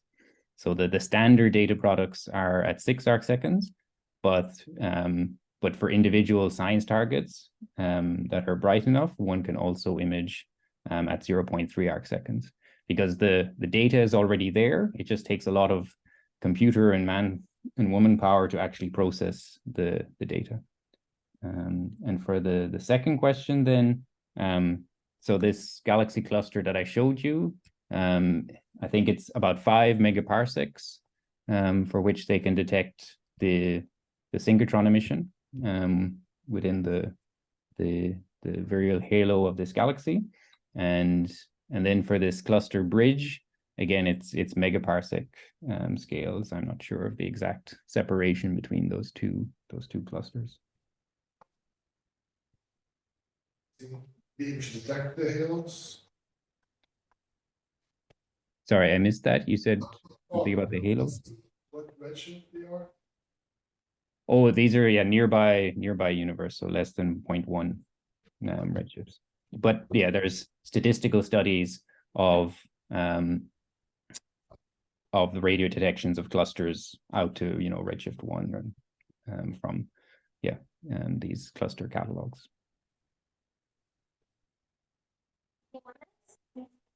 When is the schedule? What is the schedule for ELOTS? When would be? Is there an expected year for the release of the 7,000 degrees? Yes, good question. So the LOFAR 2 observations. So it's an upgrade of the telescope. So this should start in late 2025.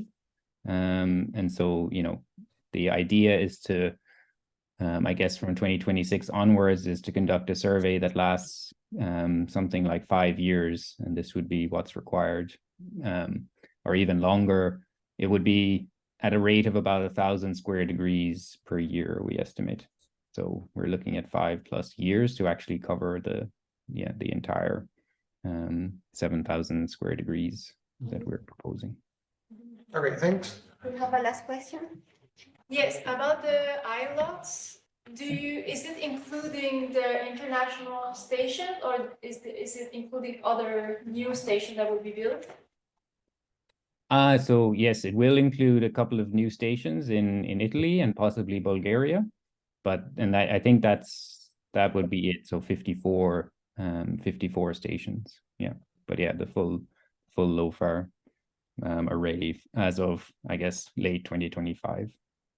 Okay. Thanks again.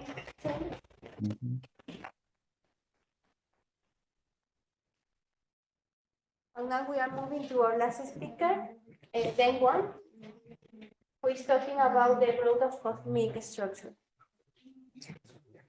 So, you have 20 minutes. I will let you know when 5 left.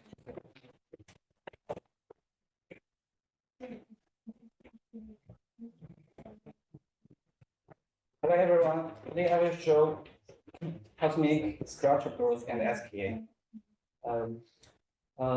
In the first part, I will briefly introduce standard cosmology. And in the second part, I will introduce cosmic structure growth and present several recent our results. In the third part, I will confront our model with the data, and in the second part, I will forecast the constraint power on our model from the future SKA. Okay, the first part. Current, the standard cosmology is the hot Big Bang cosmology, and it says our universe is originated from the Big Bang singularity, which is a very hot and dense point. To release energy, so it will to release high energy, so it will explode. And after that, our universe will experience exponential expansion, which is the so-called inflation era. After that, maybe our universe will also experience the reheating. After reheating, the barons and the other species will be in the thermal equilibrium. And the photons and the barons, the photon will decouple from the barons at the recombination epoch. It will produce the so-called cosmic microwave background. After that, the semi-photons will our universe will only be transparent for the semi-photons in the Dark Ages era. At about redshift 10, and the first stars and galaxies will form. After that, about redshift 6, the realization, our universe will be completely, the hydrogen of our universe will be completely realized in the realization era. At about redshift 2, our universe is dominated by dark matter. Finally, we observe at redshift 0, we observe the dark energy. Our universe is at the accelerated phase. Okay. I think okay. This is the cosmic microwave background maps, temperature maps observed by the Planck collaboration in 2015. It's easily to see that our universe is isotropic and homogeneous. I think currently the most accurate cosmological probe is SAM. It helps us helps the community establish the standard cosmological prediction, namely the Landis-CDI model. Okay, Landis-CDI model, I think everyone will know that it consists of cosmological constant dark energy and plus the cold dark matter CDM here. Maybe one also will want to add in the setter for the universe. For example, inflation plus and the Landis-CDI. Generally speaking, Landis-CDI model has 6 basic parameters. The first is the baron fraction omega b h square, and the second one is the cold dark matter fraction omega c h square. And then for the early universe, we have 2 parameters. The first is the spectral index of the primordial scalar pulse spectrum, and the second one is the amplitude of the primordial scalar pulse spectrum. At the recombination, we also have a 1 parameter. Data is in the acoustic angular scale at the recombination. Yeah.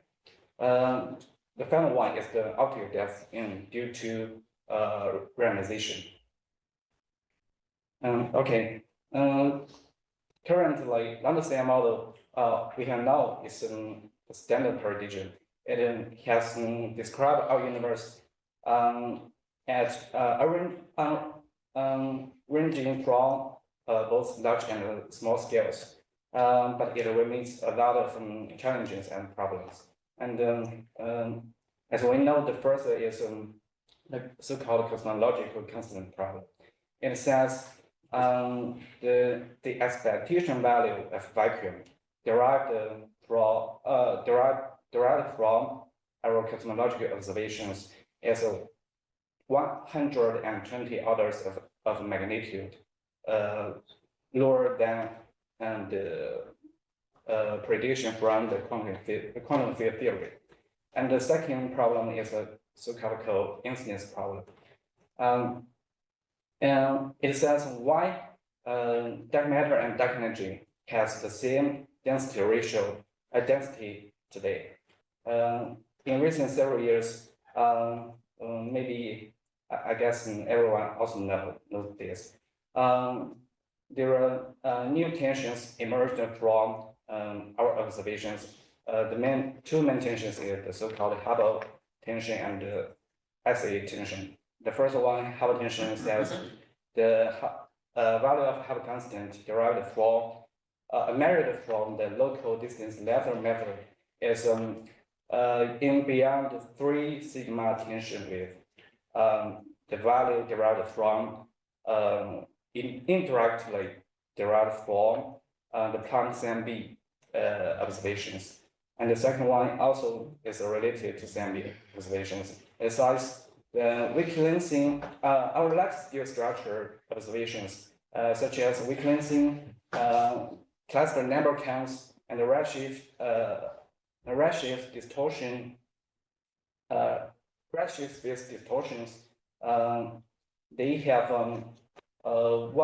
they are in 1 to 2 sigma tension with the SAMB observations, and this model, lambda model, also meet other traces. For example, small scale traces, to field column, missing satellite, and missing barons. Maybe also has the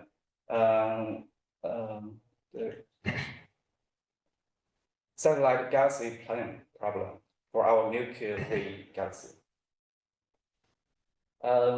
Okay, let's move to the second part, cosmic structure growth.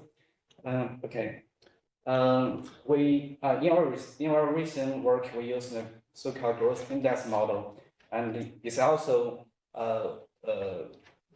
generally speaking, it's also a modified gravity model. Here, the growth rate is exerted by hand. It can be defined as the power gamma of omega ma. And here the dA is the growth factor. It is defined as the matter over density at a given scale factor over the matter over density at redshift 0. And we add this, I will modify this model in the standard cosmic Boltzmann code. This model can be phenomenologically described like this. We modify the linear matter spectrums for the growth index model. And the gamma, the gamma is the parameter gamma is the sole parameter for this model, except besides the 6 basic parameters for lambda. So when gamma is in 055, it corresponds to lambda. And for instance, when gamma is smaller than 055, it implies enhanced growth. And when gamma is larger than 055, it means our universe is undergoing a surprise structure growth. And here in the left panel, we show the growth factor D as a function of a redshift state. The red line is 055 gamma is a case for the case of gamma 055. It's also the lambda. We can say when gamma is when we have a larger gamma, it means a surprise growth. It will close to Lagrangian model at a ratio 0. And for a smaller gamma, it will have an enhanced growth. And here we show our results here. In the left panel, we use the Planck CMB observations because we think it's the most standard, even than the baronic acoustic oscillations and the type 1 supernova. And we also consider the CMB observations without its lensing data. We found for the right panel, we show the results from the combination of the CMB and ball and the type 1 supernova, and also without the case of CBS without lensing. We found that the CMB class ball and the type 1 supernova gives 05 level and the corresponding 1 sigma errors, which is a 2 sigma signal. You can see here the red contour. You can see here the red contour, which is close to 2 sigma evidence, and the vertical line is the Lagrangian model. It corresponds to a gamma 055. And if we don't include CMB lensing data, we will observe a significant signal, which is 3 sigma evidence. And we can we can say the Planck CMB lensing data can reduce the significance of the enhanced cosmic structure growth. And this is because Planck lensing data prefers the amplitude of the lensing, EL equals 1. So if we combine the CMB temperature and polarization and CMB lensing data together, it will have a larger gamma, a larger value of gamma. So the signal will be reduced. And to study, I think the most direct way to study the gamma, the effect of gamma on the cosmic structure growth is to make a cosmological simulation. So here we show the results, and the first one is the best fit Lagrangian, and the second one is the best fit gamma-free case, and the third one is for a smaller gamma, and the final one is for a larger gamma. We can say by eyes, and they are very close. We can't distinguish them, but these two non-standard values for gamma, they can be seen by us. For gamma is 03. We can say there are more structures formed at cluster scales, and for the family one, you can say there are fewer structures on the cluster scales. And to say more clearly, we also implement the statistical analysis of these simulations we mentioned above. And the latter panel is the Helmholtz function we measured from the simulations, and the right panel is the Hell density profile for the simulations, and the red line and the blue line and magenta sun lines Lagrangian a gamma-free case, the best fit gamma-free case, and for a smaller gamma and larger one. We can say when gamma is smaller than O55. The Helmholtz function is obviously larger than lambda CDM. Here, this is a specific gamma, and there are more halos formed in the whole Helmholtz range. And for gamma,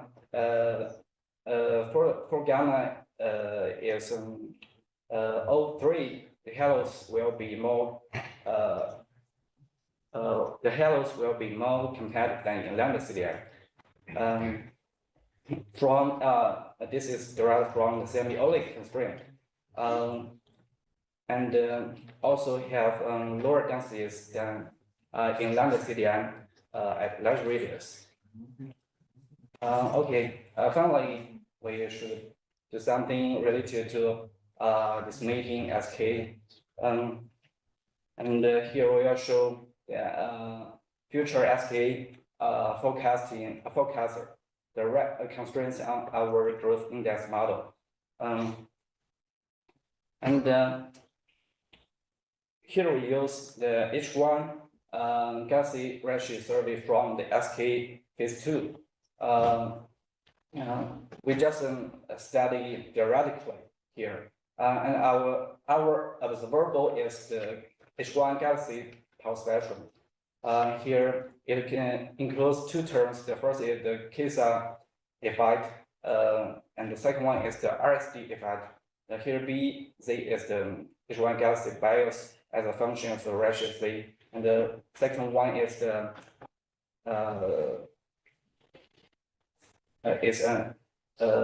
corresponds to the RSD effect. And here the sigma NL is the nonlinear velocity dispersion scale.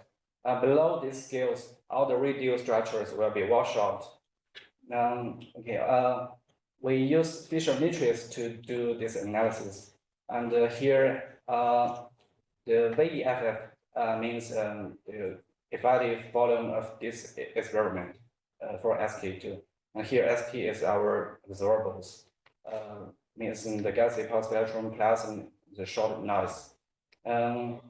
SK2 is SK2 will has root mean square flux sensitivity 5 microyansky and covering a scale area from 30,000 square degree for 10,000 hours, and it will produce 1 billion H1 galaxies in the redshift range 018 and 1.84, which is far beyond any planned optical and near infrared experiments when in the redshift range of 1.4. Okay, our results is shown here. In the left panel, we can say, and the gamma has the SK2 forecast a very strong constraining power for gamma, and we can say here is once in my error. Planck, the SK2 has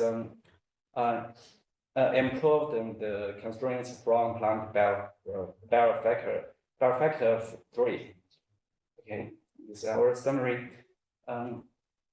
The CMB plus baryonic acoustic oscillations and the Type-1 supernova gives an enhanced growth of our cosmic structure at 3 sigma level. If considering CMB lengthening date, the significance of the signal is reduced to 2 sigma level.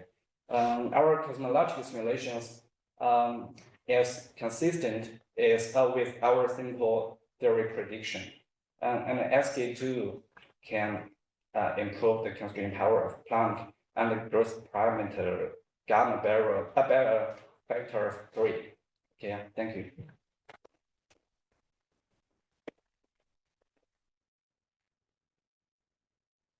Any quick question or comment for them?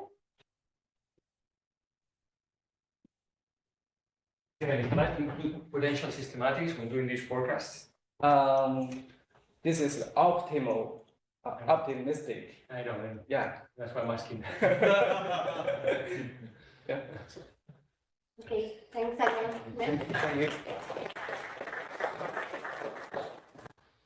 Okay, thank you everyone. And so we will move on to the discussion session. for the end of the day.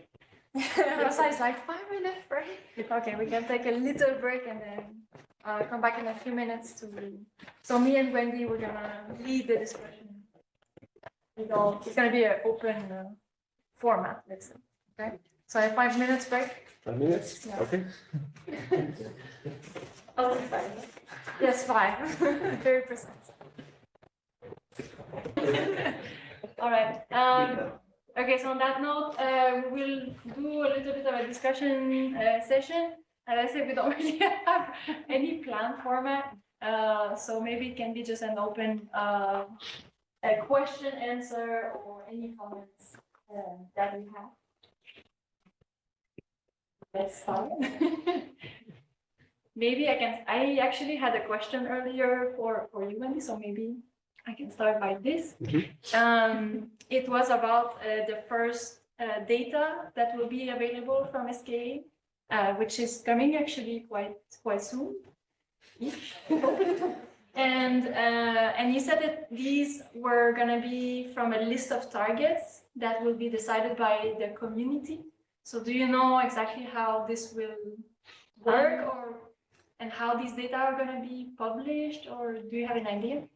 I have some vague ideas. I don't know exactly. Yeah. I could point you to the correct people at SKO to talk to, Ashari Green, Science Yeah. Operations. But yes, the idea is that science verification data will be the first SKA data available, that it will be a list of targets, both diverse in things on the Yeah. sky and in types of observations to do to really test the different modes of observing. I think the list will be come up with by the SKA in consultation with the community. And when I say in consultation with the community, that means through the science working groups. So yes, once again, if you're not in the science working groups, you want to be involved. Yeah, that's an extra good reason to a good place to be. And then in terms of data availability, it'll be reduced through the SK pipelines, I think, as planned and shared with the community. I'm not too sure in terms of timescales, but it will be freely available. Very similar, I think, to the ALMA model, if anyone's familiar with that. And possibly, so don't quote me on this, but possibly also earlier data products so people can test their own pipelines, because part of it going into this model of the SKA reducing all the data and producing the data products is wanting the community to gain trust in the process. Some other radio astronomers have, always reduced their own data before and have their own pipelines for doing it. So we want to make sure people trust the SKA pipelines.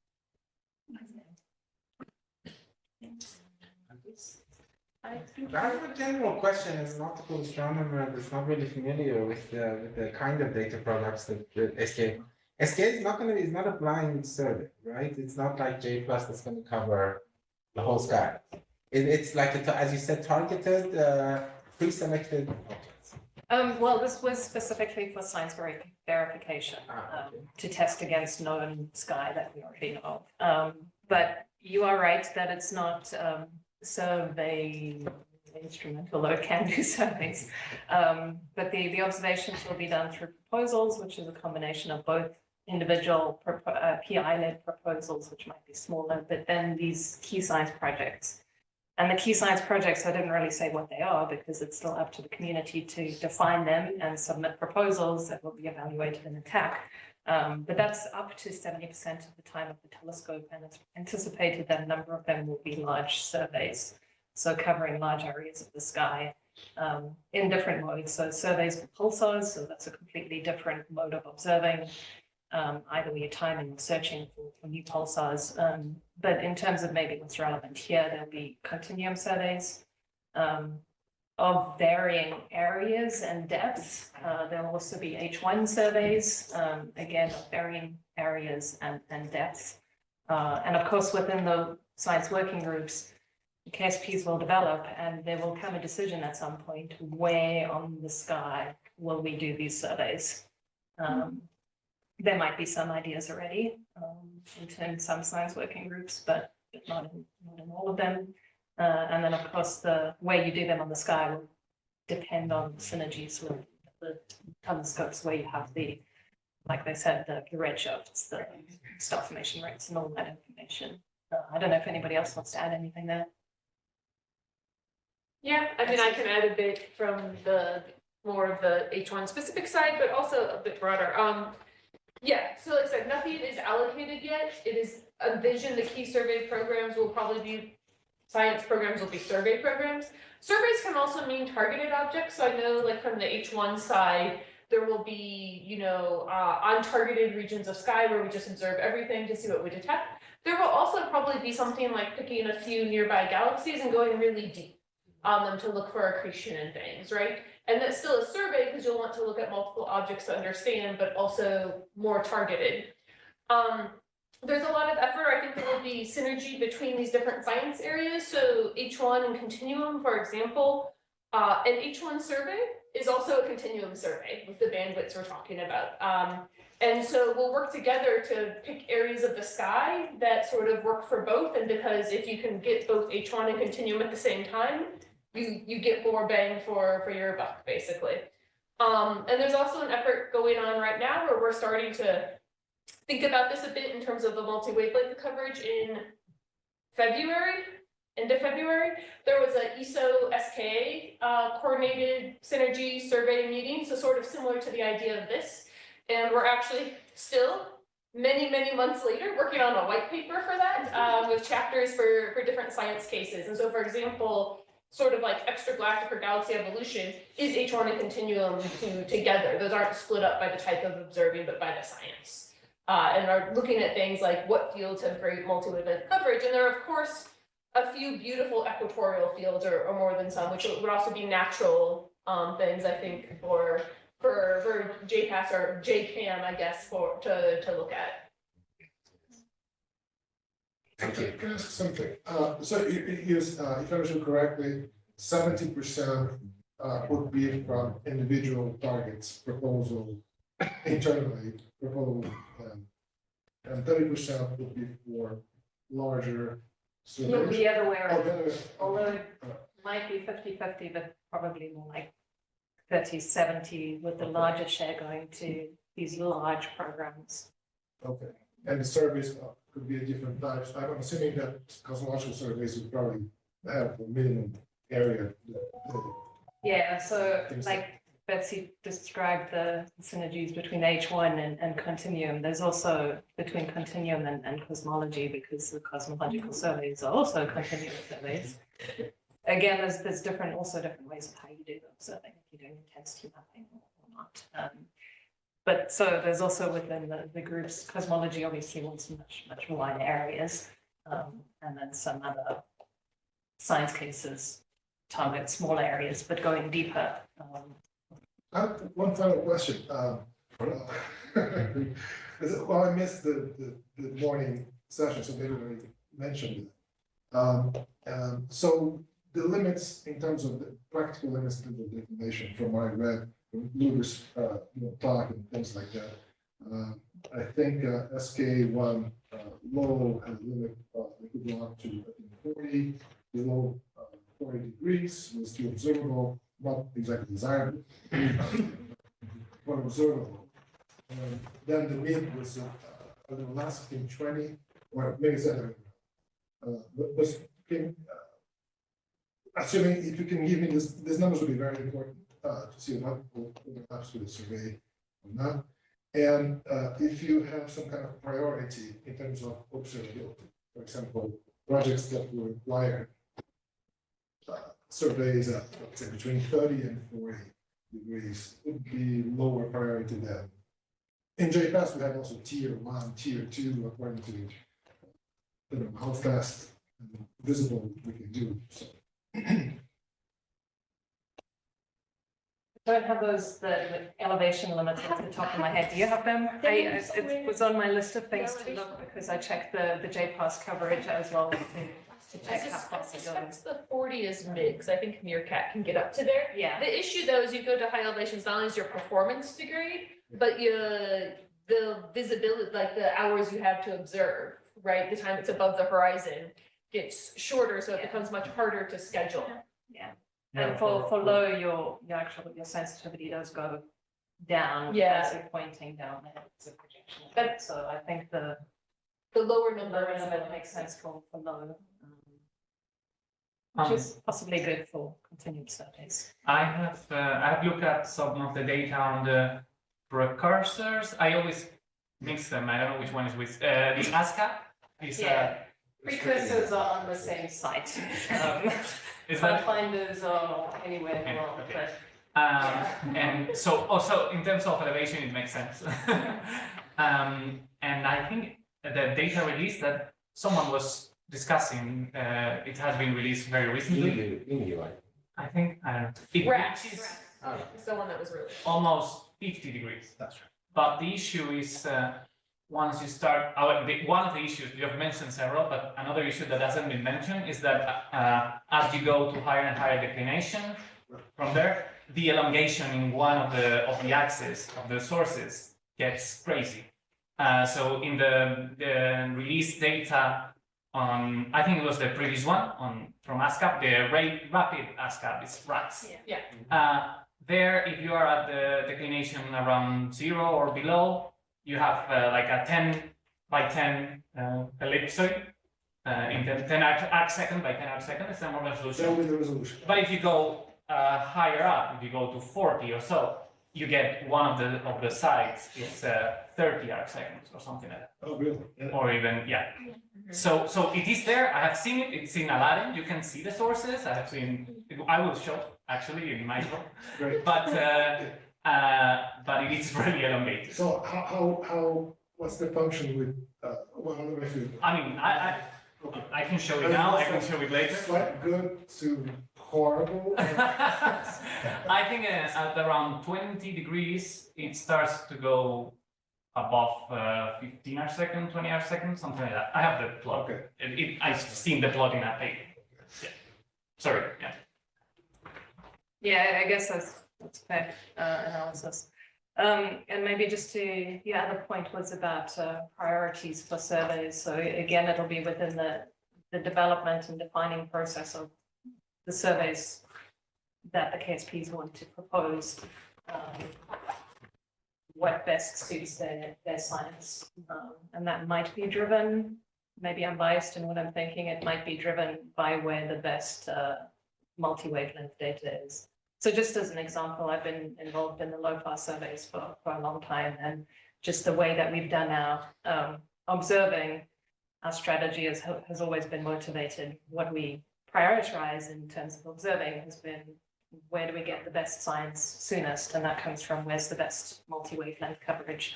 So for example, I think we've been actually prioritizing JPAS areas for weave target selection in the future. But yeah, as Betsy said, these equatorial regions probably would be the most ideal. Well, and I think a logistical thing in terms of like, if you're thinking about proposing for something and the individual or even a KSP or whatever, is there might be some constraints that they say don't go too high, it's not worth it. But generally there are right ascension regions that are oversubscribed and ones that are relatively undersubscribed. So if you want to sort of push how far north you're observing, it might be smart to find a right ascension region that's relatively undersubscribed. Mm-hmm. So I think there's like ways to play things like that. So, and if I can, because I was looking for these numbers for SKA low and mid, so I don't know exactly what you said, but so for mid, I had that the maximal reachable declination is 40, but better below 20. So like there is like the technical like maximum, but let's say below 20, it's much better, and for low, it's maximum 20, but better below 10. And do those features, these elongations, are they to be fixed by the convolution methods, or are there ways to deal with them? No, it is the PSF. That's what the elongation is your point spread function changes with declination, and it's the projection of your baselines onto the sky. So it's just fundamental to how the interferometers work. So unless you put lots of extra elements in your north-south direction, it's fundamental to how it works. Yeah. Although that said, filling out your array with more elements makes your PSF a bit tidier, so it improves your deconvolution. So even when you have a more, elevation extreme target with a bad PSF, it's still SKA1 will be a lot better than what we have right now with ASCAP. Yeah. So that could be an issue with respect to Carlos Blacklists, with respect to the background, because you don't want the PSF to be very crazy, because it'd be Well, the PSF is not critical. Well, depends. If we don't have much overlap and the PSF is coarse, then we lose degrees of freedom, right? For the cross correlation. So that would be ideal. It's not critical, but that would be ideal. So right now it's at around 20 or between 10 and 20. How coarse is the PDF? Is the PSF or SKA? Yeah. Depends on the frequency. Yeah. And also varies. But for the HF1, it's going to be below 1 gigahertz. It's going to be probably what? 500 megahertz, or, well, more less than that. 100 megahertz or so. You have 100 megahertz probably, right? Oh, it's just the overall frequency matter. So at around 1 gigahertz, you're going to get down to an arc second. I think you can go a bit below. Also, the magic thing, the scary thing about radio is you can change your PSF in radio astronomy by changing how you weight things. But you'll be able to achieve an arc second at a gigahertz, probably a bit better, and then it'll scale as you go down. As you go down in frequency, you improve the. No, you increase, you worsen it. It gets harder, right? You need a bigger telescope. That will be a function of the connection as well, right? So. Yeah. But it doesn't look too bad either, right? If it's 1 a second, you can get a factor of 5 worse, maybe, or. Yeah, well, even actually, it's probably slightly better than 1 arc second. So by going to the higher declination, and those scales you'll will have get late down to 1 using arc second. so that's the image. Actually, but did I get the message correctly? Probably not. That you are, in this center you're building in Granada, you are somehow collecting all the radio data from sister observatories from SKA? Not all of it. I hope not all of it. Like, not all of it. Not all, but some. Part is gonna be like, as far as then distributed across all of these regional centers. Okay. Do you mean the SKA data, or do you mean what they were talking about? No, they were these Spanish sister surveys, regional like center, pathfinders, right? And they're testing. Are you testing those in this center in Granada, or? You mean the Pathfinder and Precursor data? Yes. Well, it's separate projects, separate PIs that bring the data in. Okay, and, that's interesting. Okay. Yeah, so the Precursor and Pathfinders are not SKA, like they are independent. But they give the data to your center so that you have. I mean, some PI, for example, me, I have VLA observation, and so I use these resources to deal with those VLA observations. Okay. All right. Oh, there's a question online. Sorry, Lourdes. Yes, it's not a question. It's just to expand a bit the answer, if I understood it correctly.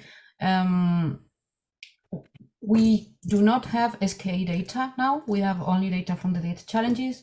So the best way to prepare for the SKA, as we have said several times today and other days, is, as we all know, precursors and pathfinders. So what we are doing at the regional centers, at the prototype regional centers, is to help the community to submit proposals, to analyze the data, but also to learn from these challenges.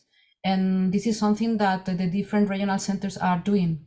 So it's a way to both support your community in the measure that is feasible, and also to define the constraints for the regional center network, because this is a kind of use case on about how we are going to work with the SK when the SK data arrive.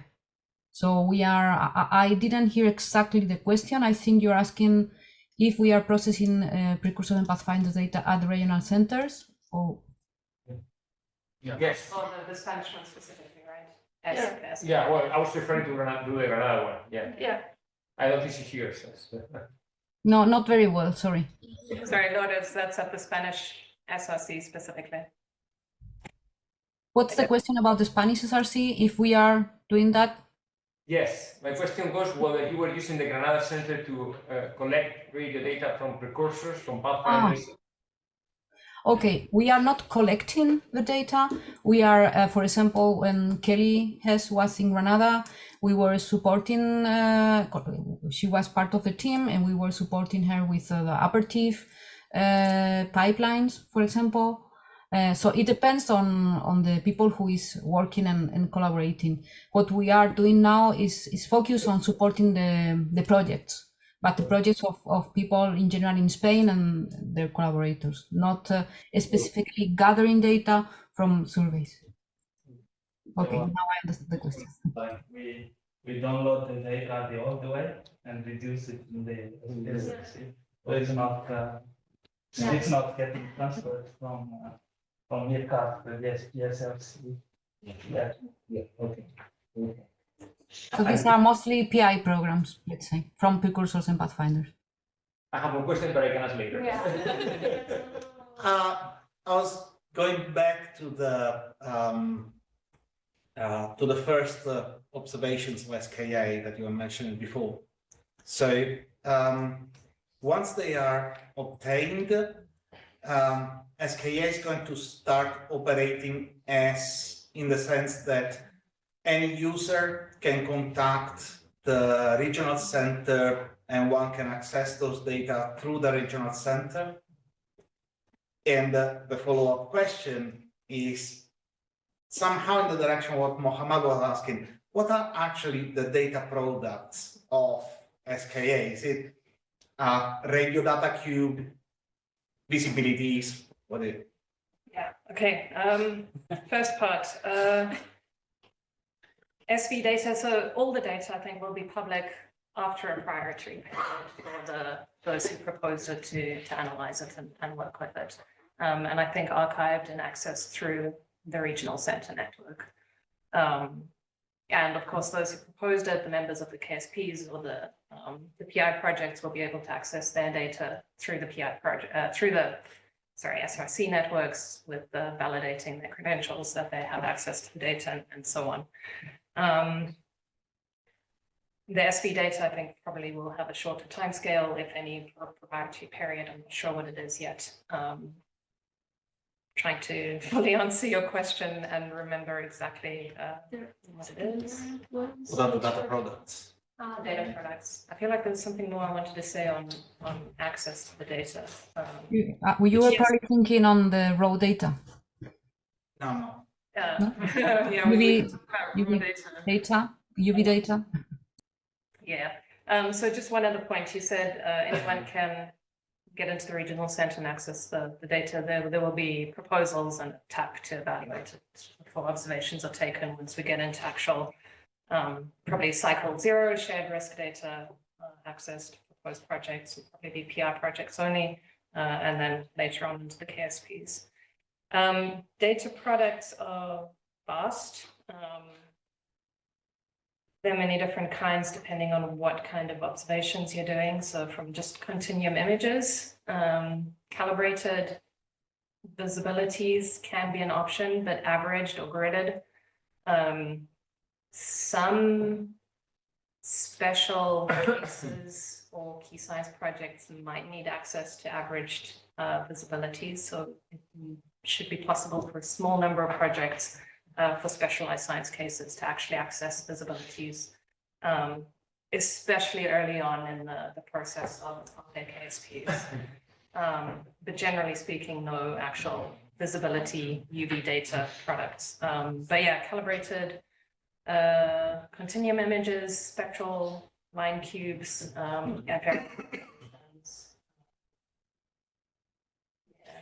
I don't think we've emphasized enough that the data products are supposed to be science ready as the goal, so that you won't have to get into all these nitty-gritty details. It's supposed to be available to everyone at any frequency range expertise. It's like if I would connect into the ALMA, for example, the ALMA archive, go like, okay, give me data cube of TPX. Yes. So the model is very similar to where I mentioned like calibrated visibilities, those are only really more specialized KSP projects that might need that, where they have the expertise within the team to work or collaborate with the SKAO to do that. I think the Aperitif has released that kind of data from the Aperitif telescope. So maybe this, so they have like a cubelets for each sources that they refuse. We have some cubelets, they haven't been released. But I think this is actually a thing to keep in mind, is there are varying levels of what is meant by science ready. So SKA is supposed to produce images in cubes that are deconvolved and sort of ready, but they aren't going to produce source catalogs or find those H1 sources in your cubes that are mostly empty for you and make a catalog of their properties or make the cutouts. That's something that rests with the science teams.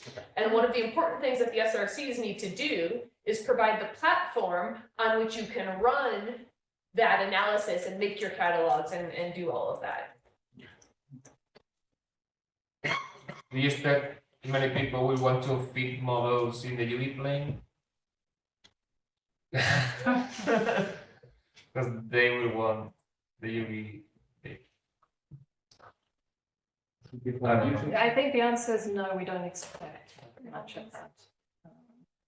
It's probably some minority thing, but I think Lourdes wants to say something. Yes, I think that two comments on the discussion. One is the cosmology people are going to use the UV data. Okay.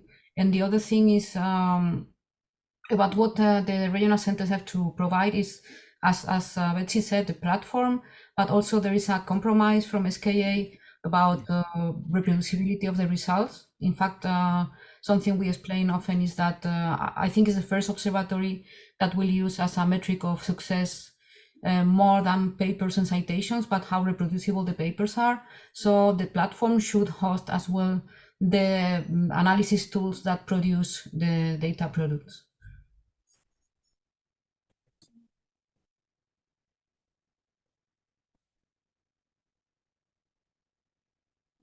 Yeah, well, we've been asking too much the SKA people. I want to ask the J people, the CEFCA people. So the idea of an equatorial pointing semi-survey, I don't know what to call it, has been floated around.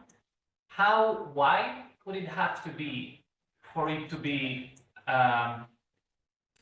efficient to be done with JPCAM, given the constraints with JPCAM? Is it a problem that it's a spray? Does it have to be like 10, 20 degrees wide? Ali is here. So we can probably ask I am sorry. Ali has nothing to do with the observatory anymore. I was thinking about the question and then realizing that Héctor isn't here. And the other Héctor is here. Right, you can ask people from the DPA. Yeah, so APSV ended up being 10 by 10, and the central region had all the filters.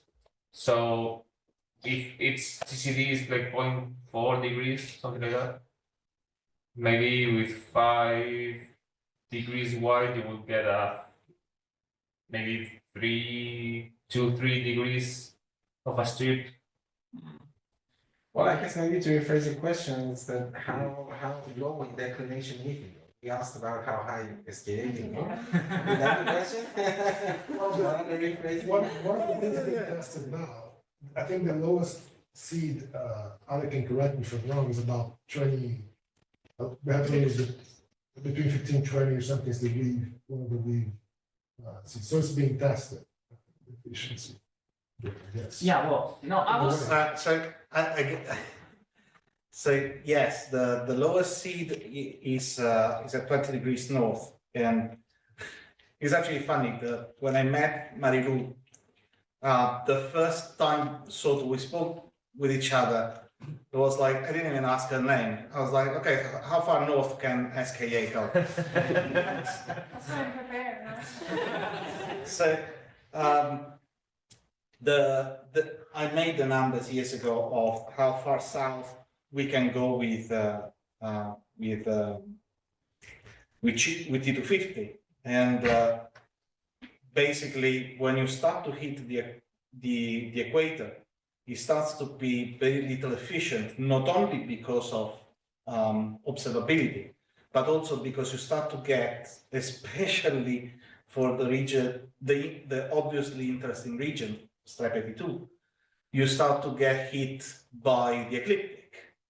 And that is the reason why that specific region of sky in J plus has not gone very, very fast, because you hit the ecliptic and the moon gets in the way. And so basically for 2 weeks, a month, you just can't observe around that area. So, and as Héctor was mentioning before, if you want to grow efficiently, a reasonable amount of area with JPCam, you need to have an area which is ideally squared, because JPCam is a funny instrument, and you want to ideally, and the first few observations, basically you get nothing. After the first 6x6 pointings, you start to get some observation. And after 6x6, each pointing, so each CCD is a quarter of degree, quarter of square degree. But after 6x6, you only have something like 1 degree, with the 14 CCDs. So it's as an instrument, it's very little efficient for a small area. The equator is very inefficient from an optical observability point of view. Radio in this respect is much more, it's much kinder. So in radio, you wouldn't want to observe like with a telescope scratching the ground, because otherwise you get the elongated PS. I think you call it beam. We call it PSF. But yeah, this is the only thing we have in common, right? You don't want to observe at the horizon, but then they have less problems with the moon than we have. So and they start having less problems with the horizon. Sorry, they start having problems with the horizon much further from zenith than we have. This is my understanding. So it's them who have to bend.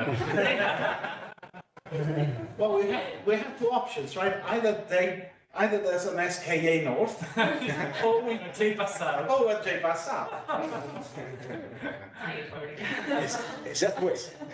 Just wait. In Sutherland, there is space, right? Next to Salta, there's space. Or in Australia, there's space. Right? This discussion is going. Yes. I was not expecting. The way I'm seeing this is that we have other agreements, which I'm going to talk a little bit about tomorrow. General steel, and so on. And they are different in the sense that if you have big areas in a large project, so the agreement will we have some flexibility in the strategy as well, because we're growing as fast as possible. That's basically it. But if there's some scientific return from going for an area that's not the most optimal, and you get some result right there, then you might influence how things are going to go in this survey strategy. That's one option. The other option is like with eROSITA, one is independent of the other. We just have all the data as a real survey scanning type, and everything's there, and you just have an agreement in terms of how we're going to do it together.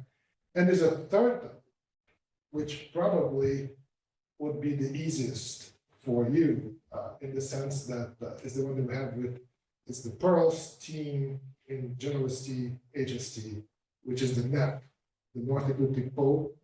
It's a very tiny area there, but we have the JNAP, and there's a lot of conversations about growing that JNAP area, because the group from Akari wants to do something with us there too, with JPCam, but it's not in the tier 2 region. So there's a 20% time that is open for proposals, right, from the ICTS, that people can propose and perhaps do joint proposals for localized smaller regions. They'll be similar to the ones that currently we have more commonly. Right? The ones that people just propose, this is going to be scientific return. The unfortunate part of the JNAP is the pointing is 67 declination north. Yeah, it'll be a different thing. Not necessarily. I'm not.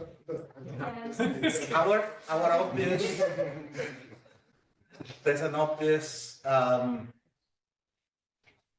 There's an obvious link, I would say, towards VLA and towards the Dutch one. LOFAR. Thanks. Basically, because it's Northern Hemisphere, for us it's easy. But as Renato said, if 30 degrees north is not a barrier, sure, equatorial for us is unfortunate and is painful. We can try to scratch the. We can try to move it there, but it's going to be extremely slow. If we start observing now, perhaps by the time SKA is finished observing in 10 years, we can have a couple of square degrees. I'm being optimistic. But I understand that we don't want to observe for JPAS at the equatorial plate because it will be very slow and we need to grow quickly. But does not mean that we cannot build a proposal, a different proposal or a different project that use the capability or the instrumental capability of JPAS to build another project that could be in common with the SKA area, in common with SKA. So that's something that we have to try to build if we want to have something in common.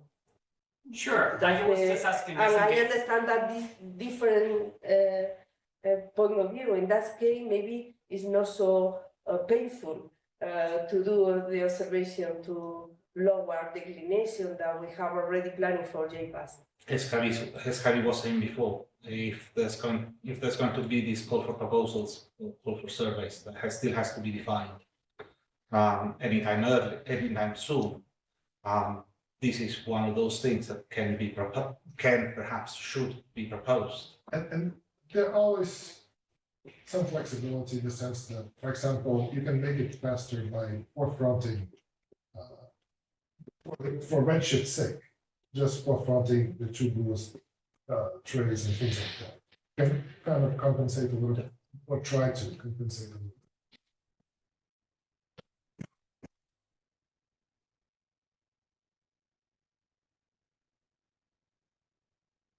And it doesn't that this proposal are for surveys, right, that can extend on many years? They're like large project or something like that? Yeah, the idea is to do in the same way as we have done for the JAST.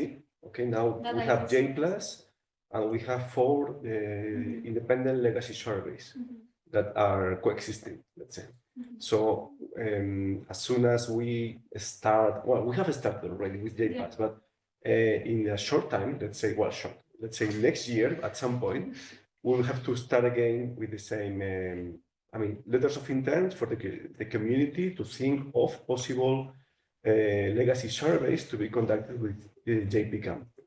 And of course, we will hear all kinds of proposals coming, and some of them can come from the SKA community, for instance.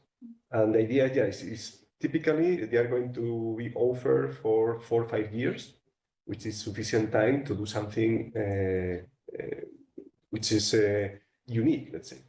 It can be, in a legacy format and something that can make a difference. Okay.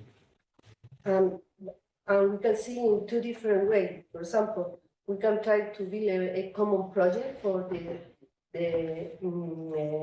Javalambre Observatory facility or instrument that we have.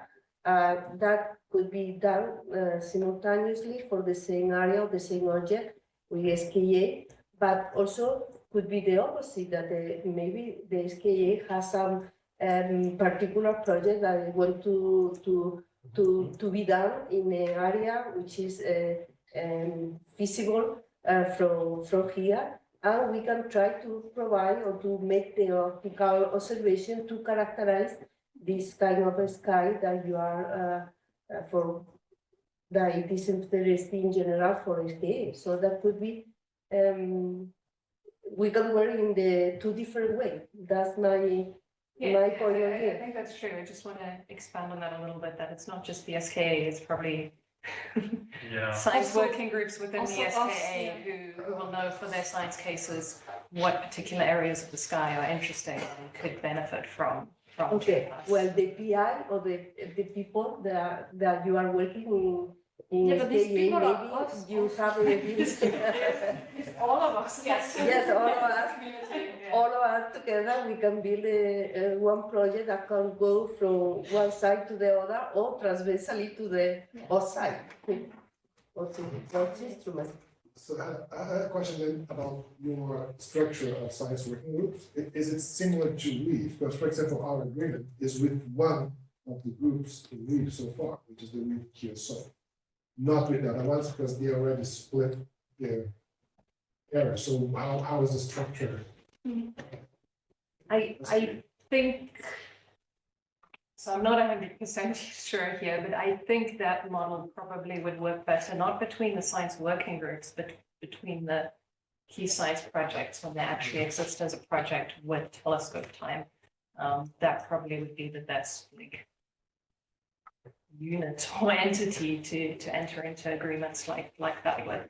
So I can also, similar experience on the LOFAR side, we have the LOFAR surveys, collaborations, and key science project within the LOFAR telescope community, and they have separate MOUs with, say, WEAVE to do WEAVE LOFAR.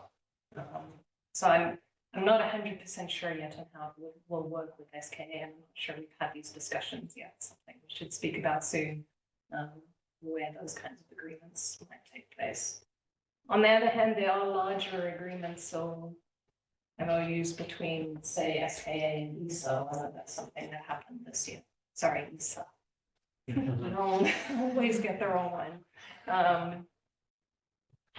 But those are, much larger scale and different things to agree on an area of the sky to survey.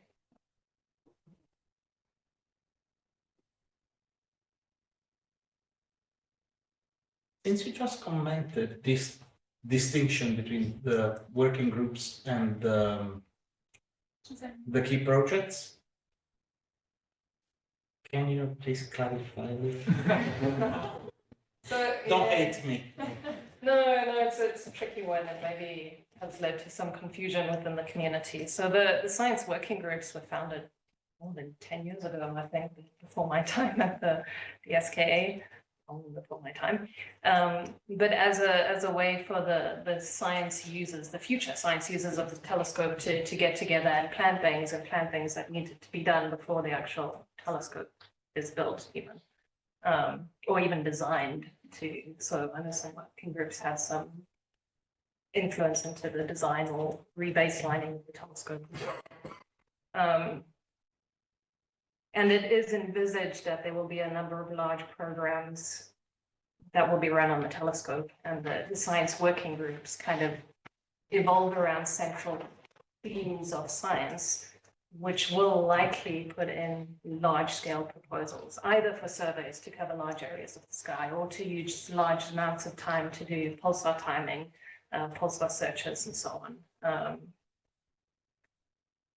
So there's not a one-to-one correlation, but they are related to each other in that the community that is working on the relevant science to do the planning for the KSPs are the science working groups. And there's leadership structures within the science working groups, but that needs to be developed into an actual proper. Multiple science working groups can refer to one key project. Yeah, I think so. Several key projects can be addressed by several science working groups. Well, in a way, we have something similar with the variables, minor bodies of the solar system. Everything is in this transients. Even though it's different areas, they all depend on one thing, cadence. Yeah, sounds familiar. Yes, I think that there is a variety of science working groups, and some of them, like the cosmology working group, is working more like a preparation for a key science project, maybe the pulsars as well. But something, I think this is there are practical reasons for that, and is that, for example, the H1 community, I think we are all really busy on exploiting the awesome data that are coming from Wallaby, from ASCAP, from Meerkat. So I think that these working groups that are really focused on the complexity and the richness of this data, I think it's more difficult for us to define really key science project and to work on it, because we are seeing things that we didn't expect.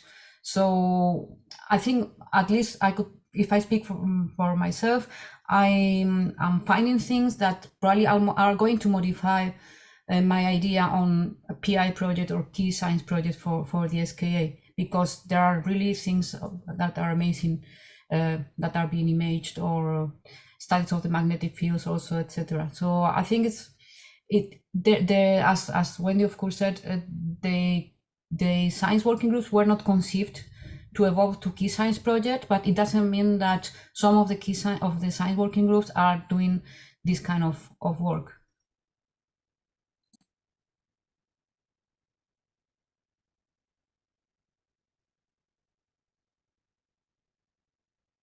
Agrees with Lourdes. Mm-hmm.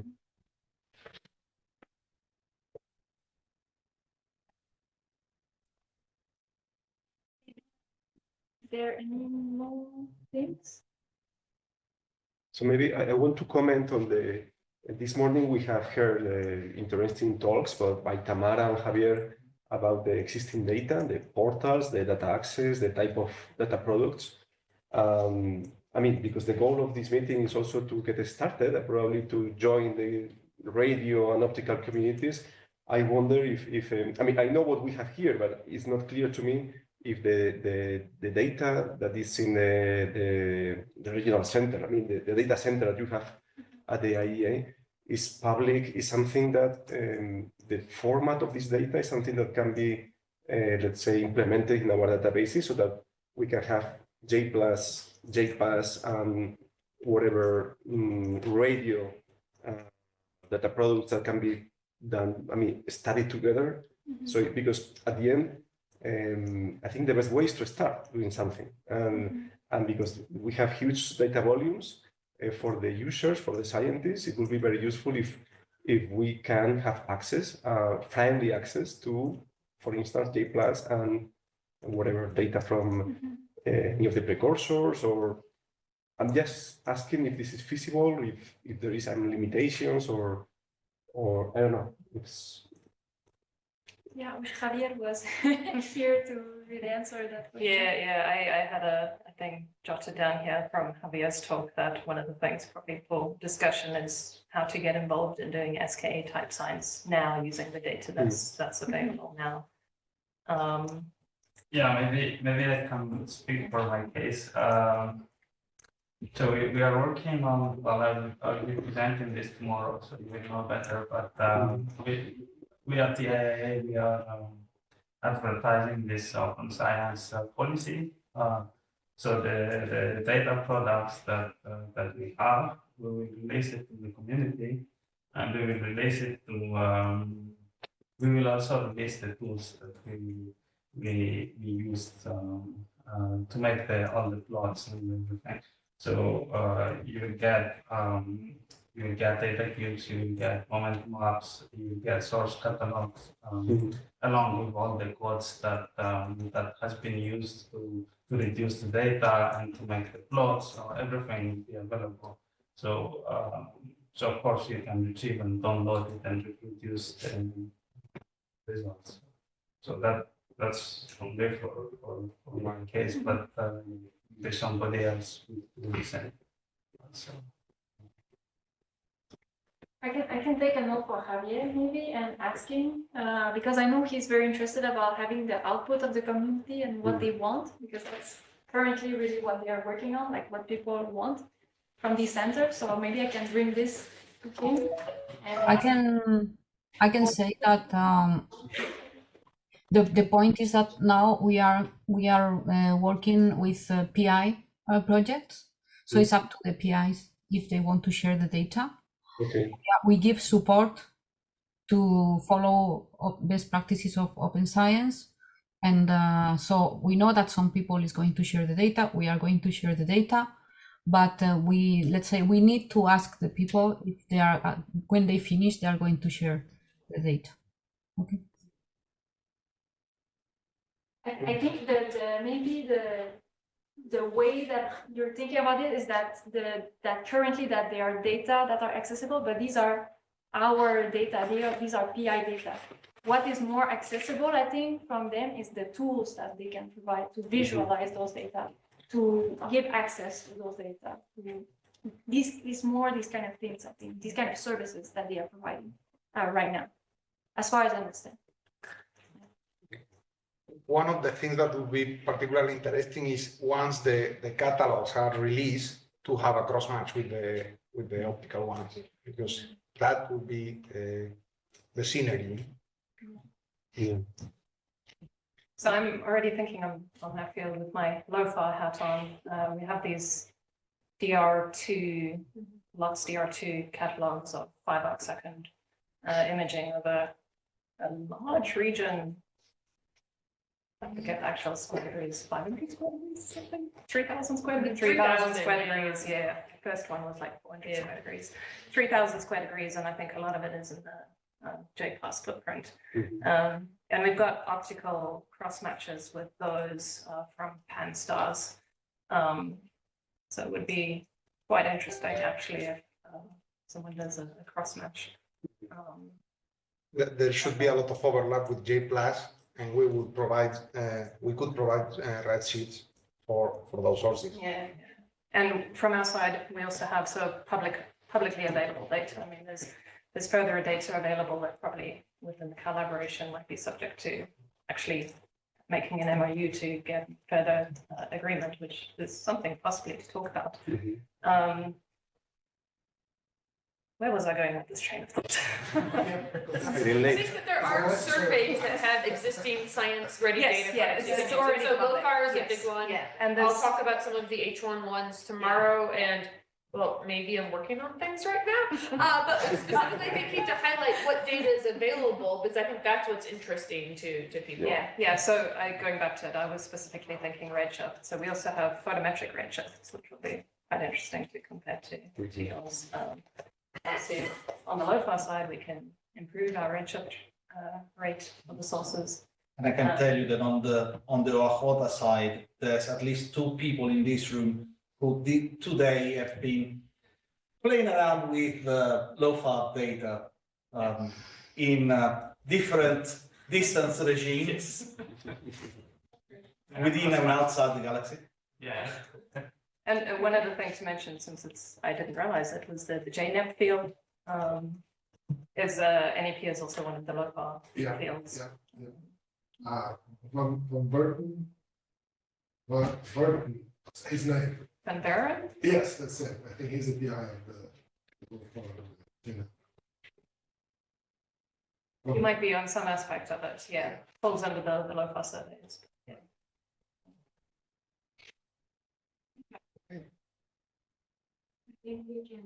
I think people is getting. Thank you so much. Okay.